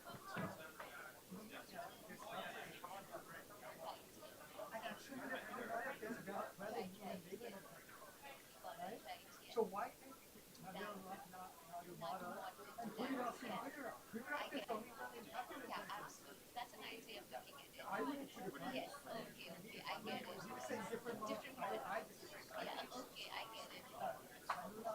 You can use that there, right? Yes. Anyway, I shall see you in August. Yes, okay, bye. Colleague of mine in academia started a lot of business school. Oh, wow. Nice to meet you. That's why your question was on college. Yeah, and I didn't realize Bhutan has a big blockchain business also. Yeah. And that obviously has a bit to do with capital formation. So are you guys looking at capital formation and digital assets? Yeah. So Bhutan, the blockchain is really a big part. Okay. It's not really beyond that. It's not beyond that. Do you think there are other applications that they might be interested in? So down the line, yes. So this guy is going to be that. Yeah. that they're setting up this chemical border where part of their objective is like fintech, blockchain, etc. Yeah. In fact, their original idea was to do it with the currency there, so that in rest of Bhutan, currency is also which is to do. It makes a lot of sense for the east of that, right? But for this region, they were saying blockchain-based gold backed currency. Okay. Was what they were asking. And then was the IMF? No. So, blockchain-based dollar. Yeah, a stable coin basically. Yeah, stable. Yeah, stable coin basically. They wanted to create a stable coin. So that's what we had kind of told them, that if you want stable coin, especially since it has special security, but we would be told. Okay. That would be amazing. Well, no, the reason why. Right now it's doing well. Oh, I know. I mean, it's just, I wish I had done it again. Even Bitcoin, it was a risky strategy, right? Yeah. I mean, it's fine now because Bitcoin is 83,000. Yeah. But if it goes down, it's But if it goes down, because some of their mining was done early now, they're probably okay at about 50,000, and then all of a sudden, some of Bhutan's foreign currency reserves, basically they took from the central bank and gave to the Bitcoin operation. So if Bitcoin had fallen, foreign currency reserves would have plummeted. Already, because getting the reserves away, they had to quite important. So you're harming the people currently for a future. Now, sadly, Bitcoin took it to so if PMC is successful,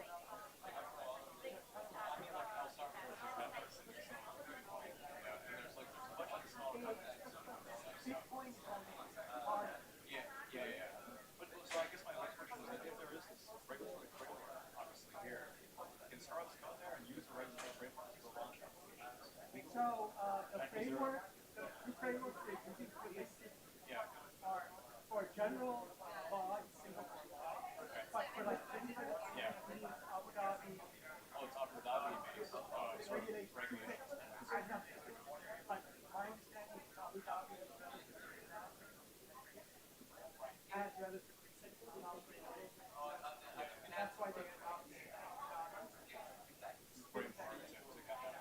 Because they do want innovation on the big within That's great. So the guys at PayPal here, I know they're the guys who work with stablecoin. So they've been wanting to do a panel for a long time. I'd like to be a part of this panel. Well, even if you on Zoom, I think it'll be okay. Yeah, it'll be at the conference, our platform, like fintech innovation, and maybe like I think it's a really good application to like talk about the adoption of governments. Just like PayPal guys are more interested in law. Maybe you sort of share the ecosystem. You're on the startups looking at this area. That would be really exciting. It used to be exciting for me because I have a blockchain business. Yeah, that would be great. Les, since you're going there, you can be a part of the panel too. Yeah, so you can moderate. Les did a panel for us at the business conference here.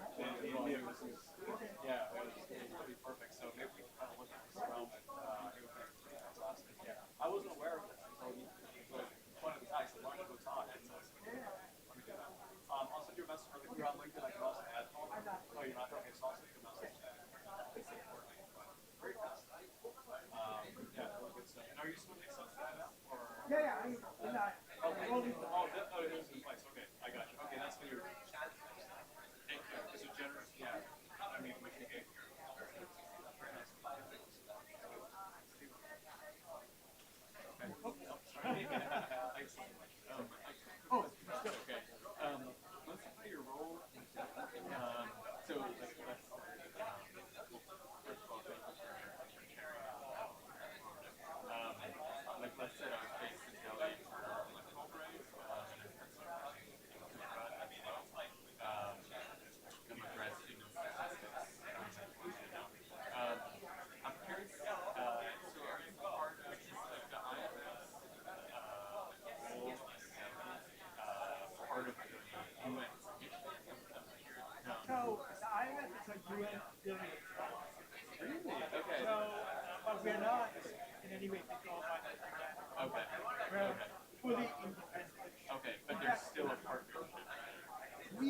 benefit from Malays.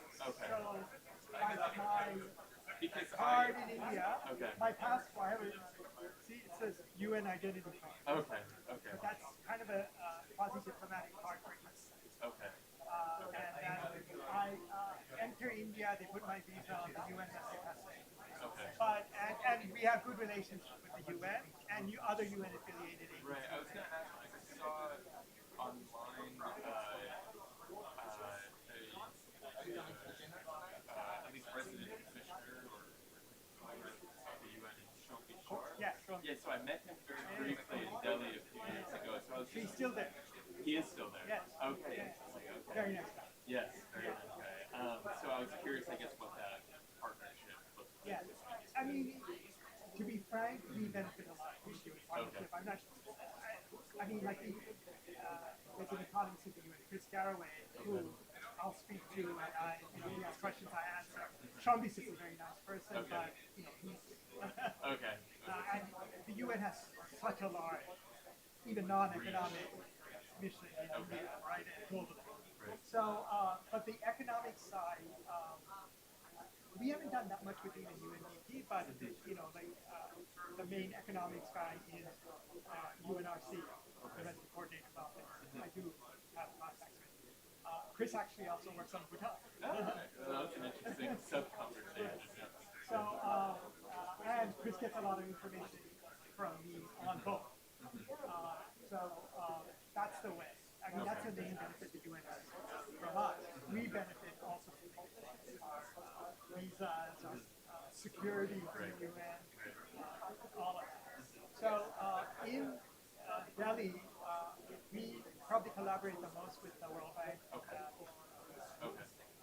Those are the two things where we have more closer experience.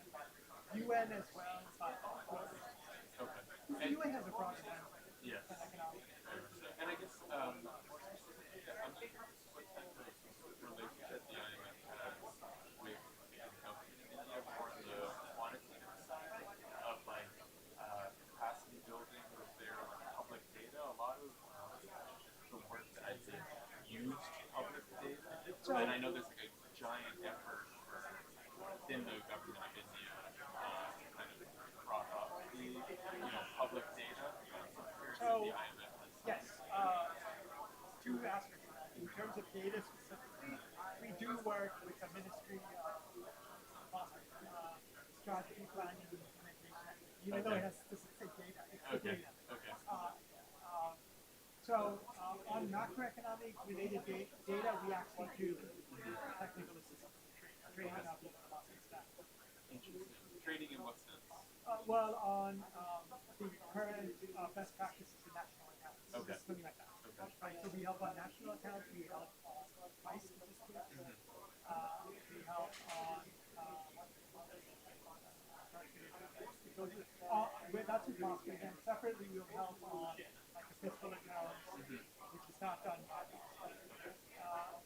With India, we don't do so much on financial sector and payment statistics. The RBI does a pretty good job on it. But we do train across training of within the government of India? And the Reserve Bank of India. Do you work with state governments as well, or is that a little bit? So the other side of it is in capacity building, capacity development. India actually comes center to the IMF mandate. It's the second office, not my office. And not only does capacity building for India, but for 5 other sectors. India is the primary sponsor. And in that context, we do not so much data, but mainly fiscal related, state level fiscal. So we help selected states. In the past, more recently, Assam, Odisha for a long time, Tamil Nadu. And now they are looking at 4 other states, not finalized, I can tell you. But where the hope is they'll be doing. If you look at the World Bank and Asian Development Bank, they also work. They have a partnership. Because they also finance projects in states, which we don't. So they are even more closely. But all of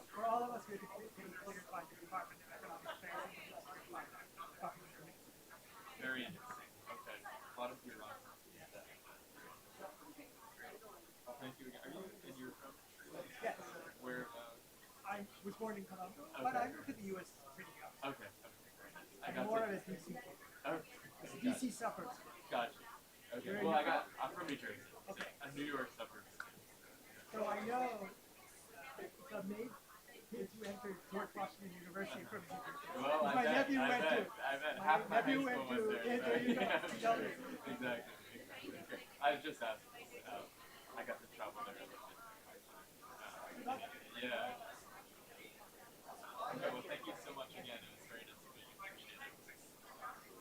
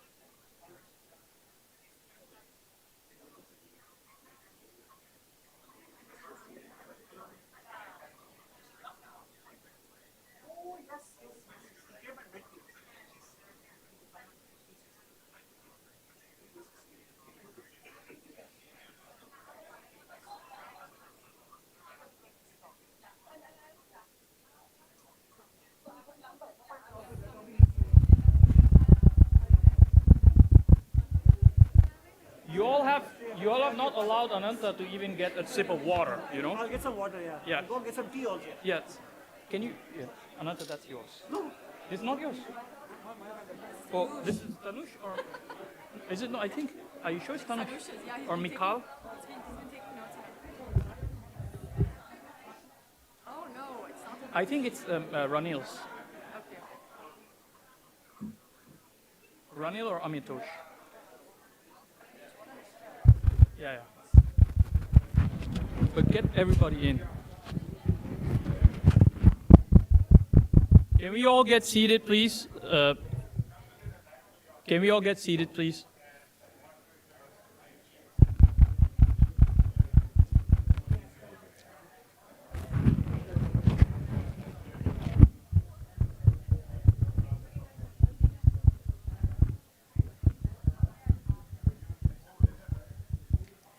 Raj.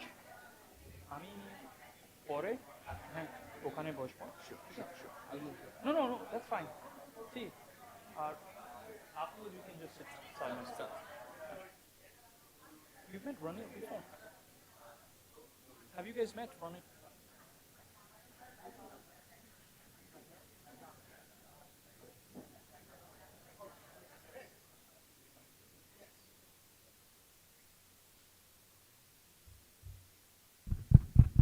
I think the one lesson of today is that we should have fewer delicious or foods available for the breaks, because it's harder and harder to get people back in the room.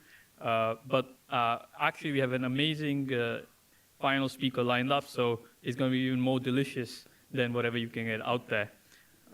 So let me just take a few more seconds. Mona, are there final stragglers that we can corral in? All right, so maybe just wait for 10 more seconds if you allow me.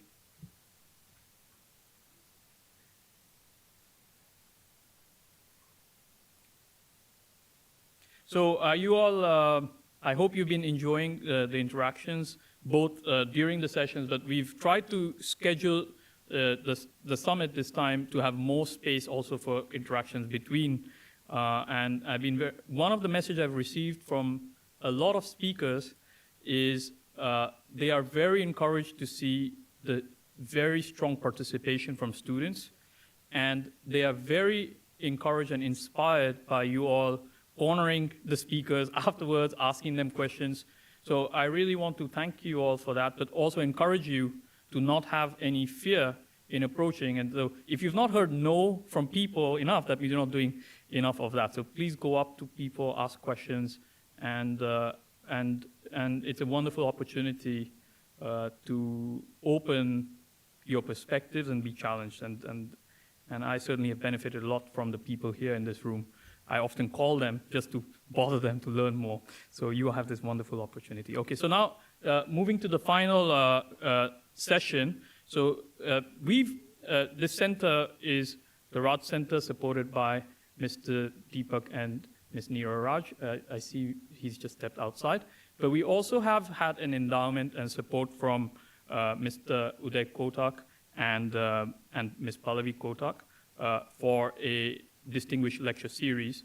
And we've not done it as frequently as we would like, but we are reviving it this time with a wonderful speaker who I'm going to speak about in a moment.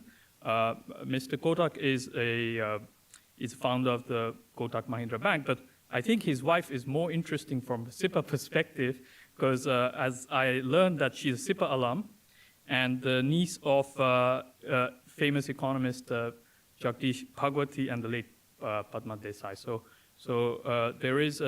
there are, and of course Professor Bhagwati is very much involved in the foundation of the center that we are part of now. So we are grateful for the support, which has helped us bring speakers like Raj, which I'm going to speak about in a moment, to Columbia. So today it's a pleasure to welcome Prithviraj Chaudhary, or Raj as many of us know him. He is a professor at Harvard Business School and a leading thinker on the future of work. Those who have been lucky to have received his new book, which is not even launched yet, but signed books that are outside. He's told me he has one or two he's keeping to give to the special someones, but I'm on a wait list, and that's I've not even received a copy yet, so maybe you can snag one from him.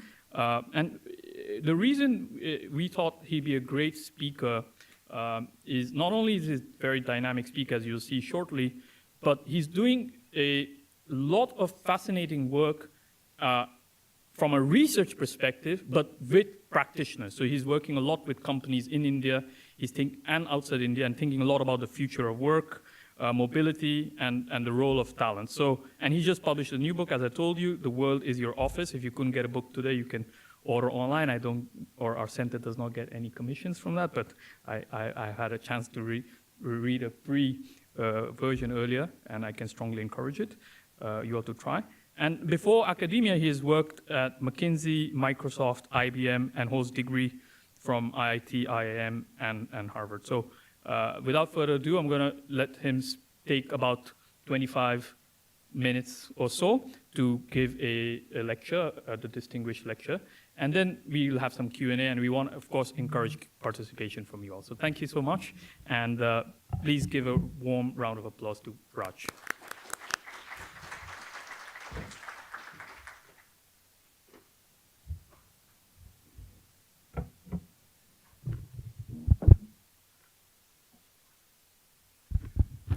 Thanks, Ruchir, for that kind introduction. Thanks for inviting me. Thanks for sticking till the end, everyone. I realize, I'm standing between you and a wonderful evening in New York, so I'm going to be concise and hopefully a little entertaining while trying to talk about the stuff I want to talk about. So I'm going to spend about 20 minutes on the slides because you've seen enough slides today, I realize that. And what I'll do is I'll take about 10 minutes to make a premise about this thing that I call work from anywhere. And I'm going to try to share where is the cutting edge, hopefully trying to convince the skeptics in the room that this is not possible. And then in the last 10 minutes, I'm going to make a thesis for why India should embrace, not only embrace, but pioneer the idea of work from anywhere. So with that, I'll dive in. So some companies I've studied companies around the globe, large ones like Unilever and Goldman Sachs, small ones like GitLab. But the only reason I'm showing you this slide is I've studied some Indian organizations, right? So this is not just coming without any context from India. So there's TCS, there is Infosys, and I've also studied the Indian Administrative Services, the IAS. And I know there are many IAS officers in the room. So the first thing that I'll hopefully be able to convince you is that work from anywhere is not only a work arrangement, it is a talent strategy for the future. Now, what do I mean by that? But before I go into what work from anywhere is, and I know it sounds like a buzzword, so I'm going to try to define it very carefully. But let me just share couple of facts for skeptics in the room who might have read about the Amazon return to office and the Dell return to office and all these federal return to office, right? The first fact I want to share, because as an academic, I'm not a journalist. I care about the numbers. Remote days in the US have been surprisingly stable at about 25% of total working days. And this is data from Nick Bloom et al. At Stanford, but the same pattern comes in multiple sources. If you look at the data of office cards being swiped, you look at the mobile phone records, they all show around 25%. And this compares to about 5% before the pandemic. So this is a 5 times increase, which is an economic shock that like nothing we have seen before in the world of work. The second factoid I'm going to share is what about the evidence around return to office, these RTO mandates? So this is research done by colleagues at the University of Pittsburgh, Mark Ma and team. And there are 2 findings here. The first finding is the RTOs, these forced mandates to come back 5 days, have had no positive effect on stock prices. They use an event study analysis to show neither a negative nor a positive effect. However, there is a negative effect if you look at human capital. There has been an upwards of 10% turnover, attrition, employees leaving after the RTO announcement. And that fraction is higher for women. So my own interpretation, and since we are in a policy environment, is that RTOs are not a tool of productivity, they are a tool of laying off. Because when you announce an RTO and 10% of your company leaves, you're not paying them full benefits. And that's clearly what's happening in the federal system right now. But then let me come to my main research, which is work from anywhere. So I'm going to explain to you why work from anywhere is not the same as work from home. I'll say it again. Work from anywhere is not the same as work from home. Work from home, we have all experienced, right? Everyone in the room has done some version of work from home. Work from anywhere looks like the figure on the right. This is the United States Patent Office allowing their patent examiners to work from anywhere in the US in 2015. This is 5 years before the pandemic. And each dot is a patent examiner. So work from anywhere is the choice given to the employee to live where they want to live. Choose the town, choose the city, choose the state, even choose the countries in some cases. So all these dots are patent examiners in the patent office and where they spread out. Earlier, prior to this, they were all living in Alexandria, Virginia, which is where the patent office is. And one fun fact here, the dots around Florida, those were the older patent examiners. So the older patent examiners decided to go and enjoy the Florida sunshine. So work from anywhere is a work arrangement which allows people to choose where to live. Now, once you choose that place, you could be working from home. You could go to a Starbucks. You can go to a co-working space. If a few of you are in that location, you can start a satellite office. All of that is work from anywhere. Now, what is the business case for work from anywhere? So you can imagine why work from anywhere is good for individuals. You can move to a location of your choice. You can move to a cheaper town. You can be closer to parents, which is a big thing in India and China. You can go to the seashore if you like the ocean. You can go to the mountains if you like skiing. But what's the business case for companies? You can argue about multiple things. I'll mention 3 things at least. One, there could be some productivity gains, and I'll show you some evidence from my research. The second thing is you are converting real estate costs into a variable cost. You don't need to then invest in a 30-year lease for a large building in the New York downtown. But the biggest reason why companies should be thinking about work from anywhere is this is a talent strategy. It allows you to hire and access talent from a regional labor market, a national labor market, or maybe even a global labor market. So instead of just hiring from New York or SF or Mumbai or Bangalore, now you can access talent from Madhya Pradesh. You can access talent from the northeast of India. So you're dramatically expanding labor market access. And you're also retaining talent better. Because once you give people the option to work from anywhere, there's more reasons to stay. And I'll just make a quick explanation of why that is so. Think about all the dual career couples around the world. The dual career, whenever they have to move, they have to look for 2 jobs in every location. And the prior research for the last 30 years has shown that women have disproportionately lost out because of that. Because if the woman gets a great promotion that makes her move from Mumbai to Hyderabad, the spouse may not move or the kids might be in school. But if the company allows you to work from anywhere, you don't have to move anywhere to get that opportunity.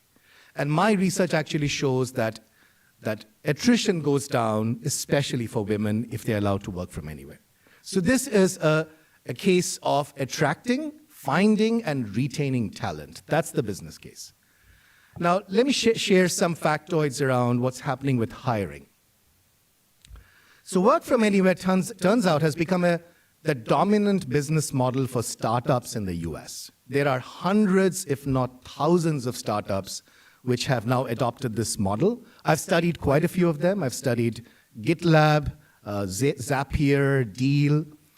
And the advantage is, if you are a startup in the US, and if you allow for work from anywhere, you are not just looking for talent in Silicon Valley. So I'll give you one example to make that point. So one company I've studied closely is a company called Zapier. Zapier does not have any offices, no offices at all. But they have 800 employees across 35 countries in the world. 800 employees across 35 countries, 169 cities. Now think about Zapier in the olden days of a startup. They would probably be in the Valley.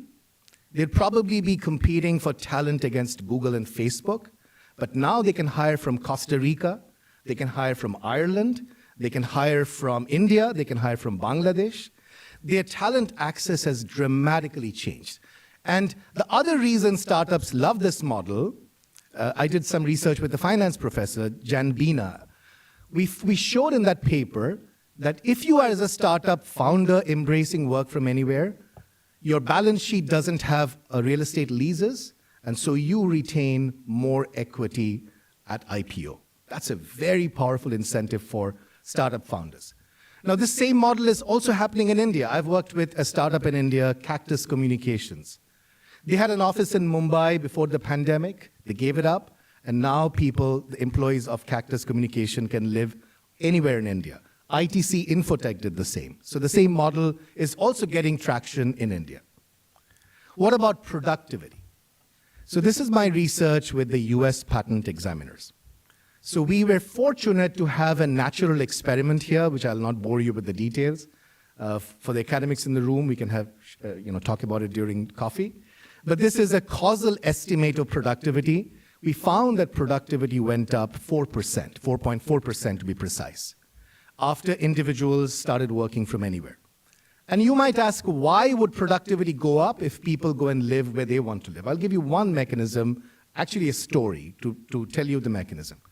So during my field research at the patent office, I interviewed a woman, patent examiner, who said, for the first time, because I'm living now in a cheaper town, where my cost of living is much lower, the housing cost is much lower, I have more disposable income such that I can afford childcare for the first time. While living in Alexandria, she could have never afforded childcare.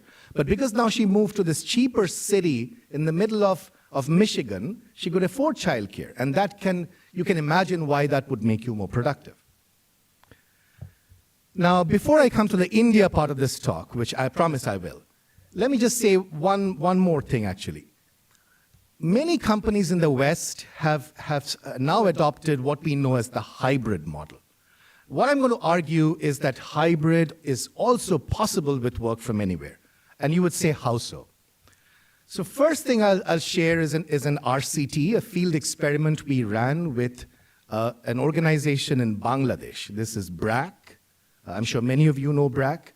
So BRAC allowed us to run this experiment where we randomized every day for 9 weeks who gets to work remotely and who gets to work from the office.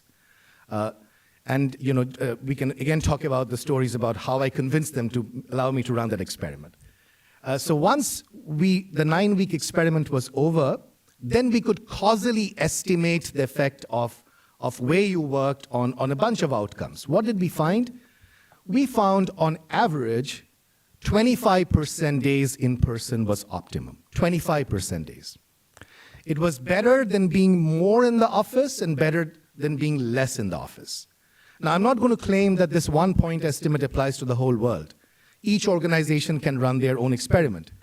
But here's the point I'm going to make. That 25% does not have to be weekly. If you believe that 25% is optimum, 25% can be organized in many ways. It could be a day every week, that's 25%. It could be a whole week every month, that's 25%.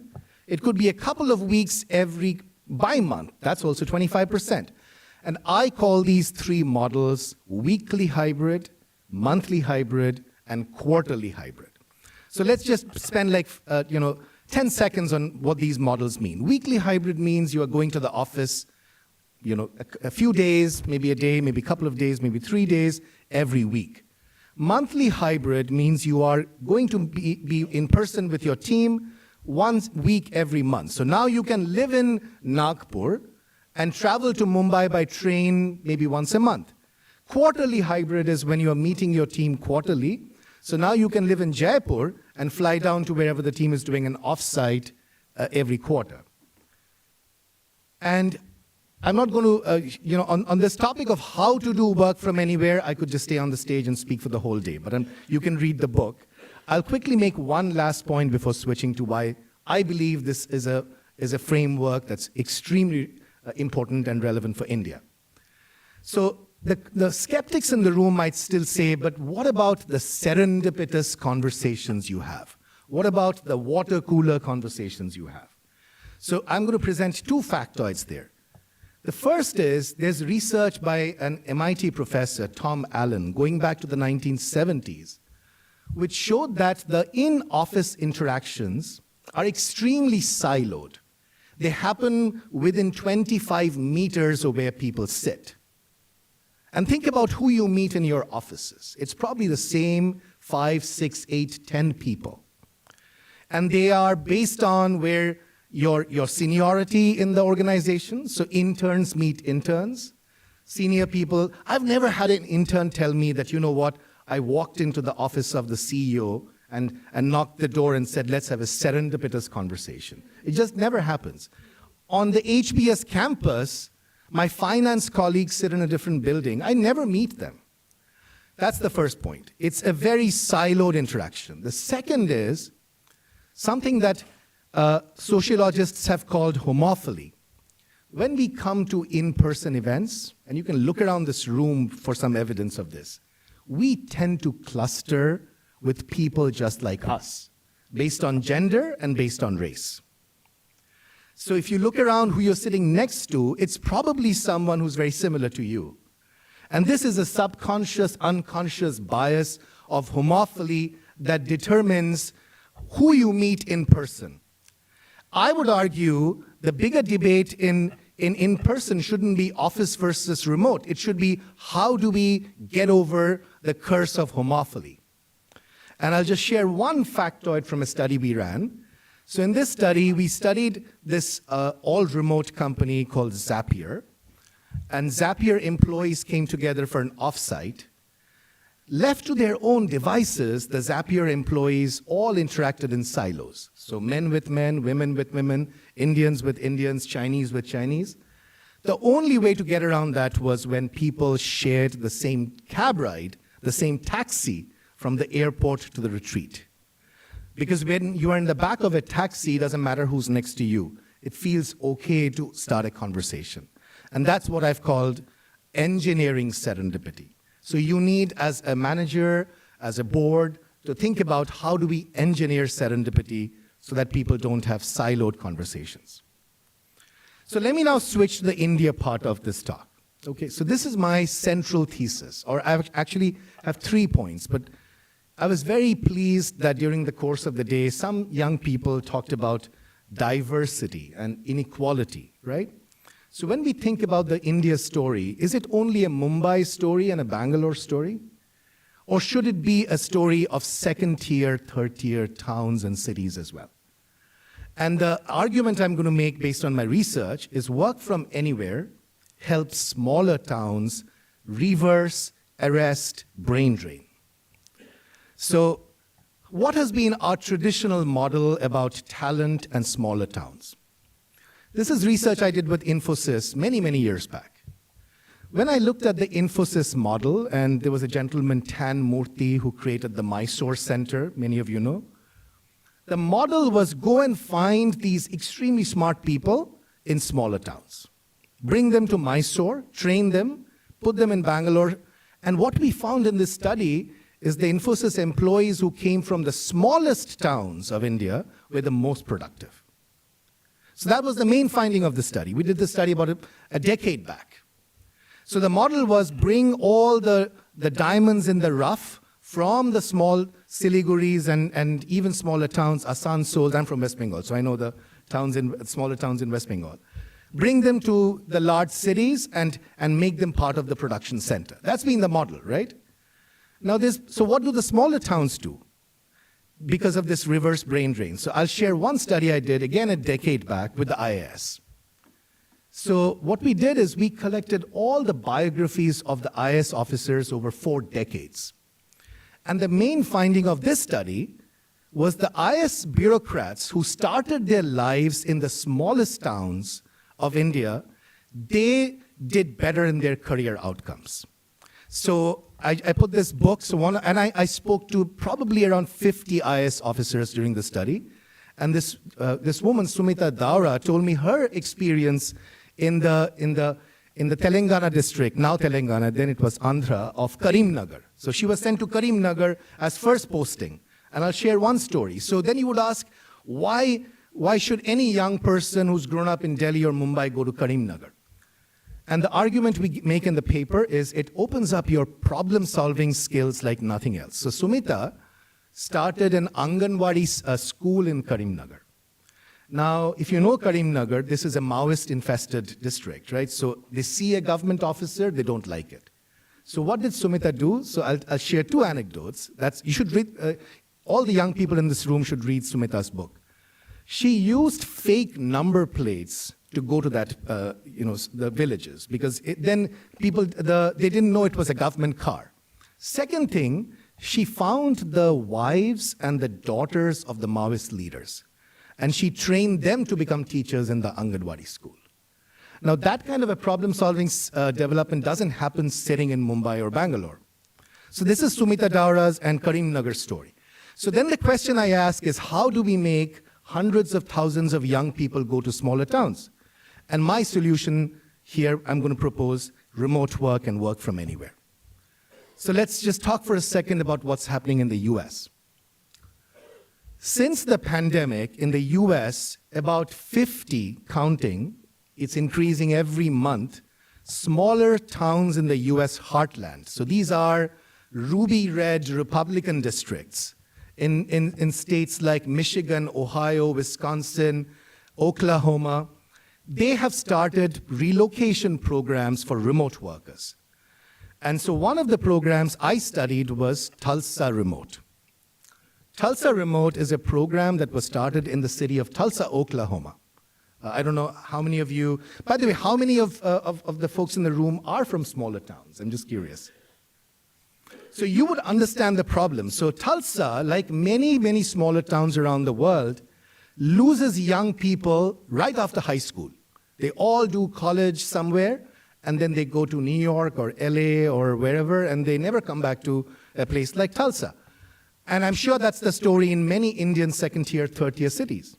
I just met a woman from Jaipur who had to move to Mumbai, right? So what Tulsa said, if you are a remote worker, we'll pay you $10,000 to come and live in Tulsa. And they expected 50 people to come. They have had so far 4,000 families who have relocated. So we just wrote a paper, and I know you can't see the figures. I'm going to tell you what we found. We found that this was a win-win. For the worker, moving from New York to Tulsa, their cost of living came down dramatically because the housing cost in Tulsa is about a fifth of New York. And for Tulsa, what happened is they gave back in terms of volunteering and starting new entrepreneurial ventures. So now Tulsa is starting to see a startup scene, and one of the reasons is these remote workers and their families and the spouses who are coming back. And my question to this room is, if this can happen in Tulsa, why can't this happen in a small town in Maharashtra? Or I remember Ruchi's presentation a few years back on Bihar. Why can't this happen in Patna? Why can't we have a Patna remote? Why can't this happen in Mangalore? Why can't we have a Mangalore remote? So my request to the policymakers in this room is, I think mayors and the local policymakers of small towns in India really need to understand that remote work is a way you can get talent back. This is also happening globally. So globally, there's a phenomena of digital nomad visas. I've been tracking this phenomena for years. Prior to the pandemic, there were two countries, Estonia and Barbados, just two countries with special visas for remote workers. My count now is about 65 countries. Includes the UAE, includes Canada, includes Mexico, Italy, Portugal, Brazil, Indonesia, but not India. So my question is, can we now think about an India digital nomad visa, which will attract young people from around the world? And I'll tell you among other reasons why India should consider this. So one of my research projects, I looked at this program that some of you might have heard of, called Startup Chile. Have folks heard about Startup Chile? So there's a very interesting story behind Startup Chile. So some of the older people in the room might remember the devastating earthquake that happened in Chile many years back. So there was a professor at Stanford. He went back to Chile and he told the government, can I do something for the country? And the government said, why don't you start a program for entrepreneurs to come and live in Chile for a year? So they gave a visa for a year, and they gave $20,000 US equity free. And so this guy went around Stanford campus getting his friends, but over the years, he got a few thousand entrepreneurs to come to Chile. What happened because of that is these foreign entrepreneurs, they all hired local Chileans. They all went back. The foreign entrepreneurs didn't stay in Chile, but some of them got married. All of them posted on Instagram and Facebook about Chile, and many of them hired local Chileans as employees. And as a result, now Chile has a vibrant local entrepreneurship scene. So when we talk about innovation in India and all of that, I think innovation can spread to the smaller towns through these remote work incentive programs. And then also we can get the global talent to flow through India. And actually we have a recent paper in the JDE where we show how these global migrant inventors, as we call them, are primarily responsible for bringing new technologies to a country.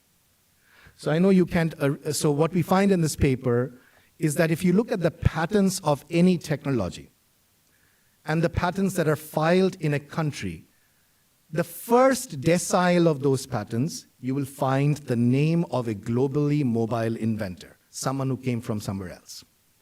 So if we invite these GMIs through a digital nomad India visa, India could now see some of the knowledge flows that are still not happening. So we talked about drones, we talked about many other things. Why not invite more GMIs through a digital nomad visa? Switching, there's another theme I wanted to share, and this is, I think, a very exciting new phenomena that's happening in the blue-collar space. So one of the limitations of work from anywhere so far was that work from anywhere primarily applied to office workers, right? People who could have a computer, work from an office. Now, digital twins, which I'm going to define in a second, is changing all of that. So what is a digital twin? A digital twin is you have any physical operation, okay? Imagine a factory, a warehouse, a hospital, imagine like the airport in Mumbai. You create a digital replica of that operation in real time through sensors. So if it's a power plant, you put sensors in the turbine. If it's a hospital, you put sensors on every patient bed. And you collect the data in real time on the cloud, and then you have AI algorithms predicting how to run that operation. So the AI algorithm can say, what speed should the turbine run at today, based on the weather conditions, the water level, whatnot. The AI algorithm can predict which patient needs attention based on the vitals, and the nurse and the doctor can go and give attention. So I'm going to share 3 examples of digital twins. This is a picture of a Unilever detergents factory in Brazil. They created a digital twin of this. So they put sensors along the factory, and the data was collected in real time on the cloud. And on the day of the pilot, so I got to study this model. On the day of the pilot, this entire factory was run from the kitchen table of the operator. And the operator was far, far away. Now Unilever has 4, and this makes their popular detergent that I think is Tide, right? They have 4 factories around the world, one in Indonesia, one in Brazil, one in South Africa, and one in the US. Technically, you can run all 4 factories from this room because of the digital twin model. This is actually what happened in this Turkish power plant that I studied. So this is a company in Turkey. Their name is Enerjisa Üretim. They have 20 power plants, wind, hydro, thermal, solar, you name it, all over the country. And the issue they were facing was that none of their good engineers wanted to go and live in those places, because the hydropower plant is in a small village up in the mountains of Turkey. And everyone wants to live and educate their kids in Istanbul. So they have built a digital twin headquarters in Istanbul. All the engineers and technicians have come to Istanbul. And from one room, they are running 20 power plants all over the country. And the only people left in these locations now are maintenance people. Now, this model could happen in India, right? So India, why shouldn't a company like SR or ONGC or L&T think about running digital twins for global companies? Because what's happening with Enerjisa, this Turkish power company, is now they're going to the Qataris and the Saudis and saying, we know how to build and run a digital twin, give us your power plants. And they're going to sell licenses of a technology. Think about that. From a power generation company selling power to the grid, Enerjisa is becoming a tech company selling license to power plants around the world. So I think this is a huge opportunity for India. We have engineers, right? We can create digital twins headquarters for oil rigs, for hospitals. The airports in Rome and Sydney now have digital twins. Why should they be run from Sydney and Rome? The digital twin headquarters can be anywhere. It actually can be in Mumbai. So that's the second point I want to make, that remote work and work from anywhere is creating a huge opportunity in the blue-collar space to create digital twins. There's also this example right here in New York that we got to study. So in New York, I don't know if folks from New York know this, they have, the state hospitals in New York have created an electronic ICU. What you see here is a doctor sitting not in the hospital, far, far away, sometimes at home, watching the patient vitals. And they have scaled the eICU to multiple hospitals in New York now. So we got to study what happens to patient outcomes because of this.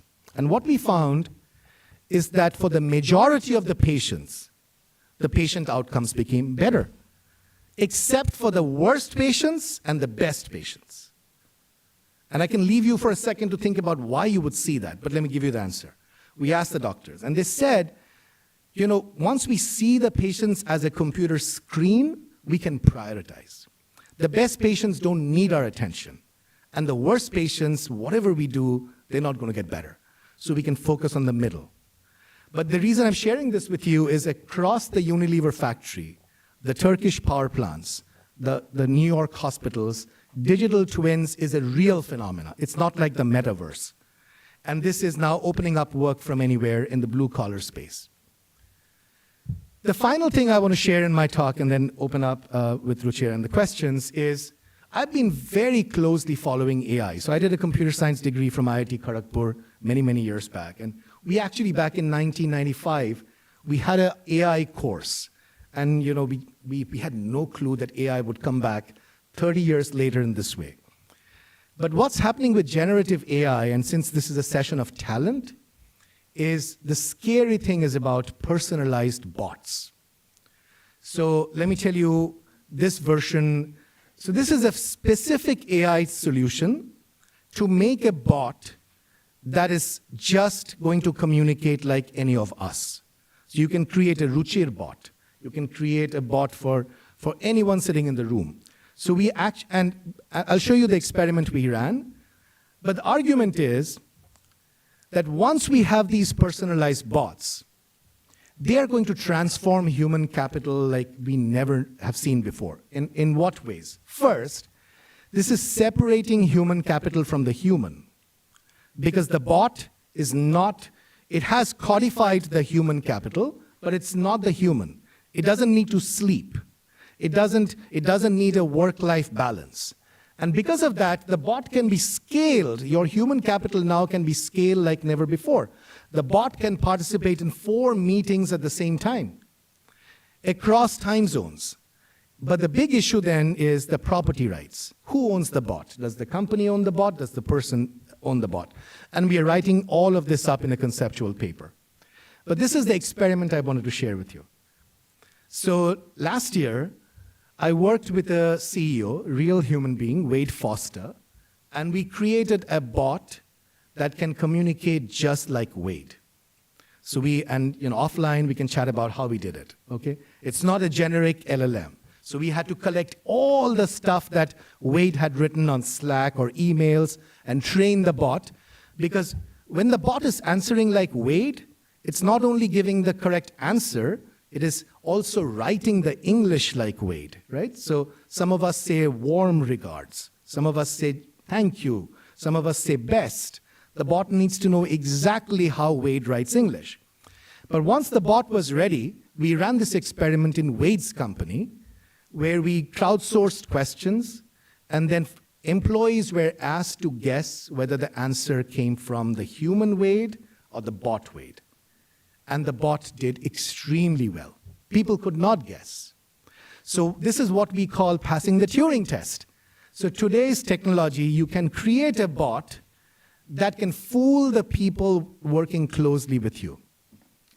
Now, I don't even know where the ramifications of this can go, but let me share a few thoughts. We've talked about AI in India. So the first thing we'll have to do is we'll have to create bots that can communicate in Indian languages. And this is a paper we wrote late last year, so it doesn't capture the stuff that's been happening more recently this year. But if you see the graph, Indian languages are quite underrepresented in the LLM space. So this line here is where the percentage of that language in global training data set should be based on proportion of native speakers. And you can see Marathi, Telugu, Bengali, Hindi, all way below that line. So the first point is we need, of course, way more effort and investment in creating LLMs and Gen AI solutions. It's not at 45. This is, it is 45 with some intercept. So there's so this is just the raw data we're presenting here. This is just the raw data. That's right, yes. Now, one of the more recent projects we ran, we actually created a bot in what I'll call Benglish.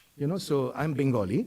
But if you go to Kolkata, people don't speak Bangla. They speak a combination of Bangla and English, which you can call Benglish. So this is a company which has a call center in Kolkata.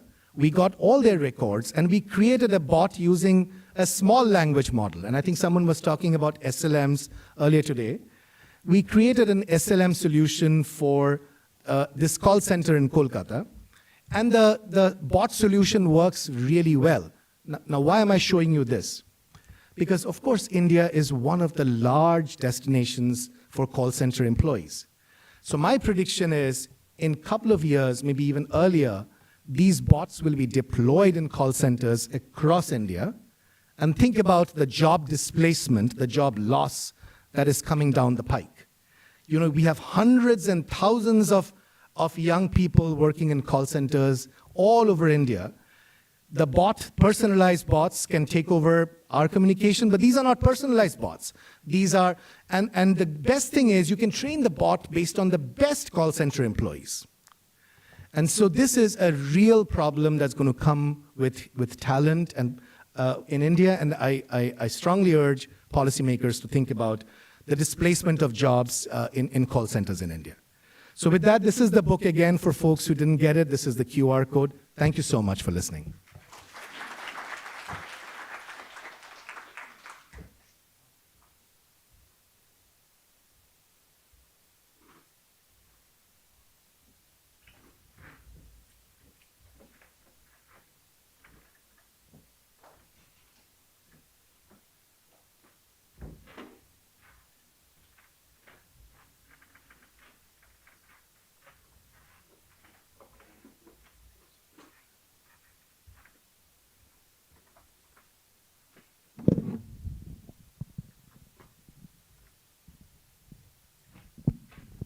We will go up 10 minutes after, so we have 15 more minutes just to conclude, if that's okay.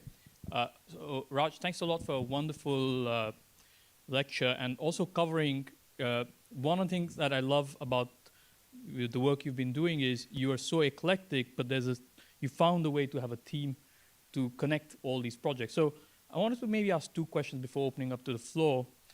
One question is,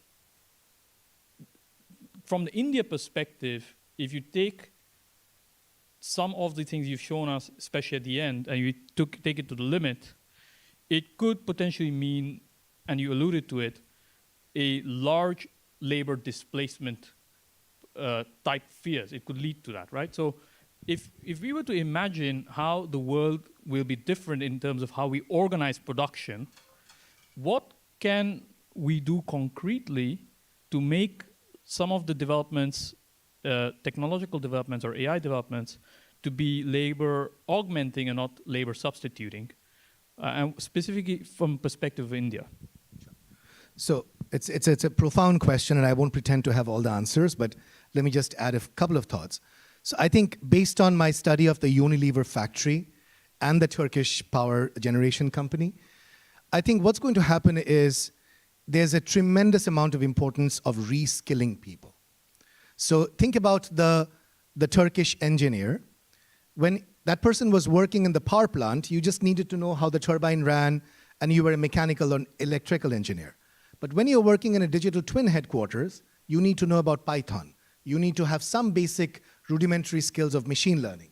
You need to stare at a machine learning screen and understand whether to take that recommendation or not. So as we think about skilling India, I think there's also a really important notion of reskilling India. that should be put on the table. And if we can do that, then potentially India could become one of the destinations of digital twin jobs and digital twin headquarters around the world. Because if a company like Unilever creates a digital twin headquarters to run global plants, and BMW is doing a dark plant to make cars in Hungary next year, why should that digital twin headquarters be in the West when probably you can do it at a lower wage in a country like India? So I think there's a very important element of reskilling people so that we are training our engineers and technicians with some aspects of machine learning and programming skills. So, but if let's take that one step further. So, if India is a continent with each state or even regions of states being at different levels of skilling or different levels of regulatory sophistication, let's say. So, if you treat the AI revolution as a shock, and it's coming at this moment, there'll be certain regions which will be much better placed to adapt, and certain regions will be much more. So, where do you see where would be the hotspots in terms of opportunities, and which kind of places or groups of people will you be worried about, where you may be just too far behind the skilling up threshold?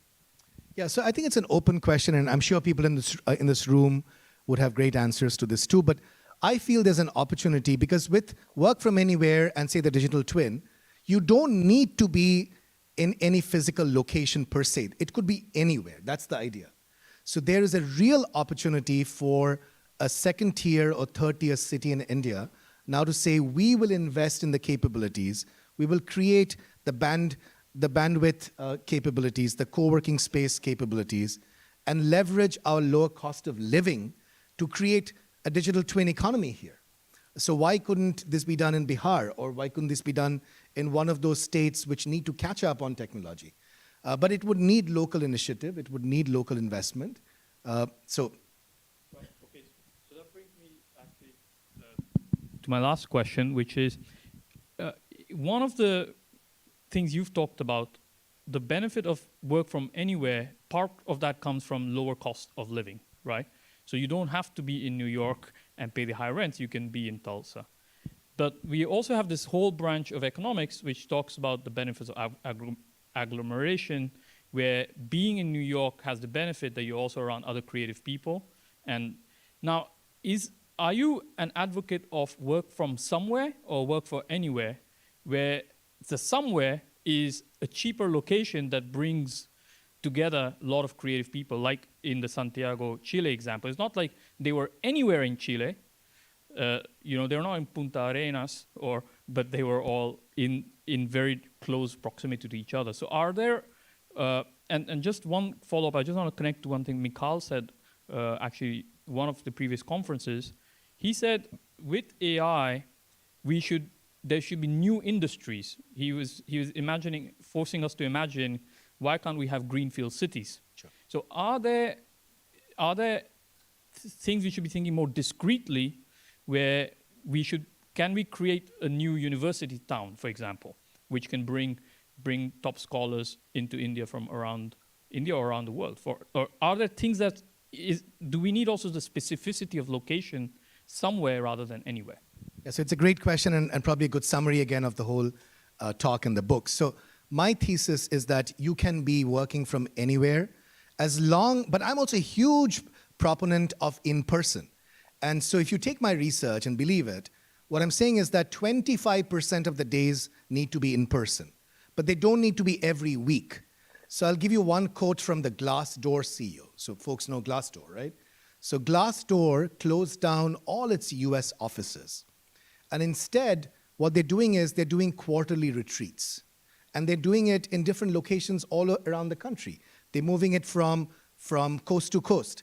And what the Glassdoor CEO said in public was, off-sites are the new office.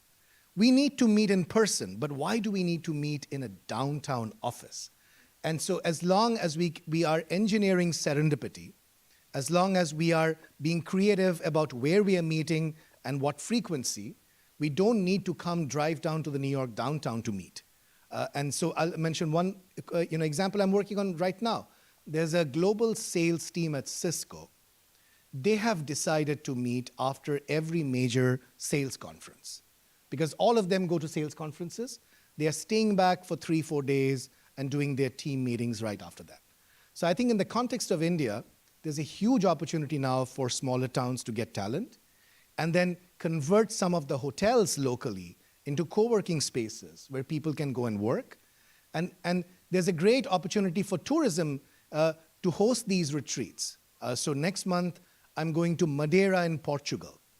They have created a digital nomad village in Madeira, which is being visited by digital nomads from around the world.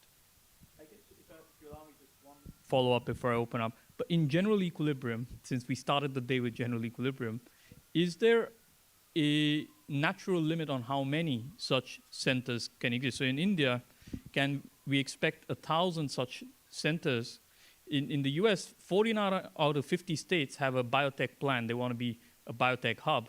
But naturally, there can be only maybe 3 or 4. So are there natural limits to the digital twin economy or the work from anywhere economy, whereby only some will be sustainably able to have that agglomeration benefit? That's a great question again. So I'll use the US example here.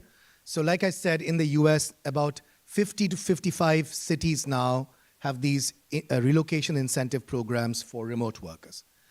I totally agree with you, Ruchir. I don't think all 55 would succeed. Tulsa has already succeeded. There'll probably be 5 or 10 more successes because you need to not only get these remote workers, you need to keep them. And that means a lot of engagement with locals. You need to avoid gentrification. But there is an opportunity right now, I would say in India, for at least 50 to 100 smaller towns to attract remote workers and reverse brain drain. Now, which towns will step up? I have no idea. So that's why can the government do something about that? Absolutely. And my sense is this has to be done at the micro level. You need a mayor of Asansol or a mayor of Jaipur to say, we are going to create a Jaipur remote and attract remote workers here and provide them with infrastructure to stay here and create that startup economy there. So it needs to be up to these small town mayors to step up. Okay, great. Thanks for those great responses. Let's open up for questions. We have a question there with the gentleman up front, and then some. My name is Les. I'm a research scholar. Thank you. My name is Les. I'm a research scholar on leadership and innovation, and Fulbrighter for India. So somebody told me it's like no other place. You'll spend the rest of your life trying to figure it out. So the idea of being a digital nomad, I became a digital nomad probably about 10 years ago. And the movement, looking at innovation, frees me up to work with, as a leadership coach, with innovators, but what they need is face-to-face contact. They need to get out of their offices. My question is, how do you see the future of this, the idea, the world is your office, in actually creating a new group, a subculture of people that can ease differences of opinion between countries, be more diplomatic, but also create those opportunities between those countries and understand what the innovative opportunities are to capture and bring those, because when we're looking at MBAs, for example, when I'm at the startup lab, they say build it in New York within the ecosystem here because the finance is here, then build it if you're from India, then build it in India, and you'll have both. We'll take 2 more questions, so one here and then one from Professor up front. So first, the lady, here. Yeah, please. Hi, I'm Isabel Maresh, and I work at the American India Foundation. So I am a voice from the NGO nonprofit sphere, and I feel like I might have an answer to that lovely gentleman's question, or the beginning of an answer, but I have my own question as well. So working in the context of international development and poverty alleviation, your presentation took me on highs and lows, and I recognize I'm not an Indian, right? I'm working, in a foreign context, but because I was so excited to hear about the blue-collar entryways, because so much of our work is rooted in livelihoods and skilling. So we are actually working in the rural and peri-urban context, providing skilling for green jobs and also just engineering jobs.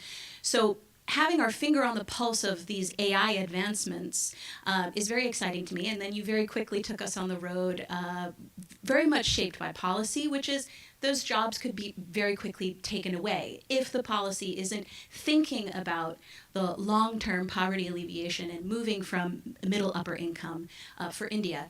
So my question is, what's the role that the NGO plays? I have my own answer in mind.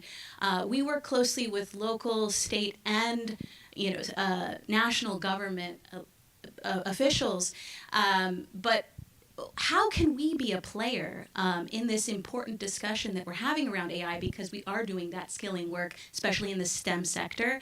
And then just to tack on, we also have our own fellowship, which emboldens bright minds from both India and the US and creates a binational leadership circuit through the Banyan Impact Fellowship. So that was my own little tag on to what you were saying before. Thank you. We'll take just one more in this round and we'll come back for a couple more rounds. So. Yeah, just two quick questions. One is, the title of your book is The World is Your Office.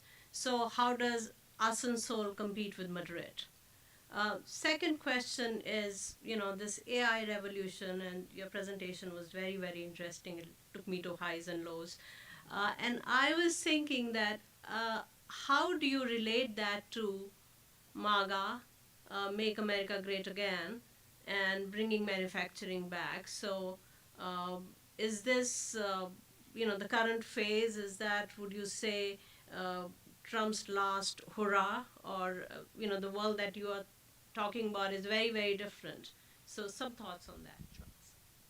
So I'll respond to that. So maybe I'll respond to the last question first. So I think, when we think about the whole MAGA, and I'm no MAGA scholar, I'm no MAGA expert, so this is just me talking as a person. I think it's not just envy of the trade deficit with China, it's also envy of the coastal elites. That's been my personal take, that these heartland cities are just not happy with how the New Yorks and the LAs have become prosperous, and young people have left their towns and cities. In fact, the current Vice President, J.D. Vance, as you would know, all of you, that famous book, Hillbilly Elegy, talked about the hollowing out of these cities. So I think one of the persistent complaints of Heartland has been we cannot retain and attract young talent. And that's why I think this whole work from anywhere movement is really happening in the Heartland. Out of those 55 cities, about 50 of them are Republican states. And I would argue the same principles apply to India. If we do not take care of our second tier, third tier, and even smaller towns, and if we don't take care of the Bihars of the world, and all the economic activities focused on these 5 locations around Mumbai and Bangalore and NCR, the same kind of envy would hit. Now, to your point, I totally agree. One of my favorite insights in Tulsa was when a person who graduated from Brown, had lived in Newton, Massachusetts all her life, was like in this bubble of liberal thought. She went to Tulsa, and her neighbor, both of them were an old couple who would never vote for Democrats, right? And she had dinner with them, and they got to know each other on a human level. So I think even a short interaction, and this reminds me of something the JNVs, the Nehru schools did in India. Many of them used to send their students in class 11 and 12 to a different JNV in a different state, that go and learn the language as a young person. So I think there's a huge value in traveling, especially for young people, spending even a year, and then getting to know the world, and then that erases a lot of mistrust that happens between the elites and the not so elites. And on your question on the NGOs, I think I'm no expert of NGOs again, but I feel, going back to Ruchi's point, I think in India and elsewhere, but especially in India, given how young the country is and how important our jobs and talent is, NGOs could play a huge role, I would argue, in skilling and reskilling. So why only rely on universities and colleges? We need to find, so one of the things, I'll give you one example. So, David Otter talks about how the AI phenomena would create the need of jobs in what he calls the caring economy.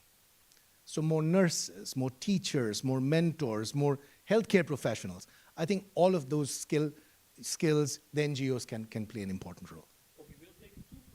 But it's restricted to students, just to ensure that we have diversity of thought. And so we have Tanush and the gentleman. Actually, I want to pick Mr. Iyer, who is a student, lifelong student. Okay. Richard, and thanks so much, Professor Chaudhary. It's been... Mishra, apologies, and we'll take one more student, okay, after that. Okay, yeah. I think my question is of two parts. One sort of builds on what Richard was asking about earlier. But in terms of, I'm curious if you've studied anything in terms of what happens in terms of sustained productivity growth. Like it seems someone moves to Tulsa, they have a lower cost of living and they have this productivity boost. But what happens over the long term? And if you have information about that. And the second part of it is, how is this different from younger and older workers? Because it seems like older workers have developed a skill set and then gone to remote work, but younger workers might not have had the chance to do so. Okay, so I'm forced to, there are some people who I cannot say no to, so Mr. Iyer, Professor Mishra, and Ananta. So. Yes. Work from anywhere has already happened in India in the global capability centers, as they are called. These things were originally supposed to be, they were called in-house centers. Now they have become very high-tech centers. The estimates are anything from 1,400 to 3,000 multinationals having opened these centers. The main idea is that India has this inexhaustible production of engineers and high-skilled people in a number of things. So while the educational system overall is lousy, we are able to produce this thin veneer of excellent people on a scale not available in America, Europe, etc. And the only other place is China, where they don't want to go to, and the language is a problem. So we've got these things. They're already exporting $100 billion a year. It's a very important part of the whole thing. And when I asked the Indian embassy, why aren't we promoting he says, we don't want to talk about it at all. He said, we would rather say nothing because tomorrow there'll be an explosion that, my God, 1.5 million jobs have been exported to India and nobody even knows about it. One more example, we are being ripped off by the rest of the world, right? This thing coming in. So I would say this is not the blue collar. This is not the bagger. This is a much higher level. I mean, Volkswagen is designing cars, GE is designing turbines, Google, the rest are designing artificial intelligence. So this is very high level stuff that has now come into India. That is less in danger. But if you try to do blue collar stuff in India, I am dead sure it will not be allowed. So in other words, while there may be scope for getting these production synergies of having within a country, I do not think it will work across borders, and I would like your... Professor Mishra and then... Okay, thank you.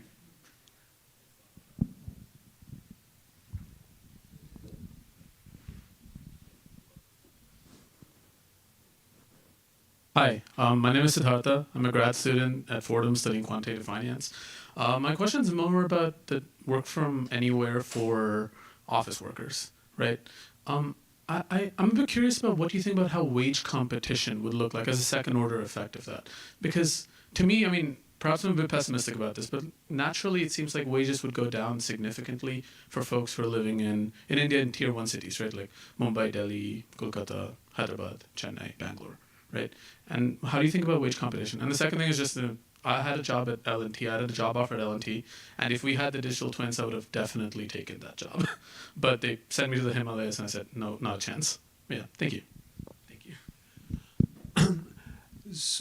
My question is somewhat related to what Swami Iyer asked. So the social dimensions of these possibilities, and you also laid out in the last part of your presentation about the call center workers, etc. And you mentioned about Glassdoor saying, why should we have to work in a downtown? But downtown created its own ecosystem of, a lot of indirect jobs got created when you had this kind of, which he also referred to in his earlier observations on agglomeration, etc. So should there be a need for these kinds of research to be pursued in collaboration with social scientists to see what kind of implications that will have unintended consequences? And if you look at a social level cost benefit analysis, then should we take a call that, as we did in case of some dangerous technologies, etc., is there a ceiling? Should there be a ceiling or not? And who gets to decide it and how? These were the questions. Sure. So I'll respond. So these are all great questions. So let me respond to this table first, and then I'll come to the students. So I think, Swami, thanks for mentioning the GCCs.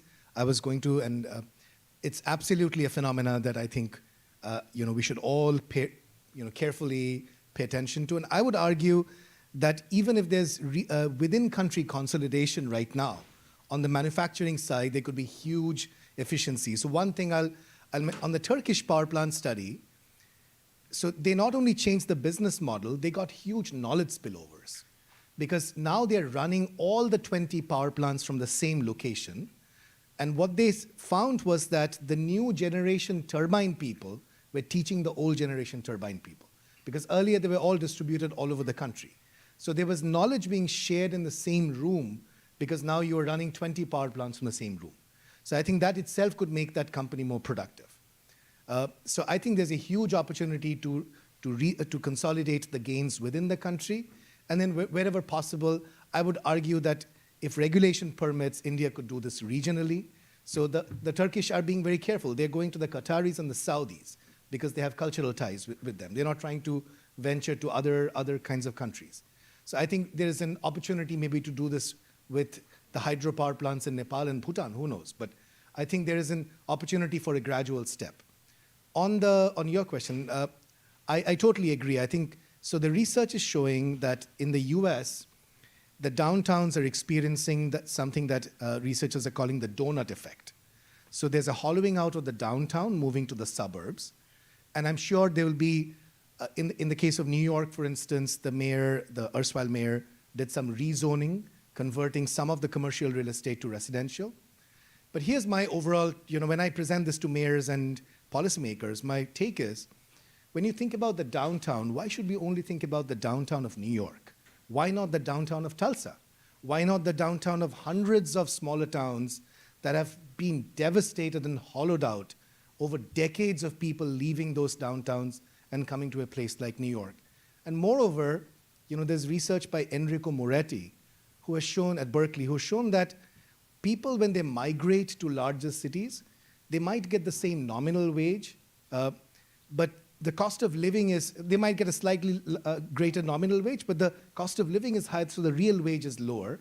So actually that is more prescient or more salient for a worker in a downtown supermarket compared to a downtown banker. And that same person then could migrate back to her hometown and have a much lower cost of living there. So so I think we need to work out, I totally agree with you, we need a general equilibrium analysis of what is the social surplus. He answers his question. Correct. Now on the junior employees, read my chapter in the book on isolation.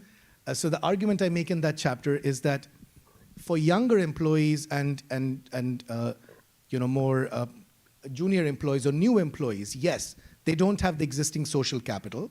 So there are at least two solutions. One is, when we go to this off-site, when we go to the office 25% of the days, we are going with the sole purpose of socializing. That's the first point.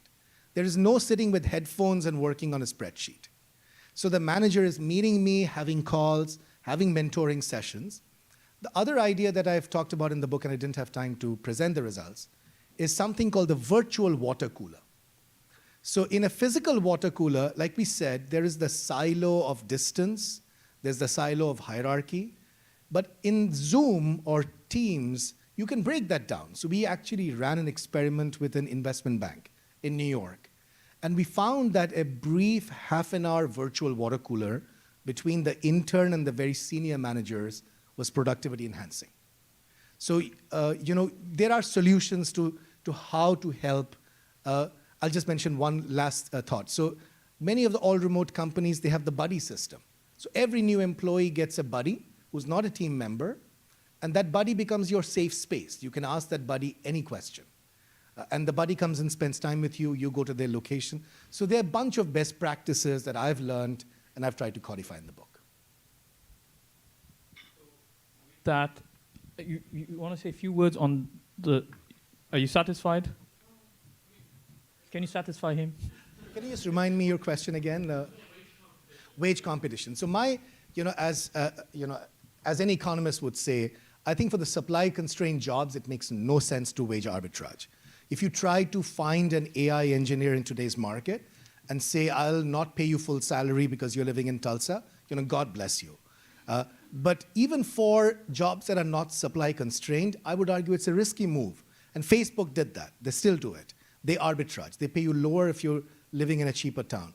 Because your competitor can come and poach you. I think isn't the answer also that the real wage matters? So if you move to a place that is cheaper, and even if you take a wage cut, your real income is higher. And so because we are improving the human ability to work, we are creating surplus, and some of that surplus should be kept by the workers. So, yeah, absolutely.